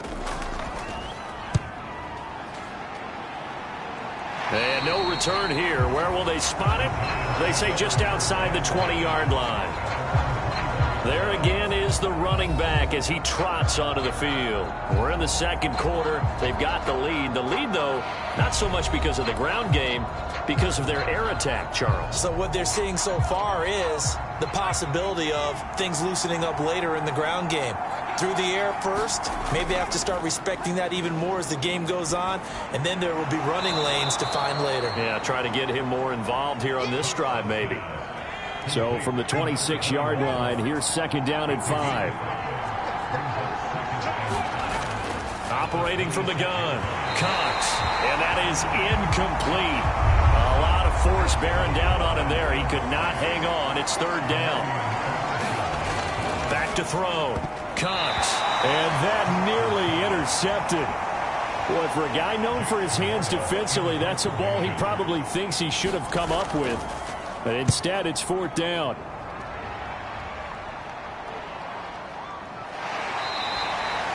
A big kick, 50 yards that time with a return of 4. And that will come the offense as they take over. And now Dallas gets set to take the field. The last series for him, a little disappointing, forced a punt. And now they'll try to do better here and come away with some points as they begin this drive. 1st and 10. They'll come out throwing here on 1st down. There's Chris Olave. And nothing to speak of there after the catch as they get him right to the ground at the 37. Right off the bat, it's a 1st down to start the drive, 12 yards.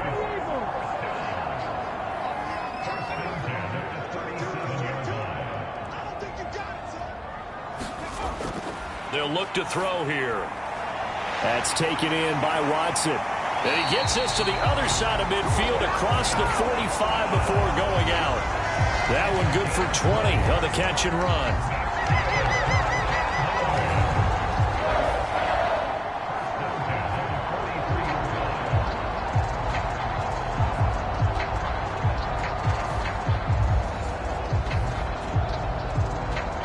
Back-to-back good plays have them on the move on 1st down.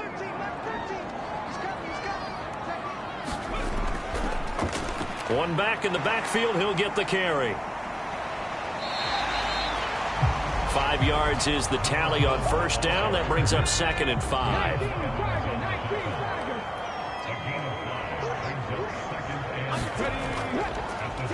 There they'll keep leaning on the running game. Back to the ground. Fighting his way down to about the 35-yard line. They need 2. Here's 3rd down.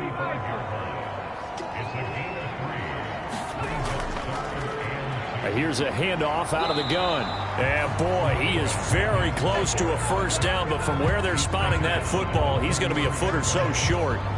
I'll bet they thought they had picked that one up because it was a 3rd and 2 call, and they got awfully close. Now we're at 4th and inches. I wonder if they think they're feeling lucky here and maybe want to go pick it up.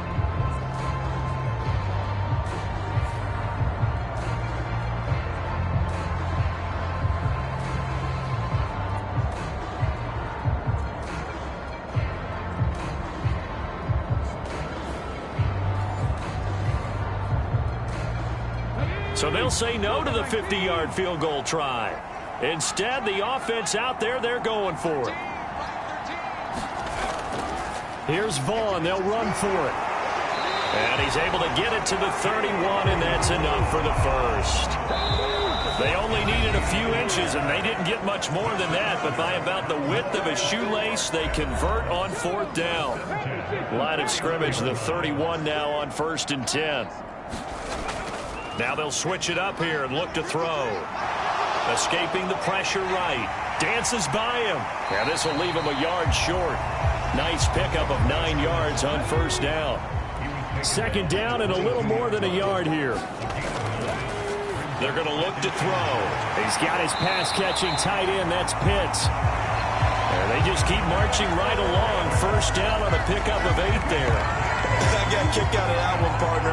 You and I talk often about trying to hide receivers in certain situations, but a guy of his size can't really hide him. But the tight end drag route, definitely an effective way to sneak him across the formation for an easy completion and a 1st down.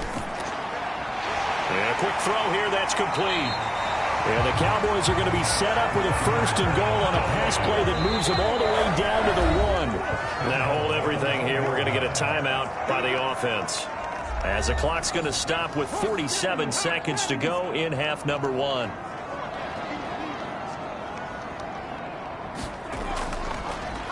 They'll try and run for it on 1st and goal. And he is into the end zone for a Cowboy touchdown. A great effort there with touchdown number 23 here on the year. And the Cowboys are an extra point away from tying the ball game here in the final minute of the 1st half.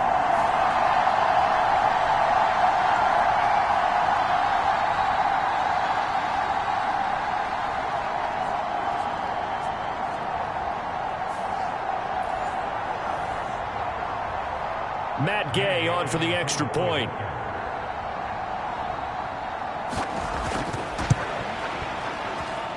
And he'll put it through, and that evens us up at 10 apiece. So that one a pretty time-consuming 10-play drive. And it ends with a 1-yard touchdown run.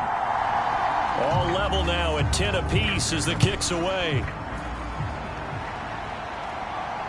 Taken at the goal line.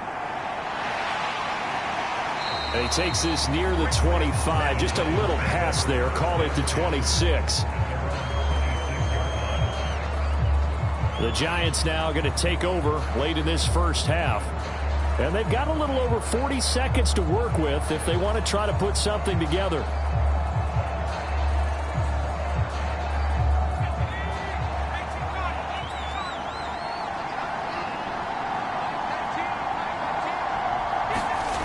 Cox now throwing to start the drive. That's complete to Peoples-Jones. The Giants going to go ahead and use the first of their timeouts as the clock will stop with 35 seconds to go in quarter number 2. Cox on 1st down. And that one too wide and incomplete. His back has been a dependable safety valve all game, so he went back to him when his first read was covered. Just unable to connect, so the play results in no gain. Now a 2nd and 10. Throwing again. Cox. And the Cowboys' pressure gets there this time for the sack. Micah Parsons in there to bury him for a loss of 11. So we've come upon halftime here in Week 17. As we'll get you over to Orlando, where standing by is Jonathan Coachman. He has our EA Sports Halftime Report.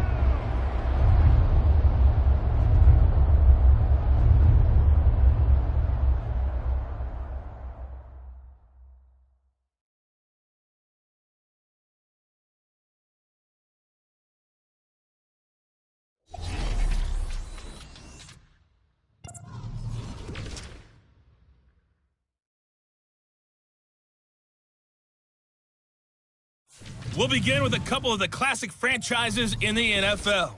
Washington on the road, taking on Green Bay at Lambeau. And it's the home team who are out in front.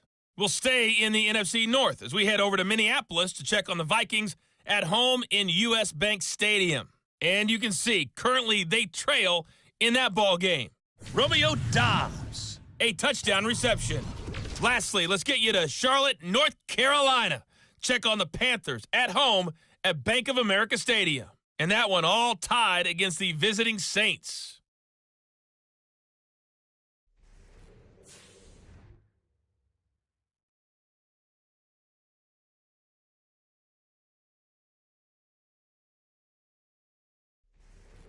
Okay, Coach, adjustments likely going to play a big role in this third quarter in what's been a tight contest so far. And ready to get the party started for the second half. It was an even first half, all tied on the scoreboard. Now a crease here as he's past the 30.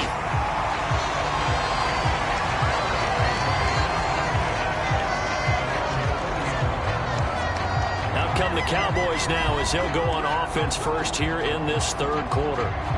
It's a tie football game here. What do you think, Charles, the message was at halftime? Well, I think that they probably just looked at things and said, we're fortunate that this is a tie game. No need to panic. No need to change a whole lot. We didn't play anything close to our best in the first half, so we don't have to go out and win one for the Gipper. Let's just go out and play our best football and win one for us.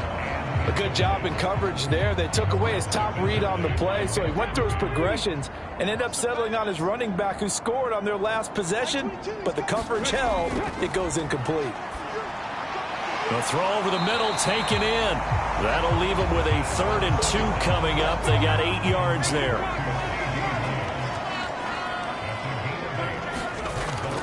They'll set up to throw.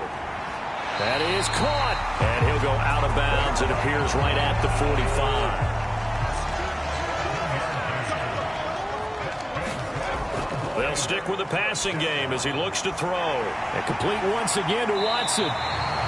They'll wind up getting 7 on the play, and it's second down. They'll send Watson in motion right. Now he's going to get it on the jet sweep. Oh, and this one may need to go back to the drawing board. He's going to be swallowed up right away. Call it no gain that time as it's going to leave him with a 3rd and about 3 to go.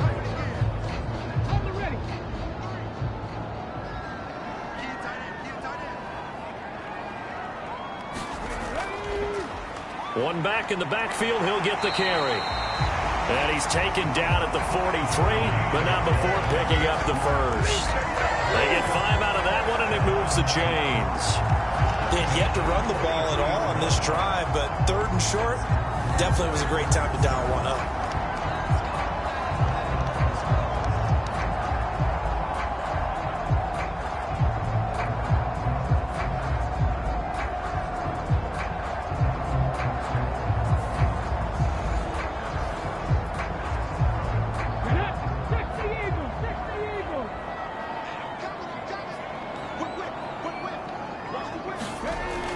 First down, he'll drop to throw.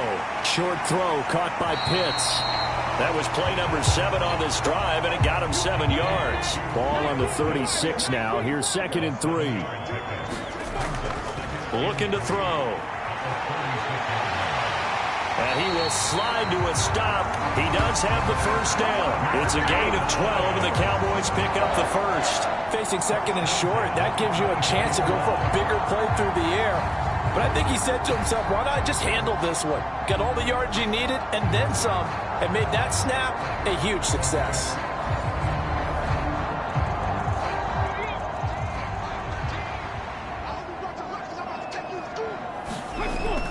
Now on first down, he'll drop to throw it. Short throw caught by Pitts. And he is brought down at the 22 after a gain of 2, and it brings up 2nd down. He'll look to throw. Now they set up the screen. That's complete. And he's down inside the 5 at the 4 before he's out of bounds. That puts him in excellent position, 1st and goal after a gain of 19. And when you're throwing the ball downfield really well like they have been on this drive, it's really a nice time to work one of the screen plays in. One of my favorite play callers in the game has always told me he starts every game with 10 to 12 screens because if he starts feeling the pressure from the defense, he uses their aggressiveness against them.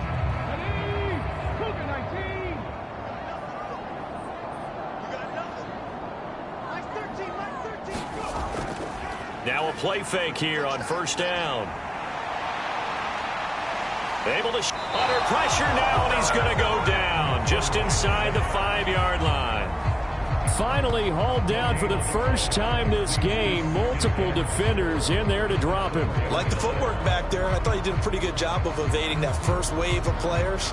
Tried to buy a little extra time out of the pocket, but in the end, oh, that was a tough one. Yeah, winds up getting buried for the loss.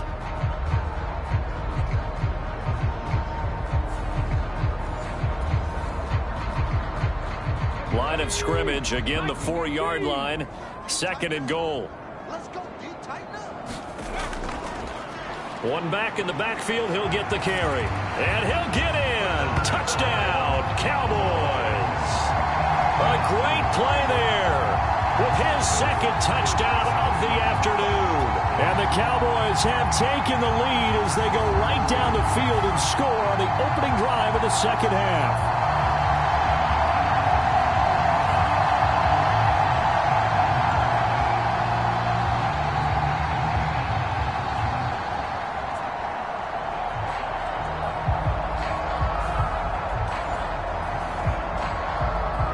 Gay is on for the point after.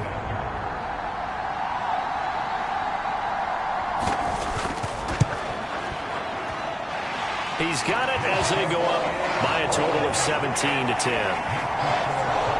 That one in the books as a 12-play drive, and it results in a 4-yard touchdown run.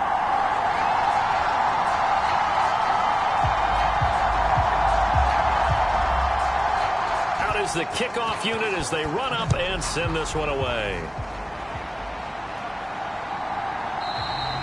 And he'll elect not to return this one, so they'll bring it out to the 25 on the touchback. Now we take a glance at the offense as they work their way back out for their first possession of the second half.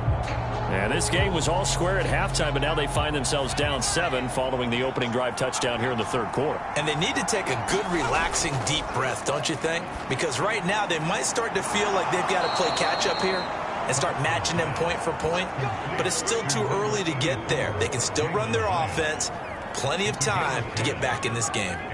And he's top 5 in the league in terms of receiving yardage because of plays like that. What have you seen from him on film that you like so much? Well, I'll strip away everything else and get to what we call the moment of truth. When the ball's arriving and there's a defender there, he just comes down with the ball. He competes and takes it away.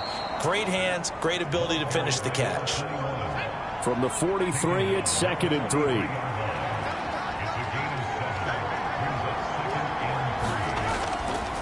Off play action. Cox. Wide open receiver complete.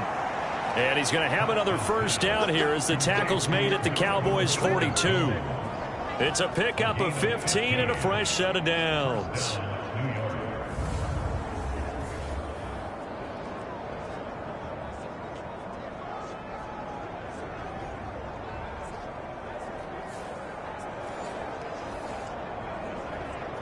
So from Cowboy territory now, here's 1st and 10 at the 42-yard line. Operating from the gun, Cox. And this is caught. I think he got that with one hand. Back-to-back receptions for him, and it's another first down. Press coverage on the outside, and for defenders, that's the ultimate risk-reward. If you take the risk, can you reward yourself by keeping them on the line of scrimmage? But no, not on that one. Got to step on them. Now it's just a matter of laying the ball out there for him to go get it.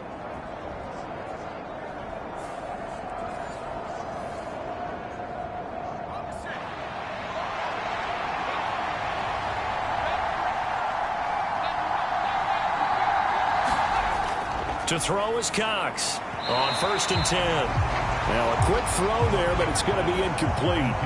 After the incompletion, here's 2nd and 10 from the 20. They run the counter. Wallace. And he'll wind up losing yardage here back at the 21-yard line. It'll go as a loss of a yard, so now they deal with 3rd and 11. This defense against the run, by the way, they're not top 5, but they are top 10. So what's your philosophy here? Do you try and run the ball against a team that's pretty good against the run? What if you're a pretty good running team? If so, you might want to go ahead and run it anyway because that's your strength.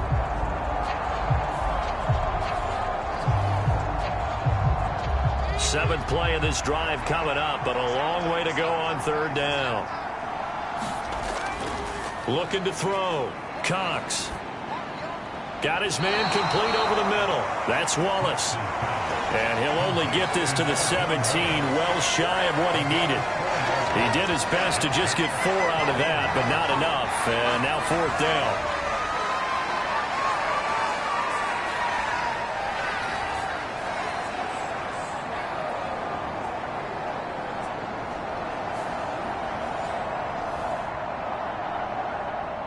And they'll bring out Anders Carlson now to try the field goal. This will be a 34-yard attempt.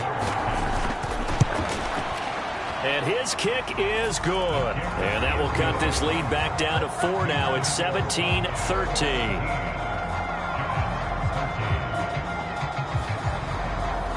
So the response to that touchdown on the other side to begin the third quarter. Look, just 3 points, but still a response nonetheless. You're exactly right about that, because I think you needed to answer back with something, even though it's not 6. Just enough to send a message that says, hey, we're not going away.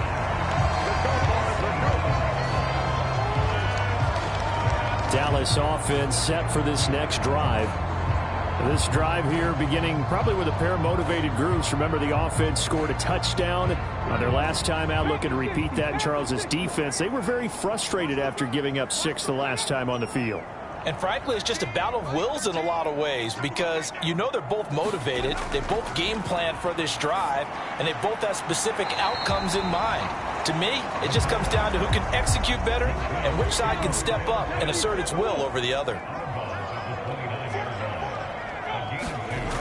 Here's 2nd and 8. Slant pass complete to Olave. Second catch for him today, and it'll wind up a first down.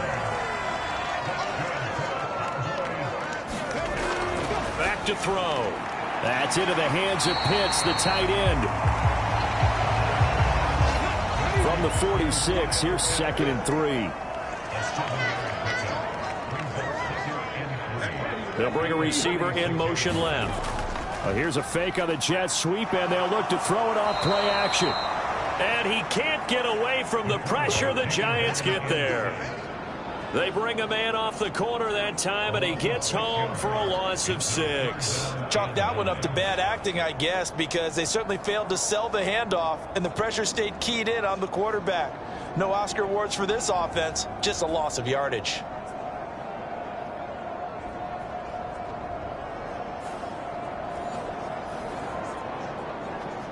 And 5 in the secondary now for the Giants on third down.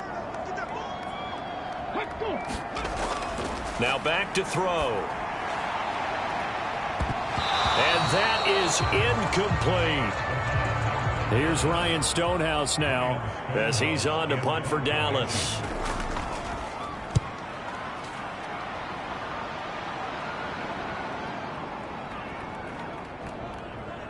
Oh, and what a play on special teams here. This is going to be down inside the 5, all the way down at the 2-yard line.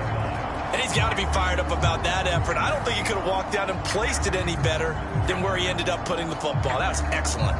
Now out come the Giants. And they will begin with, should we call it, far from ideal starting field position, their own 2-yard line. So what's your definition of ideal?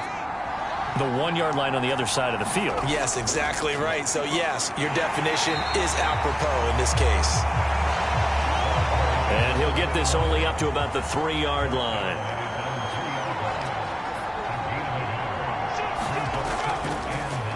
On second down now, it's Wallace. It'll be a loss of a full 3 yards there, and it also brings up third down. They were just trying to give their offense a little more room down near their own goal line, but this is just going to make things worse.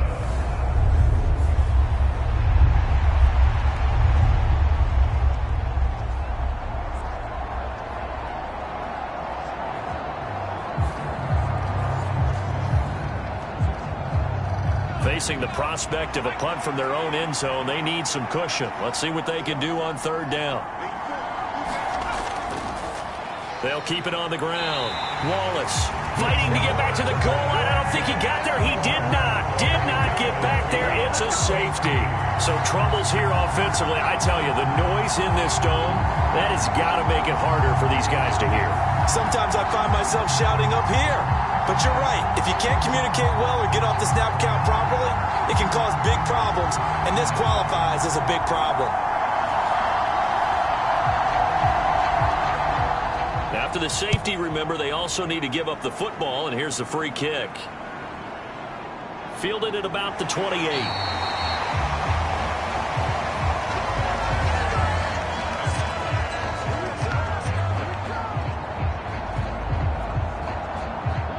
The Dallas offense here set to begin the drive. No points last time out. They were forced to punt, if you remember, but no time to dwell on that. They've still got the lead here and a chance to add to that here. 1st and 10 as this new drive starts. And this is going to be a Cowboys first down as the tackle made at about the 43-yard line. And they're not going to get to the line to run another play. So we will switch ends as the third quarter has come to a close. We'll return with more after this. This is the NFL, and it's on EA Sports.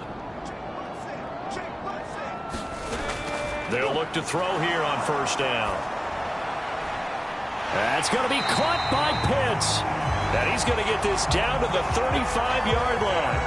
A well-executed 22-yard gain. And these guys certainly are not hiding what their intention is. They're absolutely showing it. They're definitely not going to sit on this lead here in the fourth quarter.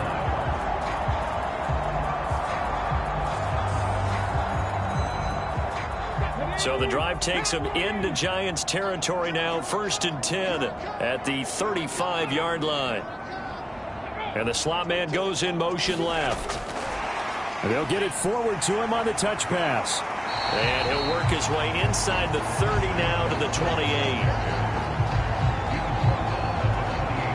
And a lot of times these plays, they either go for nothing or they go for big yardage. And here, they got to the outside, turned it upfield, and ended up getting a nice little gain out of it. On 2nd down, they'll run it here. And they'll be inside the 25 now at the 24.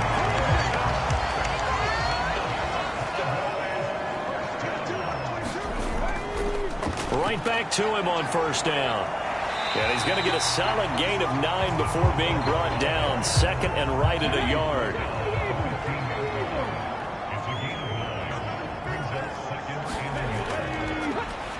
Now a shotgun snap as they'll look to throw. And the Cowboys are going to have a 1st and goal as the tackle is made at about the 5. So 1st and goal, 6 points here would go a long way toward wrapping this one up. Back to throw here. And he'll take it into the end zone for a Cowboy touchdown. A 5-yard touchdown run. And the Cowboys are looking to make it 2 straight as they add on to this fourth quarter lead. And that's certainly going to bump up the old win probability index because now it's a 2-score game here in the fourth quarter. Yeah, you're taking me into that deep water now. Win probability index. This game's definitely not over. We're not looking at a 0.5% or something. It's just 2 scores. But the way that this team has played, to me, what I've seen, they absolutely deserve to win this game. They've been the better team by far throughout. They'll look to throw. And he's got it. So the 2-point conversion is good, and they add on to their fourth quarter lead. So they go with a pass, and it works there on the 2-point try. Charles, just in general, what are your thoughts passing versus running on 2-point conversion? Situational? It is situational. You have to know your team. What is your strength? Because so many people think you have to throw the ball in a 2-point conversion, but the stats will tell you that running it is about as proficient. So know your team and go to your strength. This taken in at the goal line. And not much happening on the return as he'll get this to about the 23. The Giants offense at the line, ready to begin their next drive. And now their hill to climb has gotten taller. They had the safety last time they had the football. That led to the touchdown a moment ago. So that deficit going in the wrong direction as they try to right the ship here. 1st and 10. A gain of 3, 2nd down.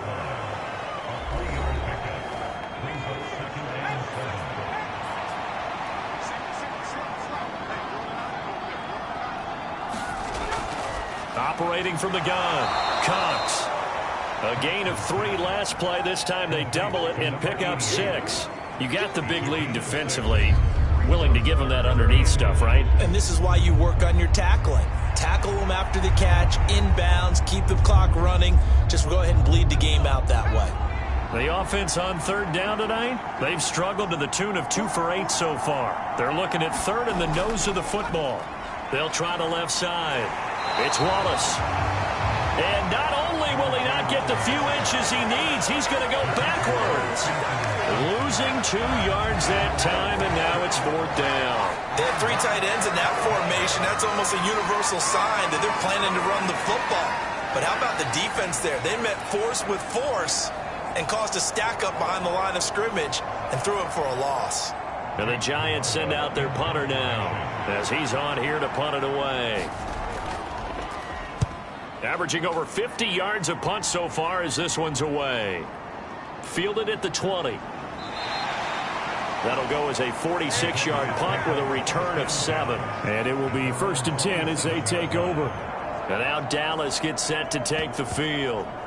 Now there are 2 scores on the plus side. Still time here in this 4th quarter, but maybe you start thinking about playing keep away? Yeah, I think here's the situation. You're not thinking touchdowns anymore. You're just thinking 1st downs. To keep up with your theme there, playing keep away, 1st downs, they can't touch the ball. They'll get a yard, that's all, as they get him down at the 28.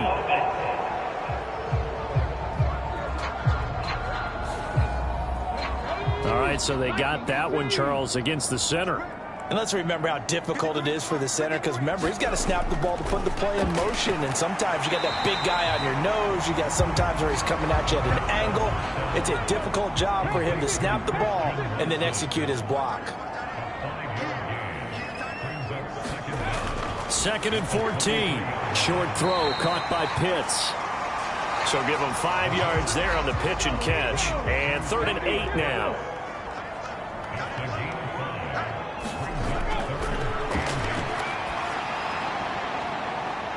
He's got a man complete. Now he's going to get this all the way down inside the 35. That's one heck of a 3rd down conversion, a pickup of 39. And this is seemingly how it's been all game long. This defense has been just a step too slow. And here they're burned again. Another big play. So the big play changes the complexion of things. Here's 1st and 10 just outside the 30. They'll look to throw again. And he's got this down almost to the 20 before he's dropped. Nothing open downfield. He keeps it himself for 11 and a 1st down.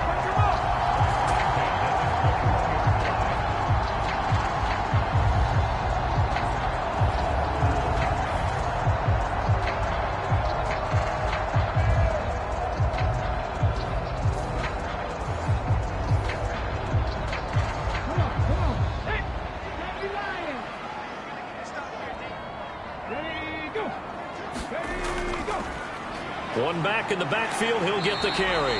And he's tackled a yard short of the marker. Good gain of 9 on 1st down. If nothing else, they've already taken a couple minutes off the clock here already as they come up 2nd down. Over the middle, hauled in by Lamb. Yeah, the Cowboys are going to have a 1st and goal as he'll be taken down at the 7-yard line. And looking to put this game on ice in the 4th quarter, but still not afraid to throw it as they show there. You want to play the game with confidence, and they have a guy who's in control right now. Their trigger guy, throwing it, they feel just as confident with him doing that as they would if they tried to run the ball and run the clock out.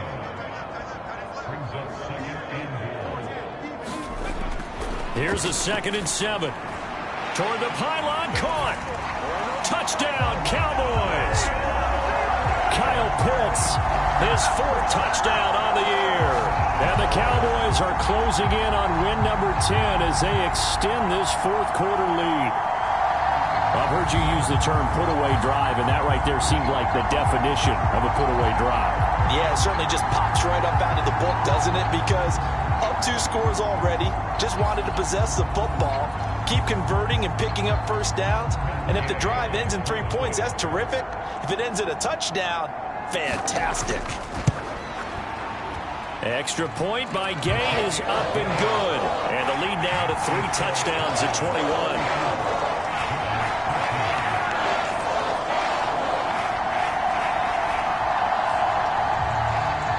The kick team out there for the Cowboys as they run up to send this one away.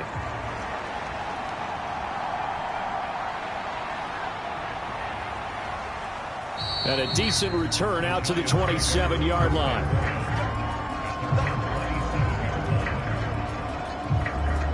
As the Giants head back out there, let's take a look at the playoff picture in the NFC. And with the final fortnight of games upon us, teams jockeying for position. Some of these games really starting to take enormous importance as they always do this time of year. I like how you use fortnight. Yeah, you're impressed, aren't you? I am impressed. That means 2 weeks, if I'm not mistaken, correct? That does. But how about exactly what you're talking about? Going down the stretch, how much importance is placed on these games? Look, everyone talks about every game's important. When you get to this time of year, maybe that importance gets quadruple. And that's where we are right now to see who can make their last run, their last push to get into the playoffs. 2 yards still to go. Third down now. Back to throw. Cox. Able to find the open man. That's complete. And he will have a Giants first down as they're able to get the third down conversion. Going old reliable there to the slot on third down. And the slot position has become the bane of just about every defense's existence, because how do you cover? Do you go with a bigger guy to try and use size? Try to go with a quicker guy, and sometimes you even get out quick there. Very difficult to match up with that slot receiver. That's why they keep going back to him. And he's had the hot hand. Now Cox throwing on first down. And that's going to be caught by Peoples-Jones. And he'll work it across midfield inside the 45. Another connection between the two. This one good for 12 and a first down. Operating from the gun. Cox. Throwing left side here, and it's complete. And past the 35, he'll be dropped a yard or two shy of the 30.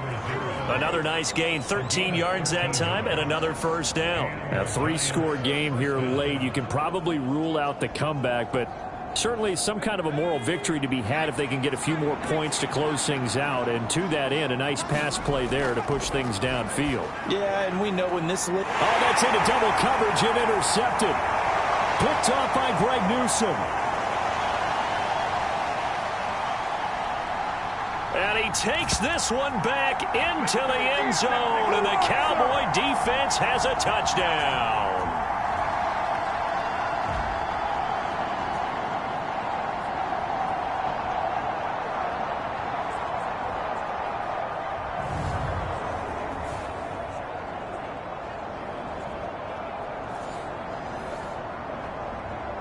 Here's Gay now to add the extra point.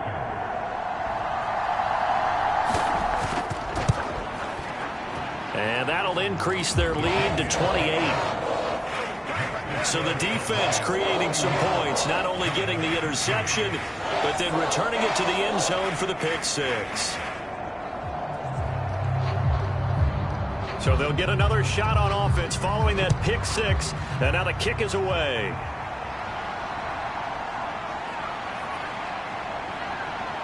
And a nice return sets him up pretty good here right at the 30-yard line.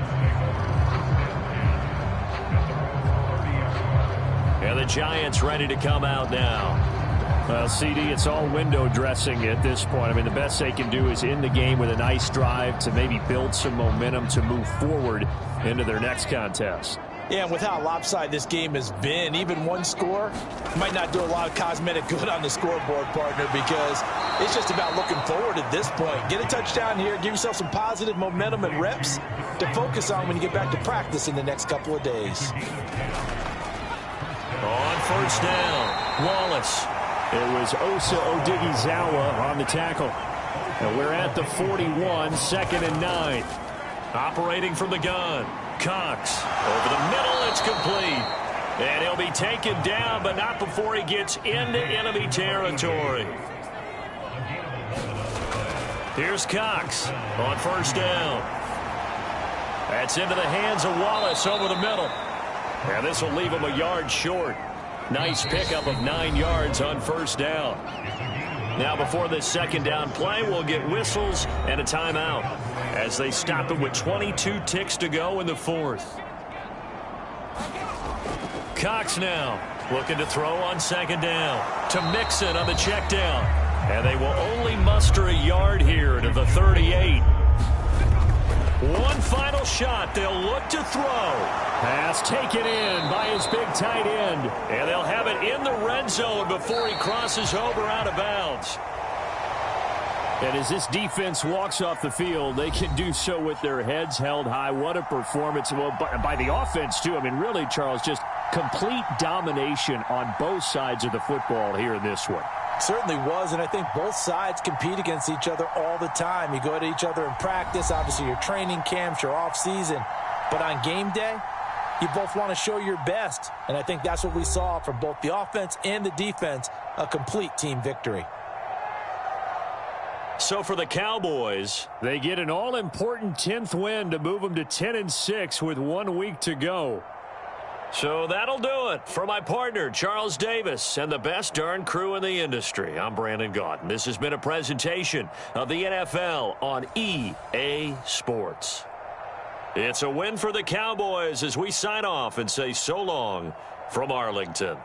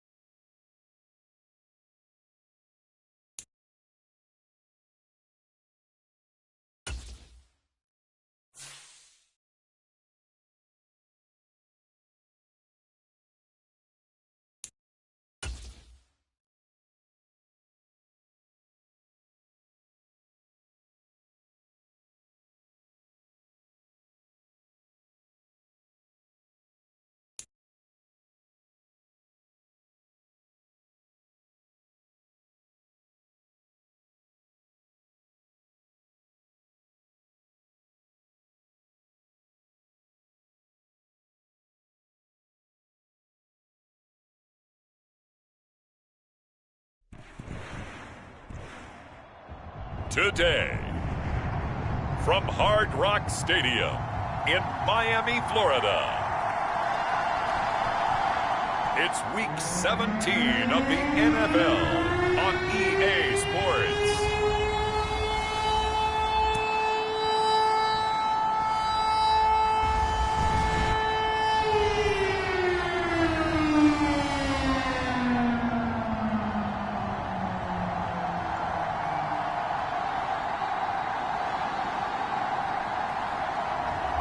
It's the Miami Dolphins taking on the Philadelphia Eagles. From beautiful South Florida, there's a look at Hard Rock Stadium in Miami. Today, Week 17 is upon us, and we've got a good one in store here, as it'll be the Philadelphia Eagles taking on the Miami Dolphins.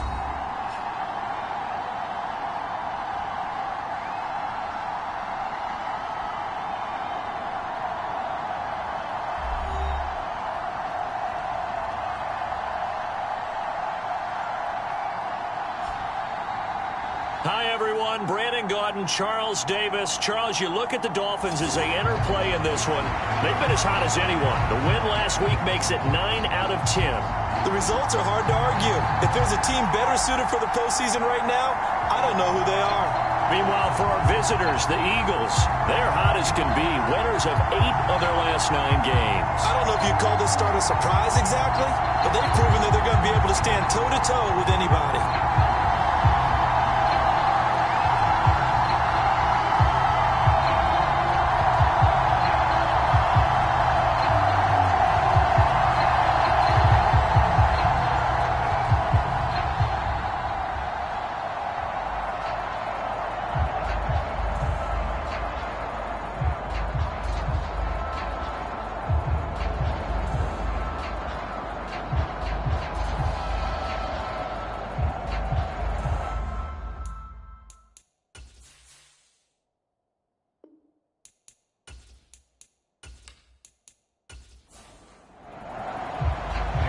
Here's the former Auburn kicker Daniel Carlson to get this one started. And we are underway from Hard Rock Stadium.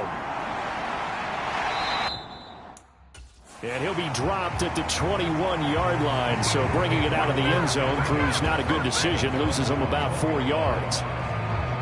Philly's offense getting ready, and Jalen Hurts ready to lead them. The second-round pick who started his career at Alabama, then finished with an electric senior season at Oklahoma. When I was watching film this week, I had to write a note to myself.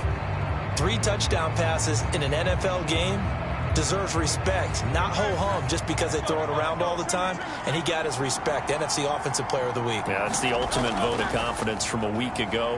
Hey, look, he was great, not his best game ever, but obviously was very good to garner that award. All the talk this week, though, was about let's take that forward now. It'll go as a loss of a yard on the game's first play. Second down. You talk about this Miami defense. They were strong last week, CD, and that went over New England. In today's football, there aren't a lot of goals for defenses. But when you hold a team under 100 total yards of offense, yeah, that has to be a goal that was met. Big check mark for them in last week's game.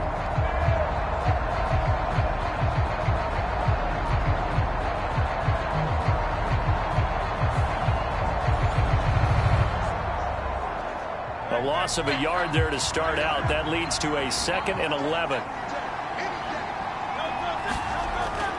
Here's Pollard again. And he's got it past the 30 before he's hit and dropped. It's an Eagles first down on a gain of 11. Charles, they won last week despite him not running the ball well. They told us need to get him going. Runs like that help. And they talked to us about leaning on him because, as you noted, last week they didn't have to. Still won the ball game. They leaned on other people to give them the yardage that they needed, but they really want him to be that guy, and that's what they're doing early in this game.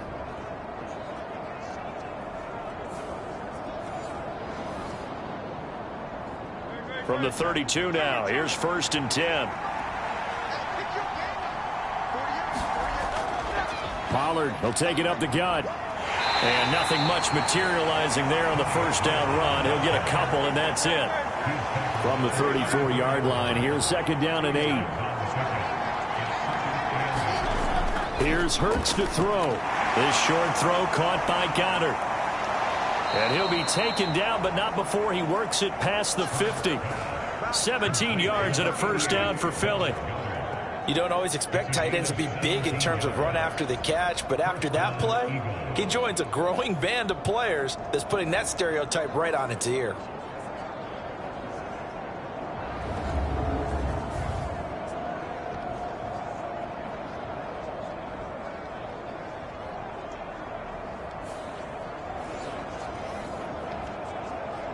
So now 1st and 10 as they've crossed into Miami territory at the 49-yard line. Throwing is Hurts. That's going to be caught by Judy. Give him a gain of 5 on the completion, and that'll make it 2nd down. This defense for the Dolphins, they were strong last week, CD, and that went over New England. In today's NFL, when you talk about goals for defenses, and you think that maybe you'd like to hold them under 14 points or so, we think our offense can usually get 17 to 20, so that's a reasonable goal. But when you hold a team under 100 yards of total offense, you're going to win 99 times out of 100.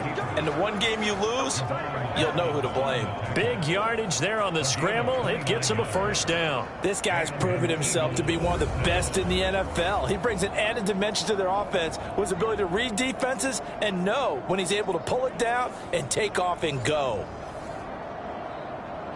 Line of scrimmage, the 15. It's 1st and 10. Running right, it's Pollard. And he is going to lose yardage here. 2 yards the loss, 2nd and 12. When you're lateral to the line of scrimmage, linebackers keep those shoulders square so they can go up and down. But when it's time to go, turn your shoulders just like a running back. Get through the line and hit the runner in the backfield.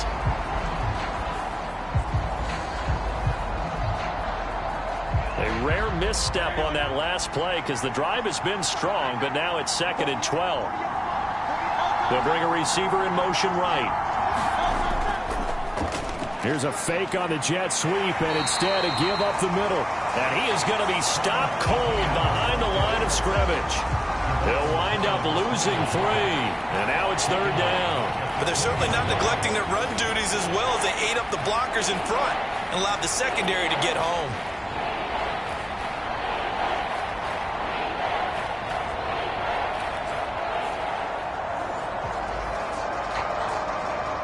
Ninth play of the drive now on 3rd and a country mile. Hurts sets up to throw it. And this is caught. Touchdown, Philadelphia. Jerry Jeudy. His 5th touchdown now on the year. And the Eagles get the upper hand as they're on the board first here this afternoon. Looking sharp on that first drive. These guys, of course, coming off back-to-back victories, and you see that kind of advancing into this game, don't you? You certainly do, and when you have a team that doesn't get too full of itself, even though they've won 2 games in a row, you get the end result that we saw there, that nice opening drive because they're sharp, they're focused, and they're locked into everything that they're doing. Elliott good with a PAT, and that makes the score 7-0. A good drive that time as they go 9 plays in all. The result, Philadelphia in the end zone.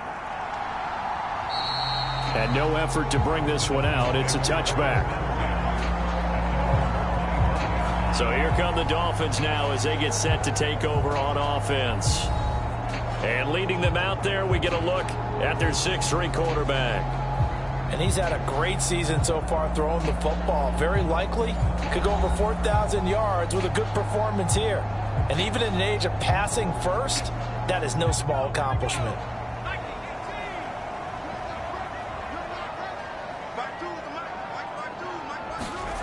On 1st down, Costello. This one complete to Jalen Waddle. And they get him down, but not before he takes it across the 40-yard line. 17 yards is the pickup there for number 17. Defense gives up a touchdown the opening drive. Offense, you got to want to get out there and get those points back right now. And that's a sharp throw there to get this drive off to a good start.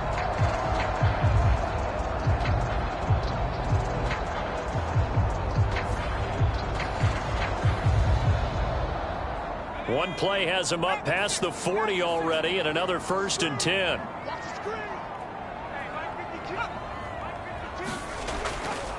Now they'll run. It's Ken Walker. And not a whole lot of room to operate there on the 1st down run. He gets maybe 3.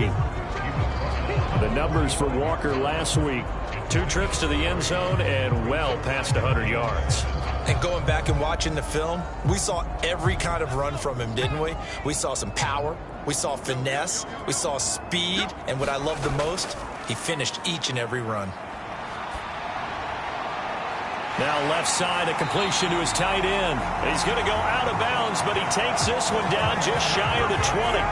A big play on the catch and run, covering 34 yards. Running their plays over and over during the week can often get robotic for an offense, but on game day they can often flow smoothly, as that one just did.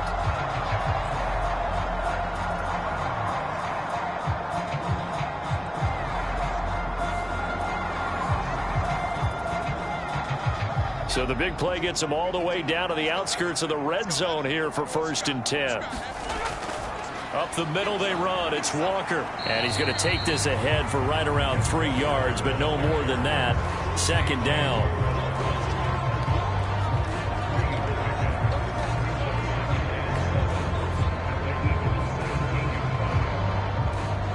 So from the 17, here's 2nd and 7. Sticking with Walker on 2nd down. And he'll take it from the 18 to the 15. A gain of 3. The Eagles call on the extra defensive back here as they prepare for a stop on 3rd down. Looking to throw. Costello over the middle, complete. That's Walker. And oh, he's just going to be short here, barely. Maybe by a half a foot. It'll be 4th and inches. This for baseball, we call this small ball. Instead of pushing it downfield, they throw a short pass trying to pick up the 1st down, but the defense rallies to the football and stops him short, bringing up a 4th down.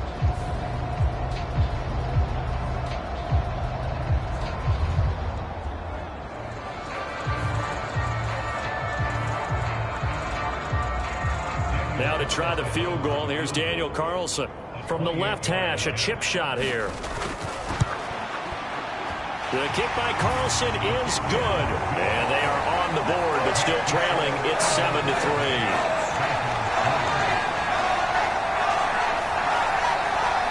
So both teams come away with points on their opening drives. Now they still trail. They answered the touchdown with a field goal, but at least able to break that goose egg here early. And that is what's important, right? Because they didn't let that initial touchdown go unanswered. Took the ball themselves, moved it downfield, and put it through the post for 3 points. Game on. So back onto the field, here come the Eagles for their 2nd drive. And they'll just simply be looking to build off the confidence of the last time out where they scored a touchdown. And confidence is powerful, isn't it? When you've scored once, you feel like you can go back out there and get it done again. Doesn't matter what the defense throws at them. They feel like they're in a groove right now, and they want to get out there and show it. Yeah, hoping to stay in that groove here this go-around. 2 yards on the carry there. It'll be 2nd down. You talk about this Miami defense. They're a top 5 unit right now against the pass in the league. In fact, they sit at number 5. And not just speed, not just their physical skills. You know what pulls it all together for this secondary? Their smarts and communication. They play really well as a unit. And he stopped right at the 25 after a gain of 5.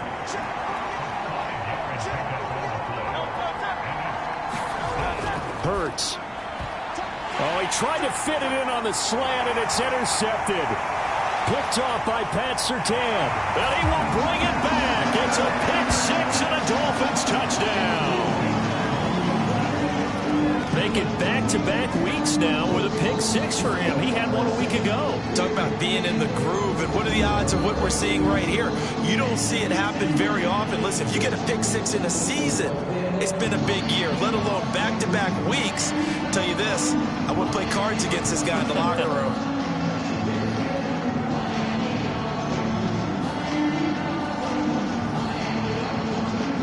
Now for the extra point, Daniel Carlson.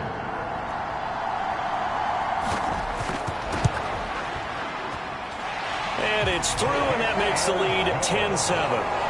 A heck of a play there defensively, getting the interception, navigating his way into the end zone for the touchdown. So they throw the pick six. They'll get another shot at it now as this one's in the air. And he won't return this one. He'll go down to a knee, and they'll start at the 25. Philadelphia getting set to take the field.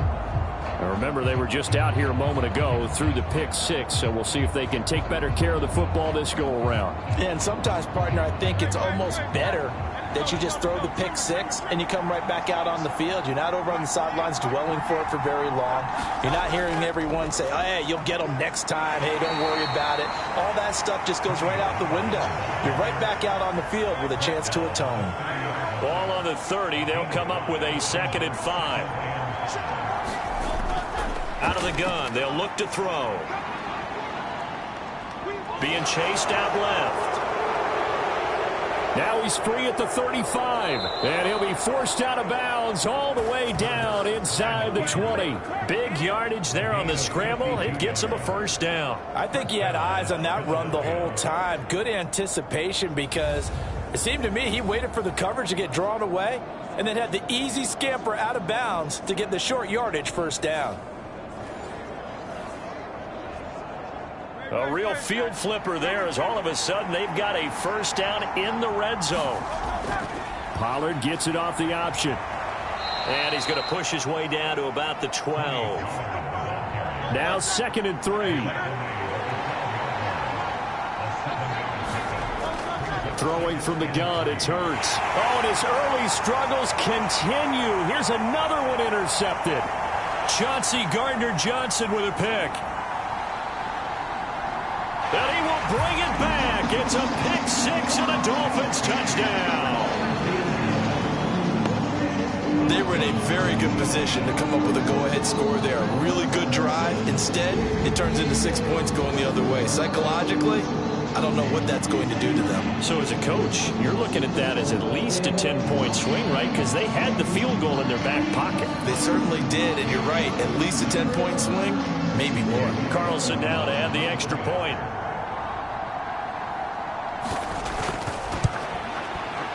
It's good to make it 17-7. So the defense creating some points, not only getting the interception, but then returning it to the end zone for the pick six. So they'll get another shot on offense following that pick six, and now the kick is away.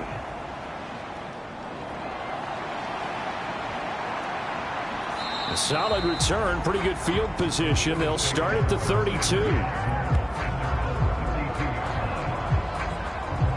Philadelphia's offense ready to give us another look.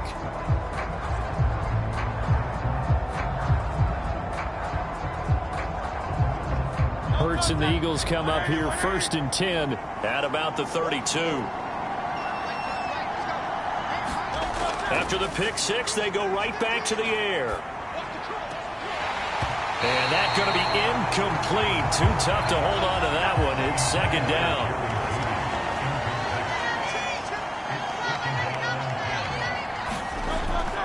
A shotgun snap and a give to Etienne. And he'll push forward for a couple to the 34. Dolphins bring on an extra defensive back on 3rd down. From the gun, it's Hurts. Swinging this out for Pollard. And able to get this one across the 45 before he's brought down.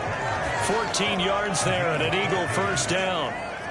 One of my old teammates called me the other day when he was watching the game. He's like, man, trying to watch an NFL game and trying to account for their passing game, that's difficult. And just when you think you get everything covered, here comes a back out of the backfield. And in this case, he picks up a first down.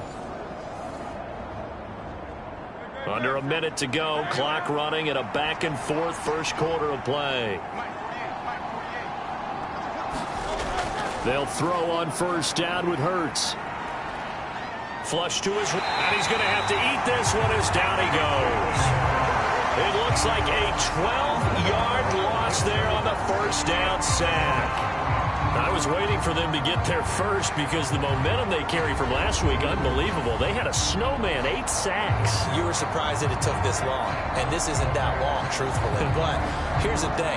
If you've seen that on tape, your offensive line is going to have to ask for help. Tight end has to stay in. If you use a fullback, keep him in. Make sure you have extra people to try and keep your quarterback upright.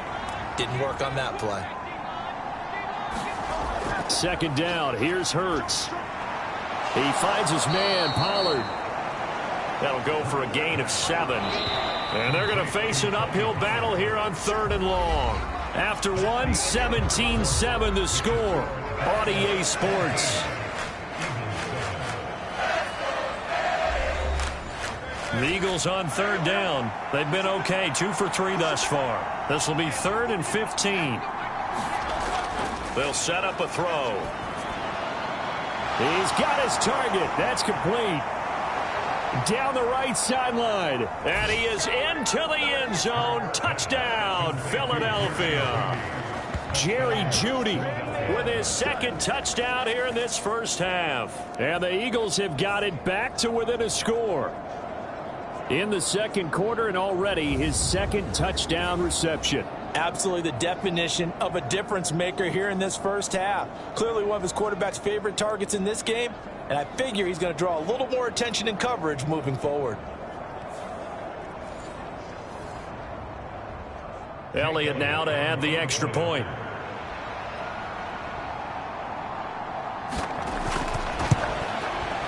And this is up and good to make it a 17-14 game.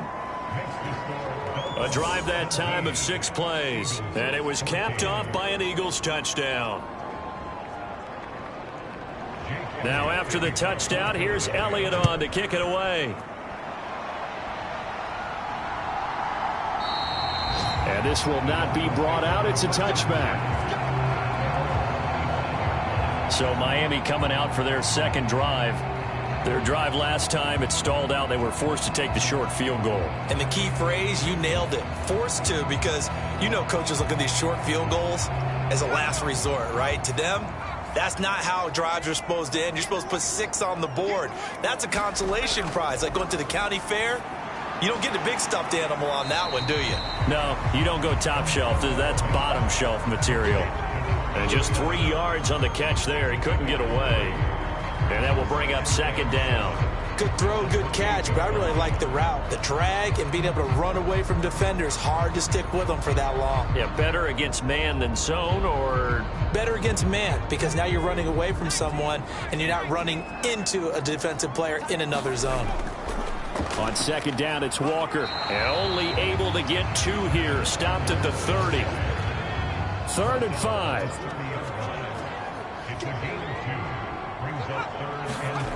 Back to throw. Costello. Well, he rifles one, and that's going to be intercepted. He may go. And he takes this one back into the end zone. And the Eagles defense gets a pick-6 TD. 3rd down, passing down. They throw the extra defensive back in there for a nickel package, and it worked out. And it's not anything that you would think is just great strategy. It's just that when you have 5 defensive backs on the field and an obvious passing down, it's a lot tougher to complete a pass. And on that play, they completed it just to the wrong team, and it cost them 6 points. Elliott on for the extra point.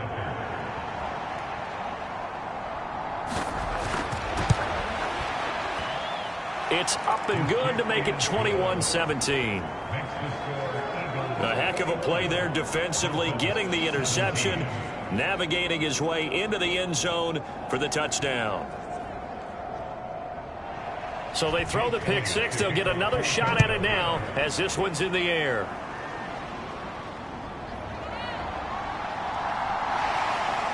And able to get this out to the 25.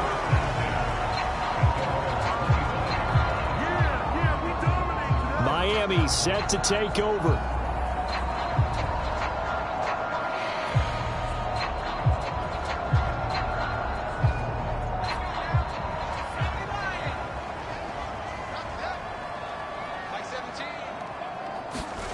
Throwing after the interception. Costello. This will be caught. It's Waddle. And they work this well upfield across the 45. The end result, 21 yards. And that's a good start right there. This game's changed pretty dramatically in the last few minutes. So now these guys are forced to play from behind here. And that's a positive first step towards claiming this lead right back.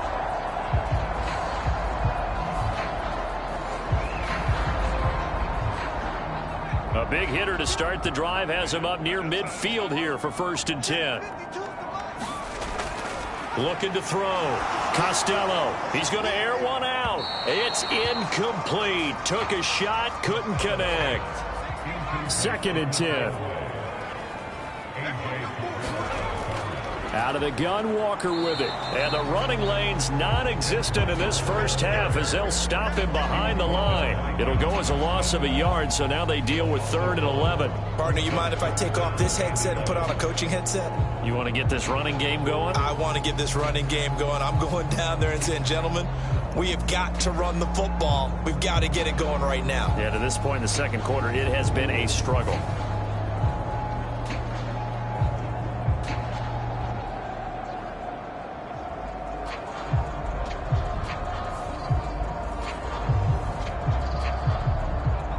What do they have for this? 3rd and 11. Operating from the gun. Costello To the sideline and incomplete. Here's Tommy Townsend on to punt. And he gets it away. A directional kick going toward the sideline. And this will be out of bounds. Now it's a question of where they'll mark it. And they'll say it crosses at the 11-yard line. Here's the Philadelphia offensive unit now as they head out to take over possession. Well, certainly they'd rather have the scenario they had last time out, Charles. Remember, they had the short field. They took it in the end zone. Now this is going to have to be a longer, more sustained drive if they want to get points. Yeah, a little bit more of a quick strike opportunity last time by where they were on the field, and you're exactly right about that. But now, backed up a little bit. What's that old expression we love to use? Time to matriculate the ball down the field and try and do it again. The catch and run, good for 24 yards. So in the second quarter, he's already up over 100 yards receiving now. And isn't 100 the magic number for a really good game for a receiver? So he got a chance to really shatter that and have a profound effect on this game. Ball up to the 35 now as they come up on 1st and 10. Pollard going to try the right side. And able to get this one across the 45 before he's brought down. It's a gain of 13 and a first down for Philadelphia. Exactly what they needed right there, because they needed to use the ground game to take some pressure off, because the quarterback's been struggling a little bit.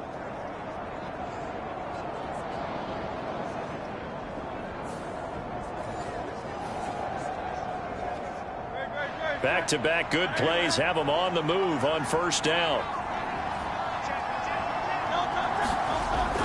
Option play, here's Pollard. And he's fortunate to get anything from that. Give him a yard up to the 49. From just shy of midfield, here's 2nd and 9. From the shotgun, he'll look to throw. And this throw a bit late as he couldn't reach back for it. After an incomplete pass on second down, that'll leave him trying to convert on 3rd and 9. This pass complete to Pollard on the out route. And he's going to come up a few yards short. Brought down at the 45. That one good for only 6, and it leaves him with a 4th down. And just in general, Charles, on a play like that, how tough is it for the defense to account for a running back essentially being a receiver downfield? It's very difficult, especially if the running back has skills like a receiver, and you're aware of that before the game even begins. So throughout your practice sessions, you're going to want to be aware of him. Where is he lining up? What can he do? What kind of damage can he do to us downfield? And who can match up with him without weakening our overall defense? You're exactly right. It's a tough task to match up to him. They go play action with Hurts. This short throw caught by Goddard. Calling a gain of 3 on the play, and that's going to bring up 2nd down. Yeah, that one was covered pretty well because they were trying to leak the tight end out into the flat. I think they were hoping he could catch and turn upfield and pick up the first down.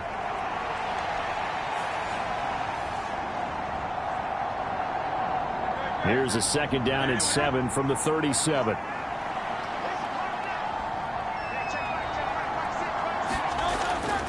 They'll look to throw here. He'll get this one complete. That's A.J. Brown. A gain of 3 last play. This time they double it and pick up 6. He decided to run a hitch route. It really helps to have a guy who can turn it loose. And, boy, he rifled one in there on that one. Not much run after catch, but it worked really well. The offense on 3rd down tonight, they've converted 3 out of 5 thus far. They're looking at 3rd and a few inches. Trying to run for it with Pollard, and he's got the first as they'll bring him down at the 28-yard line. A 3rd down gain of 3 yards, and that'll be enough. Brandon, they're still in the lead, but momentum's certainly been going the opposite direction. So to me, that's a really important pickup there on 3rd down. Try and regain some confidence, and you're right. They need to stem the tide a little bit. That certainly helped.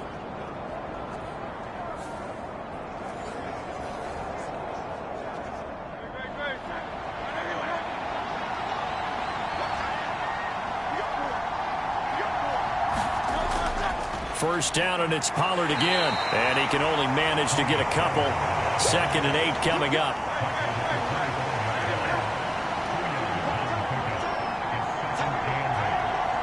They'll send Brown in motion right.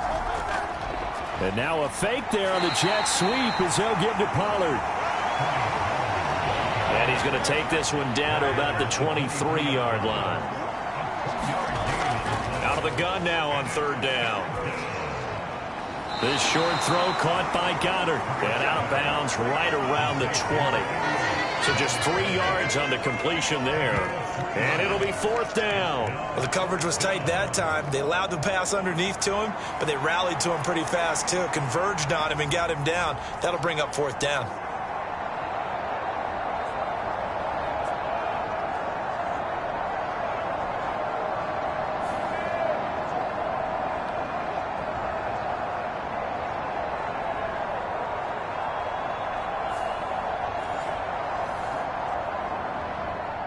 So Hurts is off, and on comes Jake Elliott for the Eagle field goal. From the left hash, this from 37.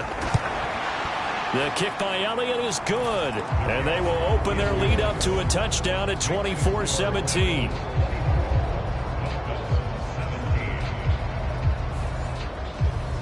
So a nice kick there as they add 3 to the lead.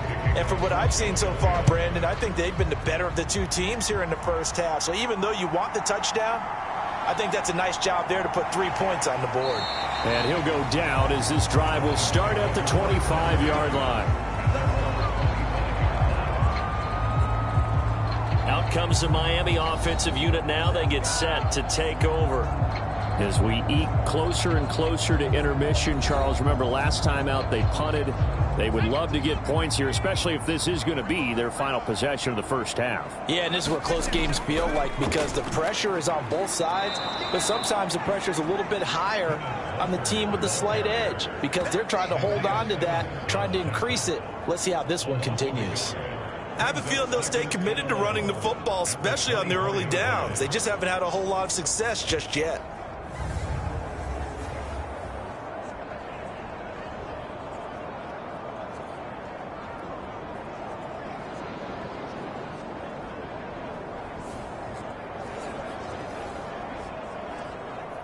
After the loss to start out, here's 2nd and 11.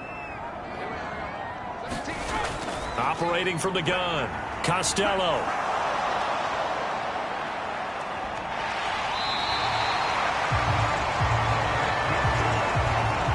They made a nice effort to stick him with a loss for that play, but it's going to take more than that to keep him from advancing the ball. Should be an entertaining battle anytime he tucks and runs over the second half of this contest. And he is going to have the Dolphins first down. They needed 3. He doubled that. He got 6. The Dolphins had 14-1 now on the year. And they come in feeling pretty good after back-to-back victories, CD. And I thought that they played pretty well last week. Their execution, their discipline, their resilience, all on display in that victory. So here's a 1st and 10 at the 38.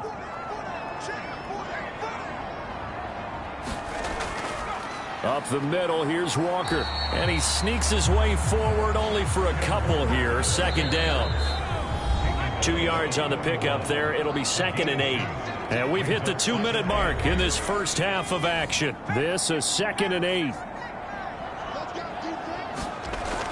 Back to throw. Costello dancing to his left. And he'll be out of bounds just shy of the 40. I guess no need to force it when you can do that instead. First down, 18-yard gain. I don't think that run was anything that was designed, but when his reads were blanketed as he went through his progressions, all that was left was for him to run and try and pick it up himself.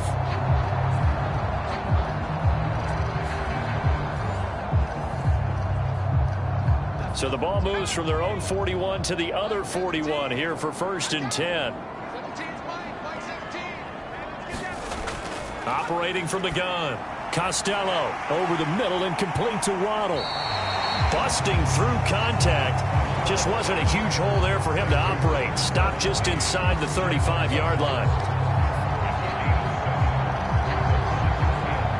Here's 2nd and 3.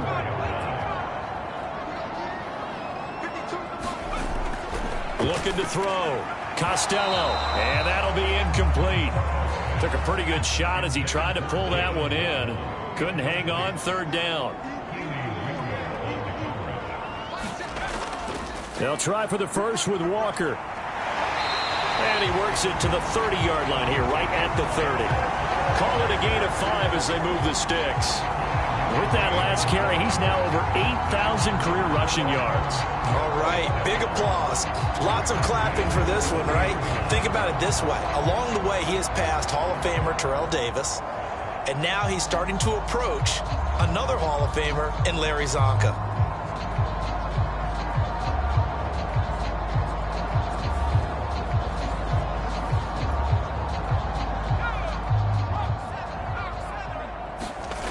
On 1st and 10, Costello, and this will be incomplete. Physical play on the football there, and it's 2nd down. To throw again, Costello. And that falls to the ground, incomplete. A nice job of bodying him up defensively, and now it brings up 3rd down. Back to throw, Costello. And that is incomplete. Out is Carlson now for the Raider field goal. He made his first, this from 47 yards out. Carlson able to put this one through, and that'll bring him back within 4.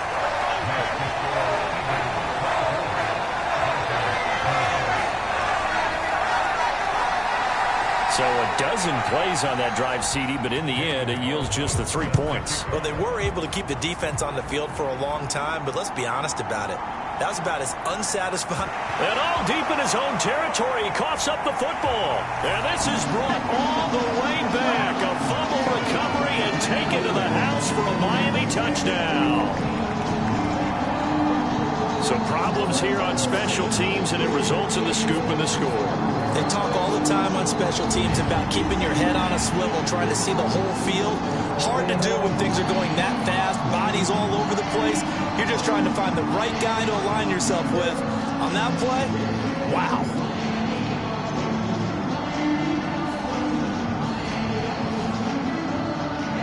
Carlson on for the PAT.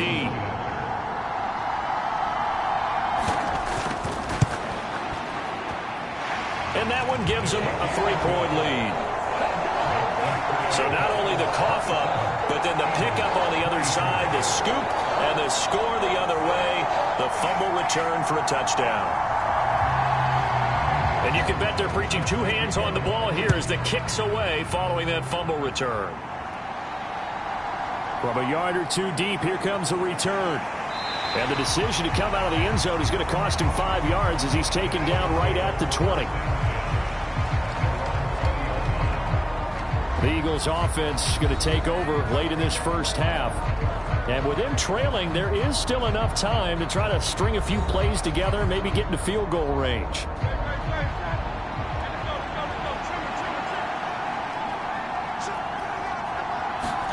On 1st down, Hurts. Quick slant to Brown. A good gain of 9 before he's brought down at the 28.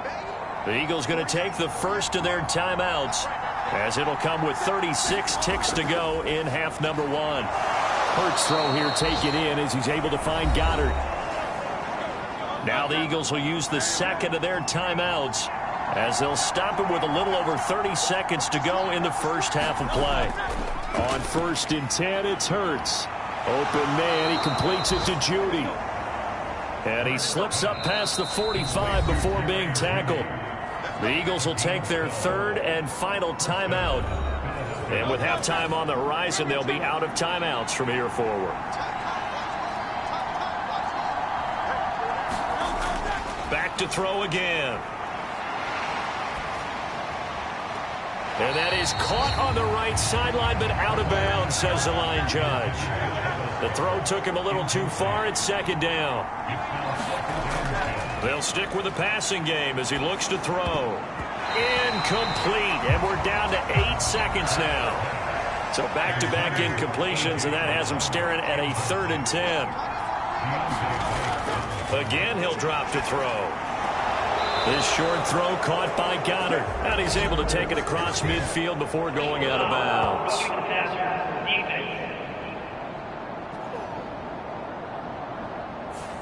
Ouch, you thought you had the defensive stand. Roughing the passer wipes it out. What does every defense talk about? 3 and out, right? Thought they were able to get off the field. Not so.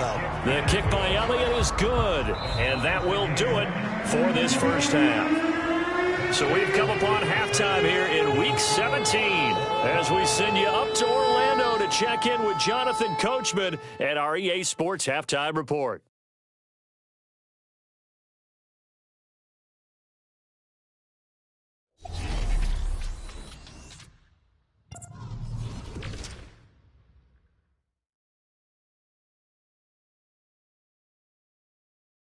We'll get started up in Foxborough, a rematch of a great AFC title game from January of 2018. Jacksonville in town to take on New England. And that one just before halftime with the Jaguars out on top. Calvin Ridley, a touchdown reception. Lastly, let's get you to Charlotte, North Carolina. Check on the Panthers at home at Bank of America Stadium. And that one all tied against the visiting Saints.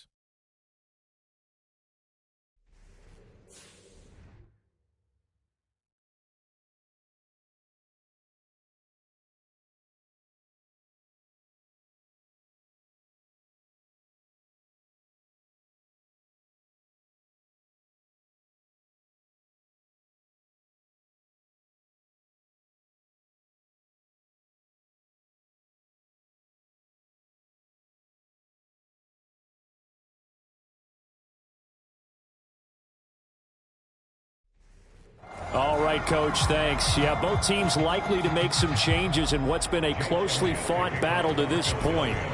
And ready to get the party started for the second half. It was an even first half, all tied on the scoreboard.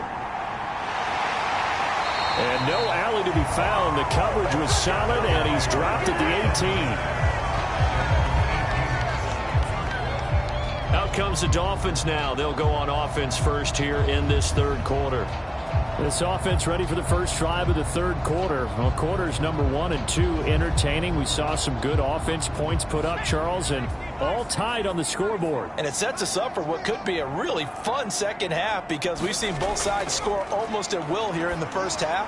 And now, here in the second half, getting the ball first, you've got to think, hey, we can go out and really run our offense the way we did in the first half. But if I'm a defensive player, all I'm thinking is, can I make a play to really help out my team and break this streak of offense?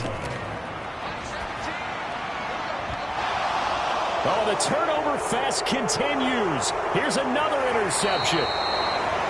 And the Eagles will take over possession here up at the 44. Well, when you start thinking of guys that are in the mix for Defensive Player of the Year, I think you use him as Exhibit A. Maybe he's not the leading guy right now, but he's at least on the periphery and deserves to be in the discussion. And because of that, he's looking at a game today where in order to make that big move and maybe become the guy, he needs multiple takeaways, multiple big plays, things that get our attention and reverberate for weeks to come. Good starting field position for them here as they come up 1st and 10 at their own 44. Play action. Here's Hurts. And the timing a bit off that time as that one falls to the ground. Here's 2nd and 10. In motion goes the tight end. On 2nd down, it's Pollard. And this one not going anywhere. They get him at the 44 for a gain of just a yard.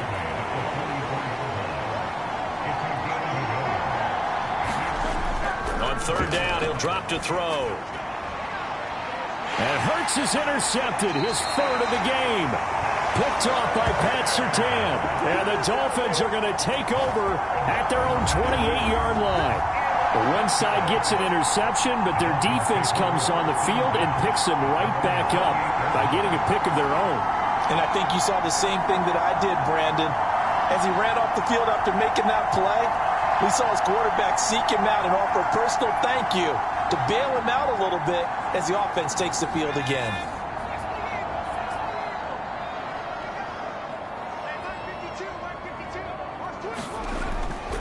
Here's Walker to start the drive. And he edges forward, but only gets a pair of yards out of it. And it's 2nd down. Now a stoppage here as it looks like we've got a Dolphin shaken up on the play. Always unfortunate to see an injury, especially this close to the end of the regular season. We'll step aside.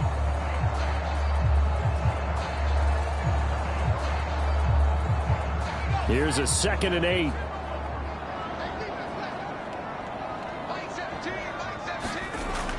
Looking to throw. Costello.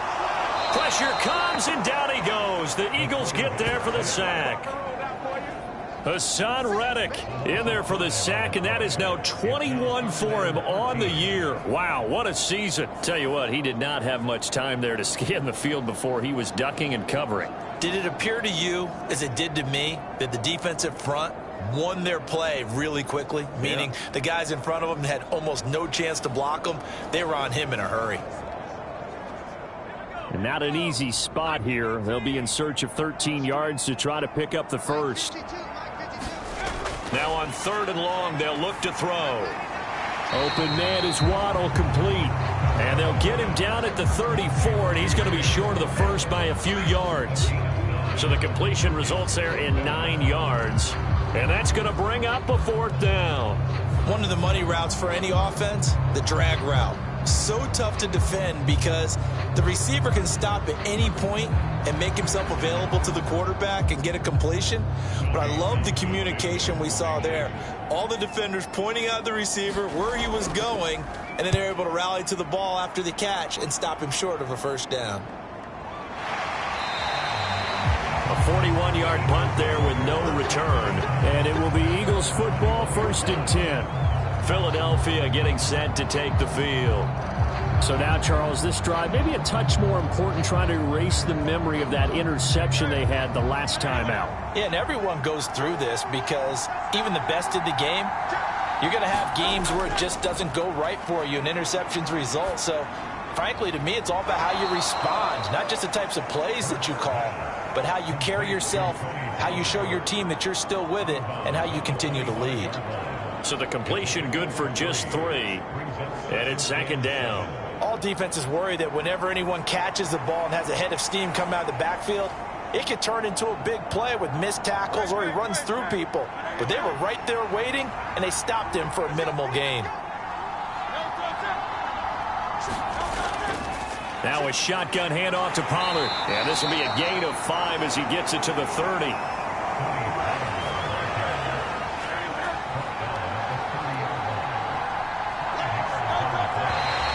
Now flags come in here.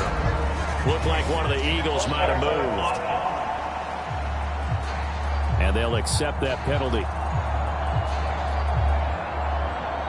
And a manageable 3rd down becomes a lot less manageable. 3rd and 7 after the false start.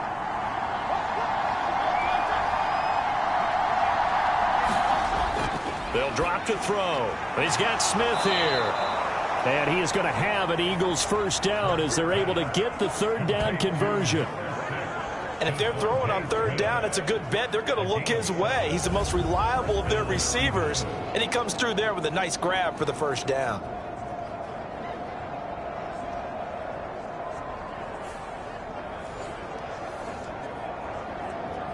From the 32 now, here's 1st and 10. Now back to throw. And this is caught. It's Brown. And they bring him to the ground just shy of midfield. Now a stoppage here as it looks like we've got a Dolphin shaken up on the play. But not what you want to see this late in the season. Medical staff is going to check on him, and we'll step aside for a moment.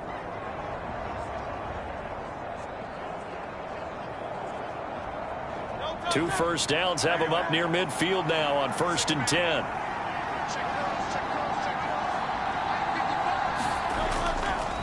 They run straight ahead here with Pollard. And just 1 yard here from the 49 to the 50. That felt like a trap because it looked to me like the opposing front was on that play from the get-go. They had everyone crashing the ball carrier before he even made the line, and they hold him to just a yard. Ball right on the 50-yard line. Here's the 2nd and 9. From the midfield stripe, they'll look to throw. Throwing into traffic there, and that's complete. That'll give them 8 that time, and it'll leave them with 3rd and a full yard to go. Pollard will take it up the gut. And good work there in open space. And he's got this all the way down now to the 32. 66 yards rushing for him now on 17 carries. Well, partner, what do you think? Might have been 4-down territory if they didn't pick it up, but... Yeah, it's a moot point now. I was curious, so if they didn't get it there, would they have gone for it? I guess we'll never know. Yeah, we didn't have to make that call, but I have a feeling both of us would have said, go for it.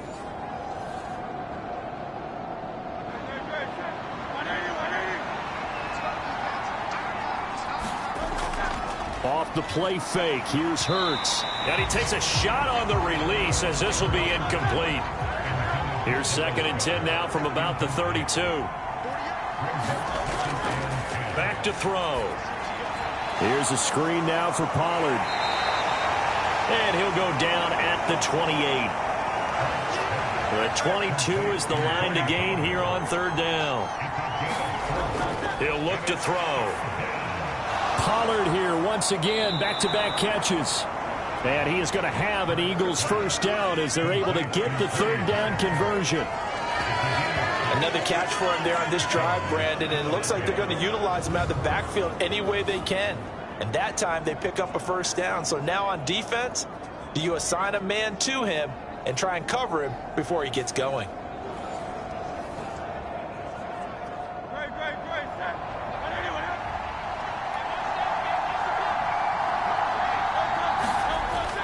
They'll look to throw again. That is incomplete. Fair to say the secondary play, whichever side you're on, hasn't really been a glowing exhibition so far, but a nice job there to prevent a long completion. I agree with you, but at some point, someone had to make a play and try and stop this exhibition of almost speed racing that we've been watching, huh? Yeah, it has been quarterback and receiver dominated. It'll go as a loss of a yard, so now they deal with 3rd and 11. Well, Brandon, we could see that play developing, and they were hoping that he was going to be able to put a move on the first guy and turn it into a big play. But no such luck. The speed on defense continues to get better and better in the NFL. Pretty nice example there of those guys being able to run from their assignments and finish off that play. Tough spot here, 3rd down and 11. He'll look to throw.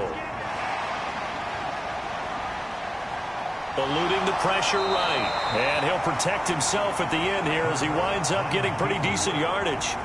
So Hurts is off, and on comes Jake Elliott for the Eagle field goal. From the right hash, this from 33.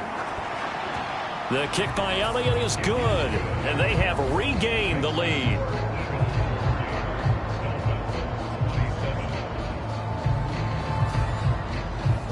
So give him 3 on that drive. You know, normally you'd say, we'll take it, but the way points have been flying around, it feels like a little bit of a letdown. Yeah, you just have to wonder, are field goals going to be enough? Because as you pointed out, the way touchdowns have been scored, does kicking a field goal actually put you at a disadvantage the rest of the way? The Dolphins about set to go to work on offense. Charles, a very uninspired effort. The last time we saw them out there was a quick 3-and-out, then they punted the football. Yeah, and you never want to get stopped so soundly during a series, but what would be even worse now is letting it happen again right here. They've got to get going. They'll run with Walker to begin the drive. And he'll take this ahead for about 4. Second down coming up.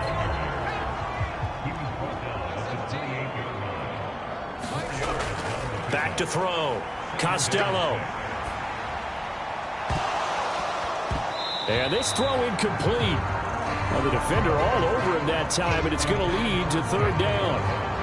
They certainly thought he had an open look beyond the first down marker to his receiver, but they just couldn't connect, and that will send them back to the drawing board.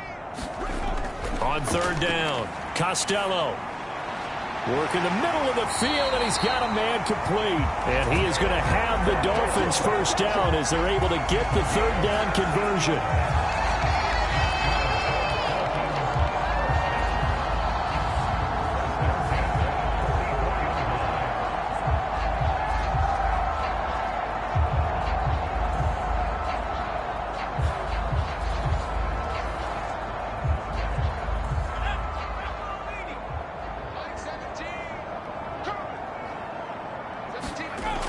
Throwing on first down.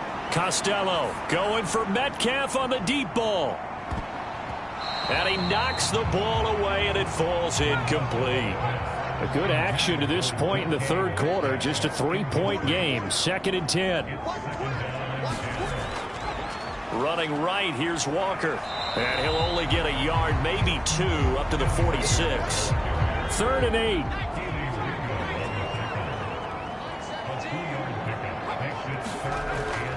Operating from the gun. Costello going for Metcalf on the deep ball. And it's knocked away and incomplete. The Dolphins will send out the punter now as he's on to kick it away.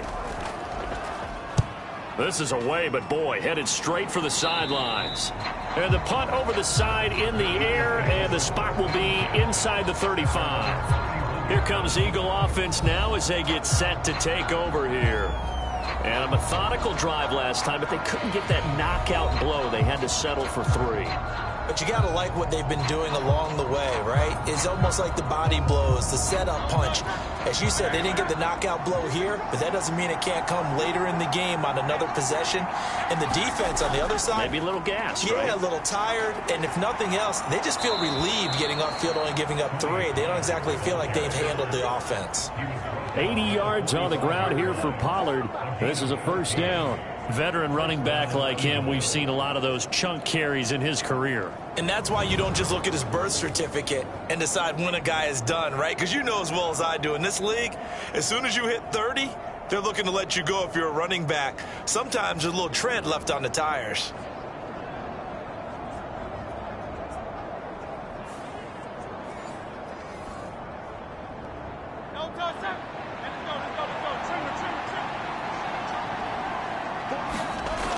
On first down, he'll drop to throw.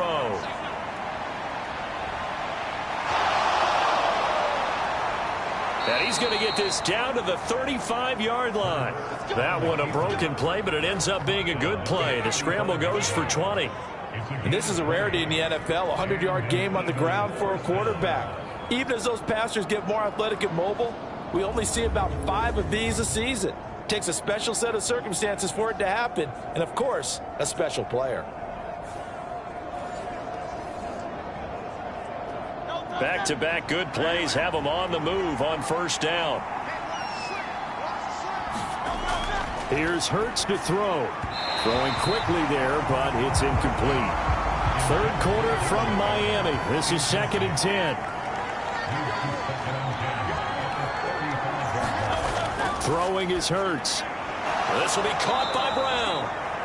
They get 6. That'll leave them with 3rd and 4. When you see zone defense and you know you've got a drag route on as your primary call, you've got to be really careful as a passer about how far you let your guy go because he might wander into some tough coverage.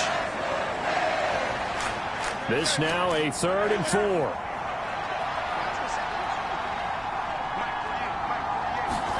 Hurts sets up to throw it. Now they go screen. It's complete. And he will lose yardage here to the 31-yard line. They'll wind up losing a couple yards here on the play, and that's going to make it 4th down. To me, this is a case of if you're not getting the ball, You've got to do your job and block for the guy who is, because there really wasn't much there.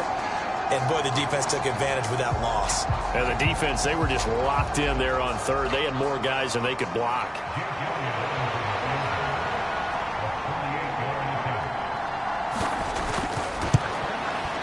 The kick by Elliott is good. And that will add 3 more to their lead. It pushes it up to 6.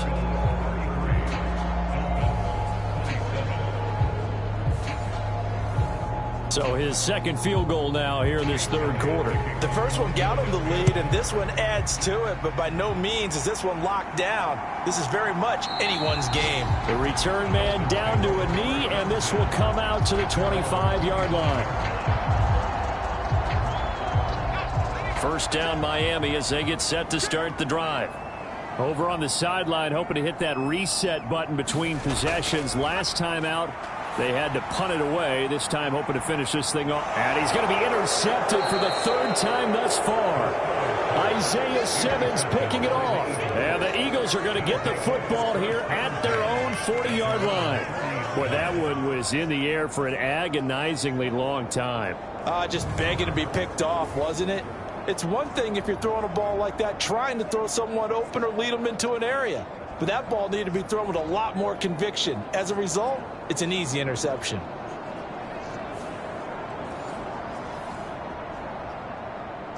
And this should be the final play before the quarter ends. They'll run with Pollard to begin the drive. Oh, good move. And he'll be brought down on what's going to turn out to be the final play of this third quarter. We have played 3 quarters. You are watching the NFL on EA Sports. Back now in Miami. It's the Eagles in possession of the football and leading this one as we get ready to start the final quarter. The man in motion is Brown. A fake on the jet sweep as they'll go play action with Hurts. Got a man. It's Brown. And that play goes nowhere. Taken down, losing yardage at the 50, right at midfield. That one unable to develop, never got going. A loss of a couple, and it's second down. Made the quick throw there outside the numbers, and you can feel the thought process. They just wanted to get in his hands and let him make a play. But how about the job they did defensively to keep him bottled up? Instead, they tackle him for a loss. 2nd and 12.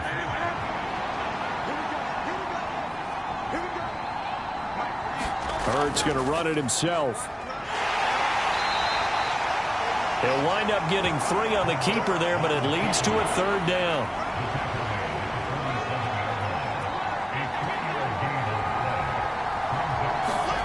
Hurts. He's got his running back out of the backfield. And he's got another first down as he's brought down at the Dolphins' 28. A third down gain of 19. And that certainly appears to be a critical conversion right there, because not only do they keep the drive going, they take valuable time off the clock as well. They have to feel really good about that last completion.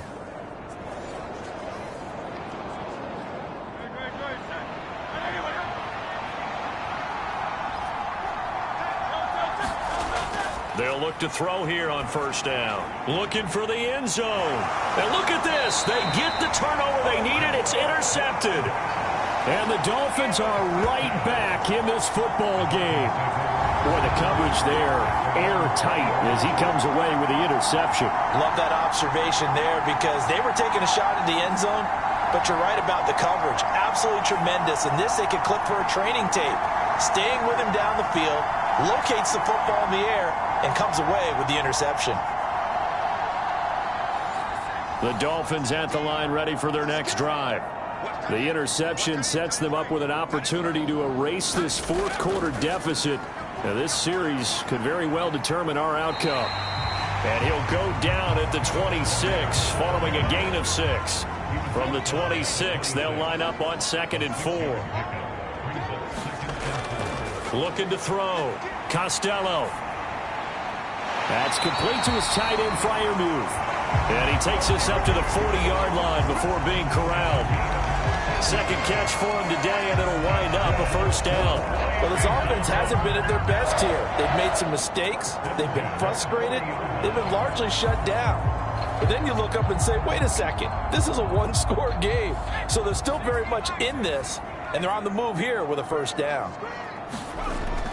On first down, Costello. He's got his tight end Freiermuth over the middle. Second down and 3. They'll send a receiver in motion to the right. They'll fake the jet sweep and go instead with Walker. And he'll get it out to midfield. They'll spot it right at midfield at the 50. They'll get 3 as the drive continues. It's a first down. Back to throw. Costello. Oh, and that is incomplete. Now a 2nd and 10. They'll run the toss to Walker. Stiff-armed him. Still fighting for... And now look at this. Big gain, but a fumble.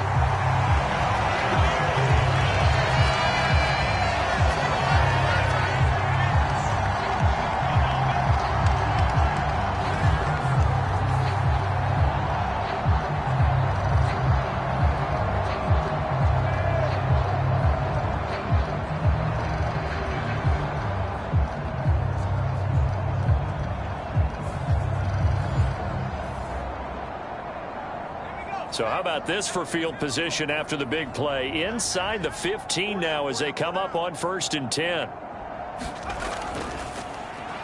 Pacheco gets it up the gut.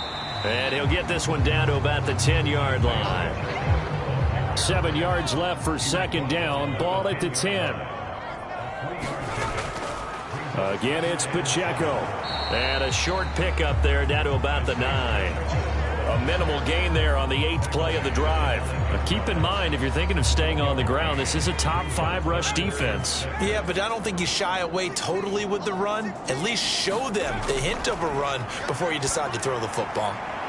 Throw out wide to Walker. And a pretty nice tackle there, ranging up from his free safety spot as he'll stop him about a yard short. The result, only 4 yards there on the play. And that'll bring up 4th down. A short gain that doesn't get them the first down brings up a 4th down situation. Really nice job defensively. They knew where the sticks were. They got the stop before it.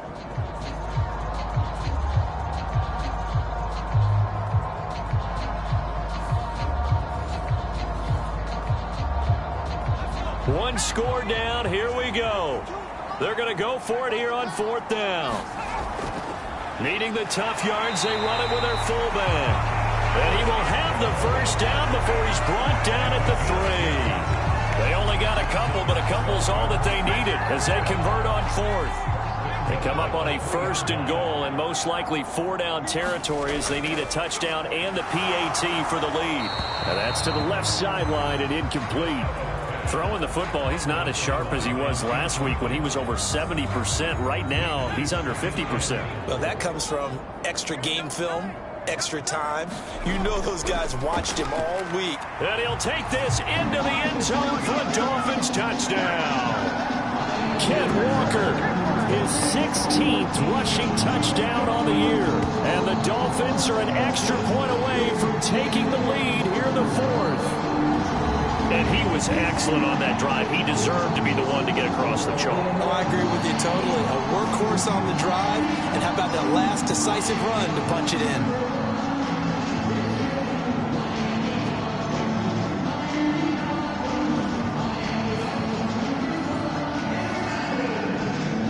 Carlson now to add the extra point.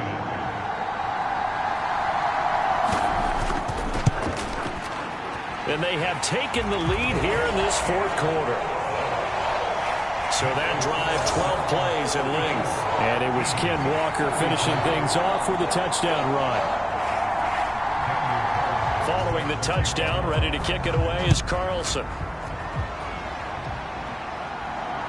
This fielded right at the goal line. And he won't quite make it to the 25.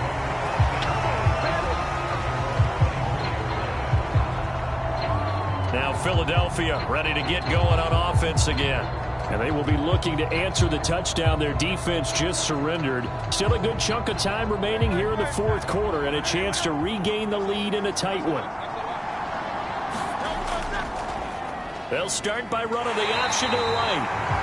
And he probably should have given that one off as he's going to get hit and taken down behind the line. 2 yards the loss, 2nd and 12. Well, that play never really got off the launching pad. He had a linebacker in his face before he had a chance to do much of anything. Yeah, I think his big boys up front, that offensive line, they've got to do a little bit better job of protecting him if they're going to continue to run the option like this. 2nd down, here's Jalen Hurts. It's caught, Smith. They get 11 back on that one. It leads to 3rd down. The Dolphins bring on an extra defensive back on 3rd down. Pollard gets it off the option. And getting this just shy of midfield, they'll spot it at the 49. 109 yards for him on the ground now on that, his 20th carry of the ball game. Well, sometimes, Brandon, there's just not a secret to how things get done. He's been running well all game long, and they continue to rely on him in this key situation. They told us they were going to rely on him. They have. He comes through there, a big 3rd down conversion.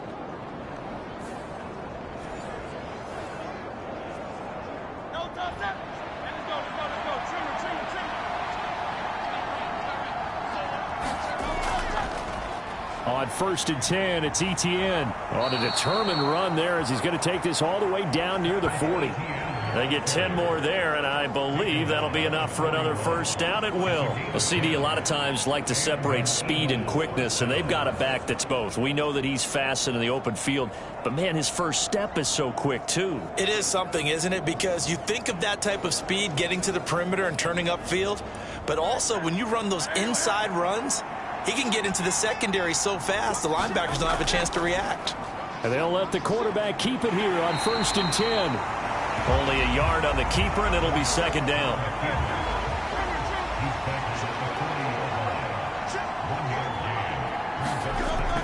Now they'll switch it up here and look to throw. And this one taken in on the right sideline, but not in the field of play. They say it's incomplete. The throw led him a little too far. It brings up 3rd down. They'll set up a throw.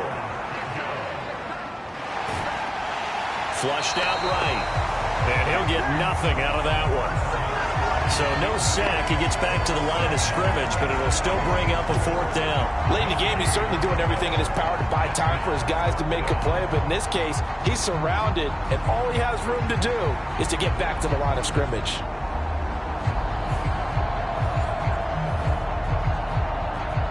So now one of the biggest kicks of the night is forthcoming.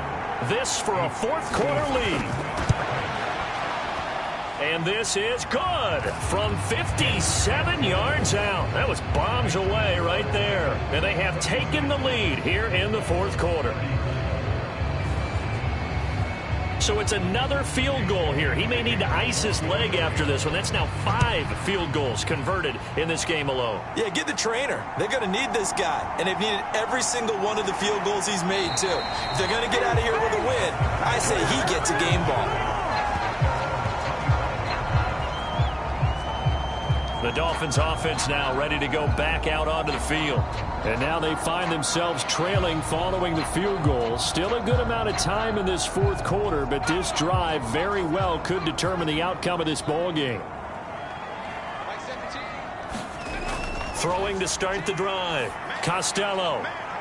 Quick hitter here. It's complete. And he gets this up just shy of the 30 to the 29 before he's out of bounds. Looking to throw on 2nd down. Costello forced out to his left. And he will slide to a stop. He does have the 1st down. They're not out of it yet, but in order to come back, they need to play clean football the rest of the way. He makes the correct read there, passing on challenging a blanket coverage and getting the 1st down with his legs instead.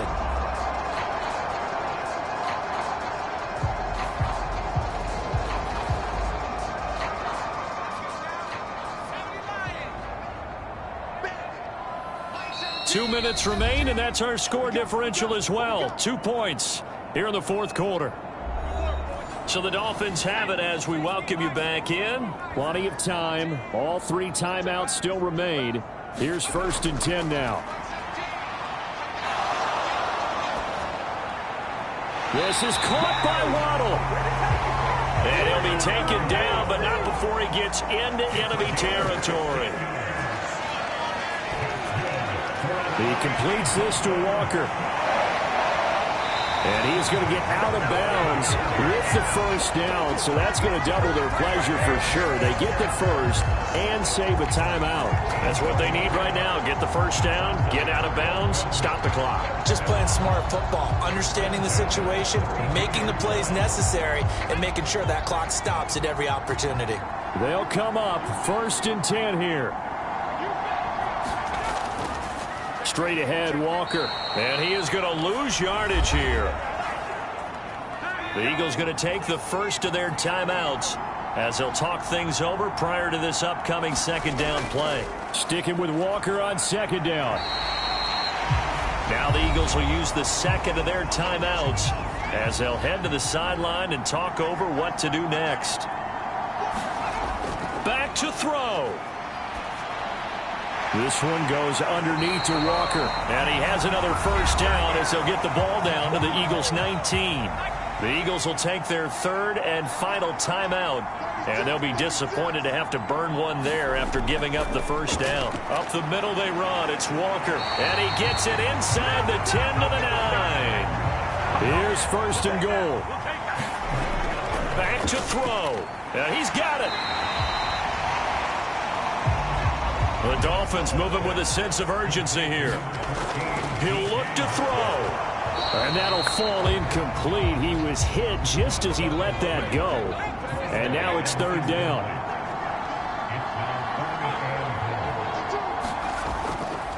And they'll go jet sweep to try to pick it up. He takes it across for the touchdown, and they've taken the lead late in the final minute of the 4th. Wow, wow. What a game this has been, and what a drive that was, Charles, to take the lead here late in the 4th quarter. And partner, that's a job well done by everyone, from the players to the guys calling the plays. And if I may introduce just one downside to the mix, might be a little bit too much time left. Enough on the clock for a final last-ditch effort to try and steal this win away.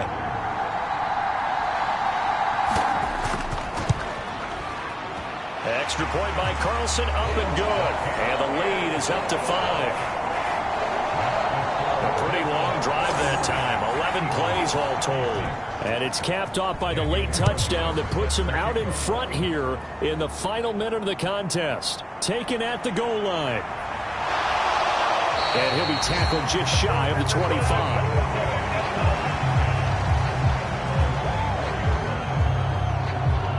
Hurts and the Eagles now down by 5, 37 seconds to go. They've won 3 in a row, but they've got work to do if they want to get a 4th in a row as they come up on first down.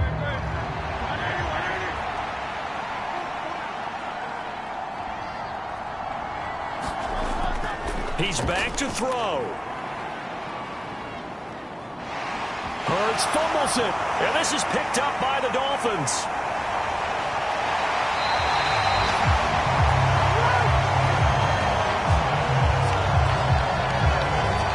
Well, that simply is a missed opportunity. They're in position. If they take the ball downfield and score, they've got a chance to win the game. Instead, they cough it up. I don't think next week at practice is going to be a whole lot of fun for him. On the other side, no bigger time to force a turnover when you've got that small lead. Yeah, and when you look at it from the offense's perspective, taking care of the ball, so important. I know they're going to have all kind of ball security drills in practice all next week.